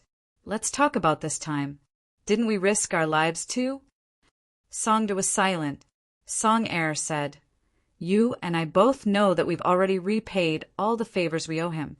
Isn't it because of the blind man? He's the one we've been searching for to enter the Tao. Isn't it because we want to learn from the blind man that's even more amazing than martial arts, the power of a cultivator? If the blind man likes this, it might be our real stepping stone." Songda was still hesitant. Song Er threw out the last straw. "Do you only want to live a rich life, or cultivate the Tao of immortality?" F***CK. I'll do it. Songda slapped his head and made a decision. "Take this back to the blind man and see what he says. Brothers, come and take a look. There seems to be a door here." Song San hurriedly called out. It was a small door hidden in the corner of the treasure room. There was a huge wooden carving in front of the door. After Song San pushed it open, it was revealed. Song Er hurriedly went over to study it and finally found the mechanism to open it. It wasn't a hidden secret room, but a long passage. Song Er's eyes lit up. This is a treasure room. Usually the place where the treasure is placed must have a back door. This is the way to retreat. We're saved. Then what about these treasures? There's so many of them. We can't take them with us. Stupid. What's the point of spending money if we lose our lives? If we don't die, we can just ask Master Song to call a few hundred people. We can't believe that we can't defeat these monsters with cannons and bombs. When the time comes, we'll divide the treasures. That's right. With the ancient scroll book in hand, the brothers closed the door of the treasure vault. Then they tiptoed into the newly discovered passageway. Haidasir decided to leave this place. Businessmen shouldn't be suspected, although many businessmen would do anything for a 300% profit and disregard all risks. Haidasir himself would often take some risks, but what was in front of him was no longer a risk. Have you ever seen someone directly kill a fourth-generation vampire? Sidasir had seen it before. A long time ago, when the 13 clans joined forces to eliminate a traitor, he even managed to pick up some scraps on the battlefield and gain some advantages. However, the 13 clans' annihilation force also suffered heavy casualties. That was a fourth-generation vampire, not some dregs who mingled in the university campus, fell in love with women, and then met to watch the dawn. He saw with his own eyes that his ancestor was immobilized by a single sentence, then stripped of his strength by another sentence, and finally returned to his original state with a single sentence. As the origin of the Fernandez family's bloodline, Haidasir could clearly feel the disappearance of Viscount Fernandez. Under such circumstances, how could he dare to stay in the manor? Haidasir felt that he had suffered a huge loss in this business. Tushini, no. Karen had destroyed one of his clay figurines. Project True Blood was declared a failure, and the most secretive power of the Fernandez family, Viscount Fernandez, was crippled. But before retreating, Haidasir still came to a place. This was the last thought of Viscount Fernandez before he turned back into a mummy. Because of the blood relationship, Haidasir could hear the last words of the ancestor. Another secret hidden by the Fernandez family. A long spiral staircase. When Haidasir reached this place, he saw a huge wooden door. This wooden door naturally couldn't stop Haidasir, so he easily pushed it open. All kinds of wealth entered his sight. With Haidasir's eyesight, he could naturally see that the gold and silver here were useless things. However, some of the gems here contained weak power, but they were not really good things. Citadel frowned. What was the use of the ancestor leaving behind such a treasure for him? Would the vampires lack money? Haidasir knitted his brows and walked in. After carefully inspecting the place, he noticed that there was a table in the middle. On the table, there was an exquisite jewelry box. Haidasir opened the jewelry box. His intuition told him that the last thing the ancestor wanted him to take away should be the thing on the table. Earrings? Haidasir frowned and picked up a pair of pearl earrings from the jewelry box. The pearls were quite big, but the key point was Haidasir couldn't see anything special about them. There must be some secret I don't know. Haidasir frowned. Otherwise, Viscount Fernandez wouldn't have let him take away such a thing at the end. Haidasir took a deep breath and thought for a while before putting the earrings on his ears. He planned to study them after returning. Haidasir quickly turned around and left. The money here didn't attract him at all. And the more he stayed in this place, the more dangerous it would be. Who knew if he would still be alive when he met Luaccio the next time? Next time I see you, I will definitely get you. Little cutie. Haidasir revealed a sinister smile before finally disappearing into the darkness. She staggered. The power of the fourth generation Viscount Fernandez was unbearable for her. Therefore, she had to support herself against the wall to be able to walk. At this time, she should be called Karen. Her white hair swayed as she staggered. She was like a patient who had just recovered from a serious illness. Although her injuries were serious, the self-healing ability of a vampire had been accelerating her body's recovery.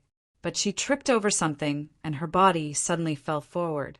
Karen fell to the ground, and something fell out of her body. It was a coin, a 1-mark coin. Karen raised her head and wanted to reach out to pick up the coin. Her hand was in front of her eyes, some distance away from the coin, but her eyes were flickering. In the heavy snow, the sound of bells rang everywhere on the street. This was actually the sound of Christmas songs.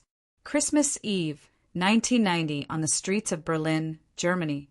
People left in a hurry, rushing home to accompany their relatives or to meet their lovers. They all had their own places to go, and they were looking forward to it and anxious. Ding, ding, ding, ding. Different from the sound of bells and the music, a coin fell to the ground and then rolled. It was about to roll into the sewer of the street. But in the end, the coin was stopped by a pair of boots, or rather, the rolling coin just hit the boots of a pedestrian.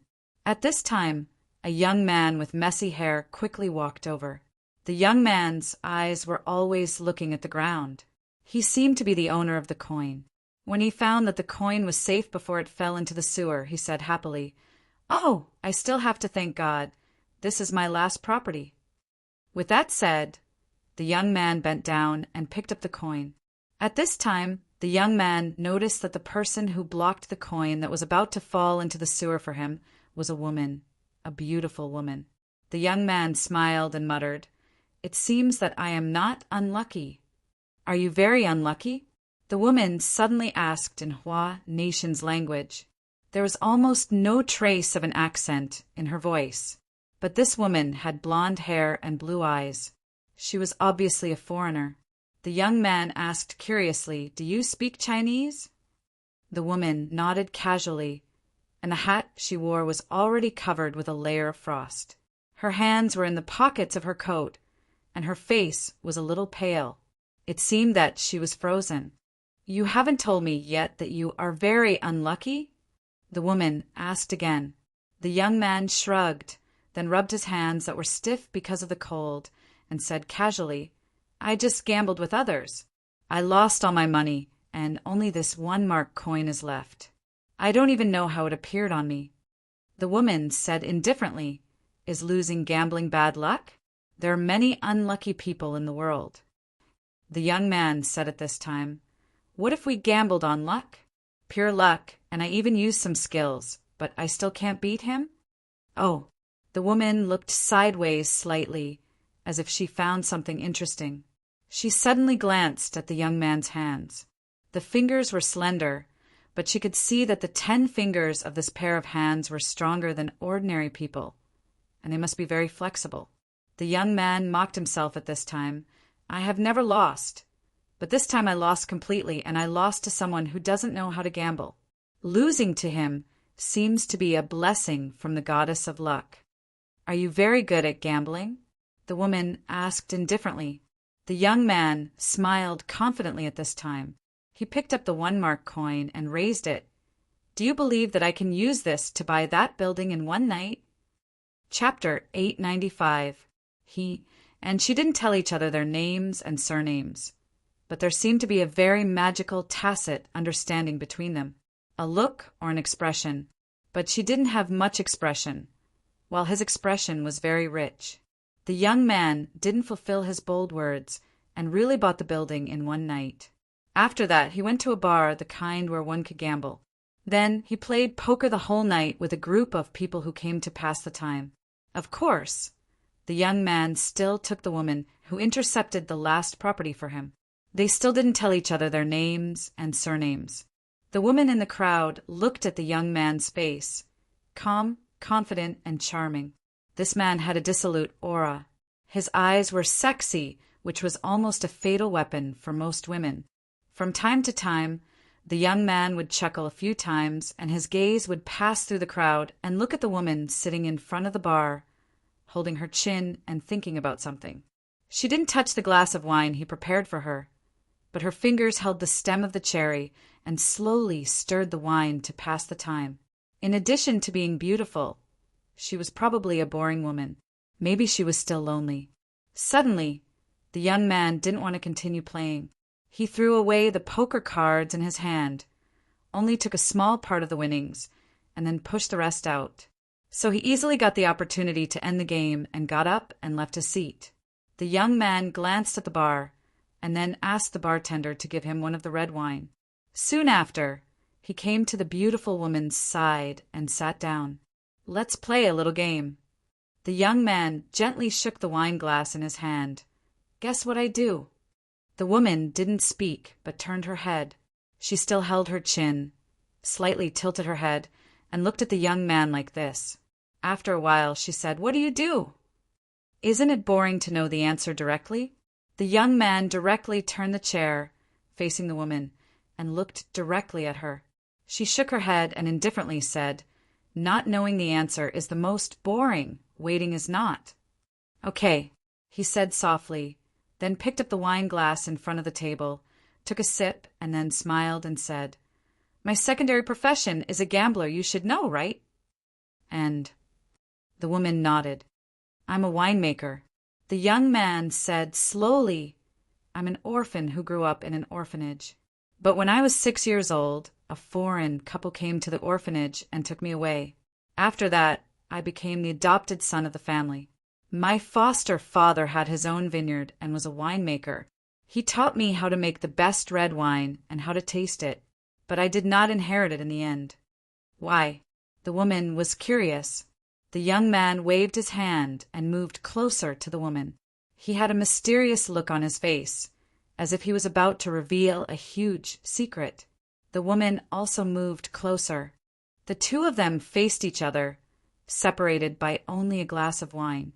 "I don't have a sense of taste now."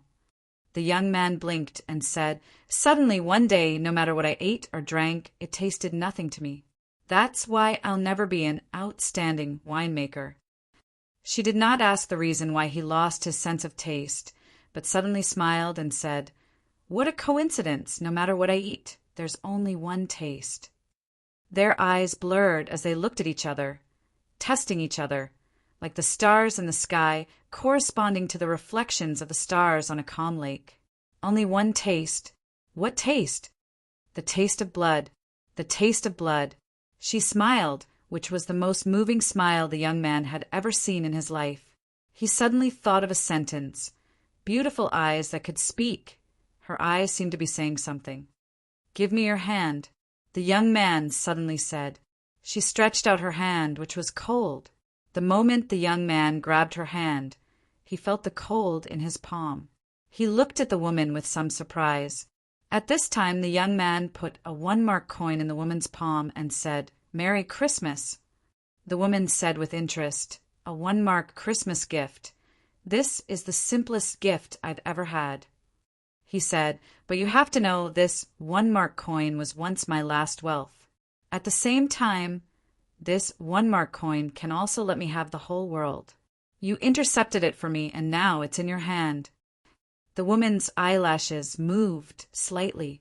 She stared at the coin in her palm and suddenly said, "Do you say the same words of love to every woman?" The young man smiled and said, "Not every woman is willing to intercept this coin that is about to fall into the sewer for me." It was amazing. It could be called love at first sight, or it could just be a hormonal impulse. When the clock pointed to 12 o'clock, when the bell rang outside, the whole world was quiet. After the silence, the bar began to cheer, sing, and dance. The erupting ribbons and fireworks spiraled down from above like colorful snow. In this snow, he and she gently bit each other's lips. Late at night, the young man used the money he won to find a chic hotel. From the moment he entered the door, the flame of lust was completely ignited. From the aisle to the sofa, from the sofa to the fireplace, the man and woman crazily kissed each other, knocking the table lamp next to the coffee table to the ground, and at the same time the clothes rack at the side. He and she fell on the soft chiffon bed. "Why is your body so cold? Then you can make it hot." "I will." The young man kissed the woman's neck hard. The friction between their skin seemed to gradually make her hot. They still didn't tell each other's names and surnames. "Did I wake you up?" The young man's hand was on the bedside table. He was playing with the 1-mark coin, making it spin. Then he watched it pause and continued to spin. The woman pulled the pillow higher to make herself more comfortable. "I'm just more energetic at night." The young man smiled and kissed her. After a little intimacy, the two of them hugged and the woman rested her head on his chest. Her fingers slowly drew on the young man's chest, but she used her nails. She said, "I like the sound of your heartbeat. It's strong, powerful, and active. The taste of blood, what does it taste like?" The young man suddenly asked curiously. She raised her head, looked at him, and also gave him a curious look. The young man said, "I'm just curious, like you said, the taste of blood." The woman suddenly kissed the young man's collarbone. Like a dragonfly skimming the surface of the water, she slowly moved to the young man's neck. She said, "Sweet, fresh, or thick like milk and honey. Sometimes delicate, sometimes spicy like liquor, but not bitter. At the same time, it will make your throat feel slightly hot, warm." Her lips gently sucked on his neck, and the young man quietly listened to the woman's description of the taste of blood. She seemed to want to use all the beautiful words in the world, but he just kept feeling the softness of the lips. He suddenly spoke, interrupting the woman's description, and said with a smile, "If one day I can recover my sense of taste, even if it takes the rest of my life, I want to brew such a bottle of wine. It's sweet, fresh, or thick, like milk and honey." He almost repeated the woman's description of the taste of blood. What he didn't know was that the woman quietly retracted her fangs at this moment, and then looked into his eyes affectionately. So the young man gently stroked the woman's cheek. "Then I'll give it to you, a wine like blood." She looked at him in a daze and then asked, "What's your name?" "Tushini. This is my name before I was adopted." "Kiss me." She opened her arms to him. Her palm covered the 1 mark coin, and then she grabbed it. Karen Isher felt that she had recovered a little strength, and then she stood up with the help of the wall. Many times, she felt that immortality was not necessarily a good thing. The short-lived species envied the longevity of the long-lived species, while the long-lived species longed for the brilliance of the short-lived species, and they were excited every moment. Due to the difference in race, the way they looked at things was also different. "They are all creatures that don't know how to be content," she laughed at herself, and then she began to move forward with the help of the wall. She needed to go back and take back the Daylily series, but she didn't know if there was a way to take back the real Limbo from Takizawa in her current state. In fact, if Viscount Fernandez could kill her, she would feel better. But he let her go and didn't kill her. Since she couldn't die, she should at least take them back. Suddenly, a gust of air rushed in front of the passage, and her hair was blown up slightly. After that, another gust of air rushed in, and her hair was blown up again. It was as if something huge was breathing. Karen Isher frowned subconsciously. At this time, accompanied by the third gust of air, there was a long, inhuman roar. It sounded like a sorrowful cry with pain and hatred. Karen Isher felt her scalp tingle. The sound came from the direction of the underground laboratory. She had to speed up her pace. Along the way, she heard the continuous roar and felt that the situation was serious. Vaguely, she felt that something bad had quietly appeared without her noticing. Her thoughts were not wrong. This was Karen Isher's first reaction when she came to the door of the laboratory and saw the thing in front of her. Even if she used all the ugly adjectives, it seemed that she couldn't completely describe the thing in the laboratory at this moment. Perhaps she could only use the word ugly monster to describe it. Karen Isher had never seen such a creature before. It was like a combination of cells, huge, like a magnified cancer cell tumor. But it was not just a creature, because there were various instruments in its body that should have belonged to the laboratory. Whether it was organic or inorganic, this ugly monster had swallowed them all and then merged them into its own body. What extended from the ugly monster was a limb that was constantly contracting and expanding like a huge tree root. Karen Isher even saw many different characteristics in this ugly monster. These characteristics should only exist in those special races. This monster even swallowed the specimens that were originally placed in the huge containers in the laboratory. Karen Isher almost instantly thought of this and determined that this monster had the ability to swallow species and then manifest the characteristics of these special races. Jinwoo Seiho. She suddenly found Jinwoo Seiho's face in that ugly body. This was the only thing that could be recognized from this monster. "What did you do?" Karen Isher looked at the monster in front of her in horror. She could vaguely feel that this monster had a trace of Takizawa's aura. It had swallowed Takizawa as well. On the monster's body, Jinwoo Seiho's eyes were always open.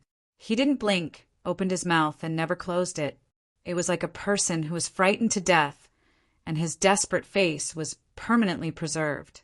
Its body was still gradually expanding, almost reaching the ceiling of the laboratory. Those huge limbs that extended from its body suddenly exerted force and supported its huge body. It seemed to have discovered the existence of Karen Isher. Its next target to devour was probably Karen Isher, who was still alive at the scene. Suddenly, a huge crack appeared on the monster's body. It was an inverted mouth full of sharp and dense fangs. And from this terrifying bloody mouth, a thick and long tongue instantly shot out. Karen Isher could even see a terrifying mouth part at the tip of the tongue. This was Takizawa's ability. Karen Isher took a deep breath. Facing the sudden attack, she subconsciously turned her palm into a knife and slashed out. The edge of her palm was not sharp, but it easily cut off the terrifying long tongue. The cut-off tongue was struggling on the ground at this time, but the cut on the monster's tongue was quickly healing and growing, and in the blink of an eye, it had returned to its original state. Bang! Karen had no time to dodge. Her injury had not recovered. At this moment, the tongue was like a huge steel whip, fiercely whipping her body. Karen flew backward, hit the wall, and spat out a mouthful of blood. This monster's strength was much more terrifying than the berserk werewolf. "Save me! Save me! Save me!" It was hoarse and painful. That was Jinwoo Seiho's face on the monster's body. His mouth was slightly moving at this moment. "Save me!" Karen looked at Jinwoo Seiho's painful face and got up. "I can't save you. I can't even save myself. Cough, cough!" She suddenly reached out and tore off the vest on her body.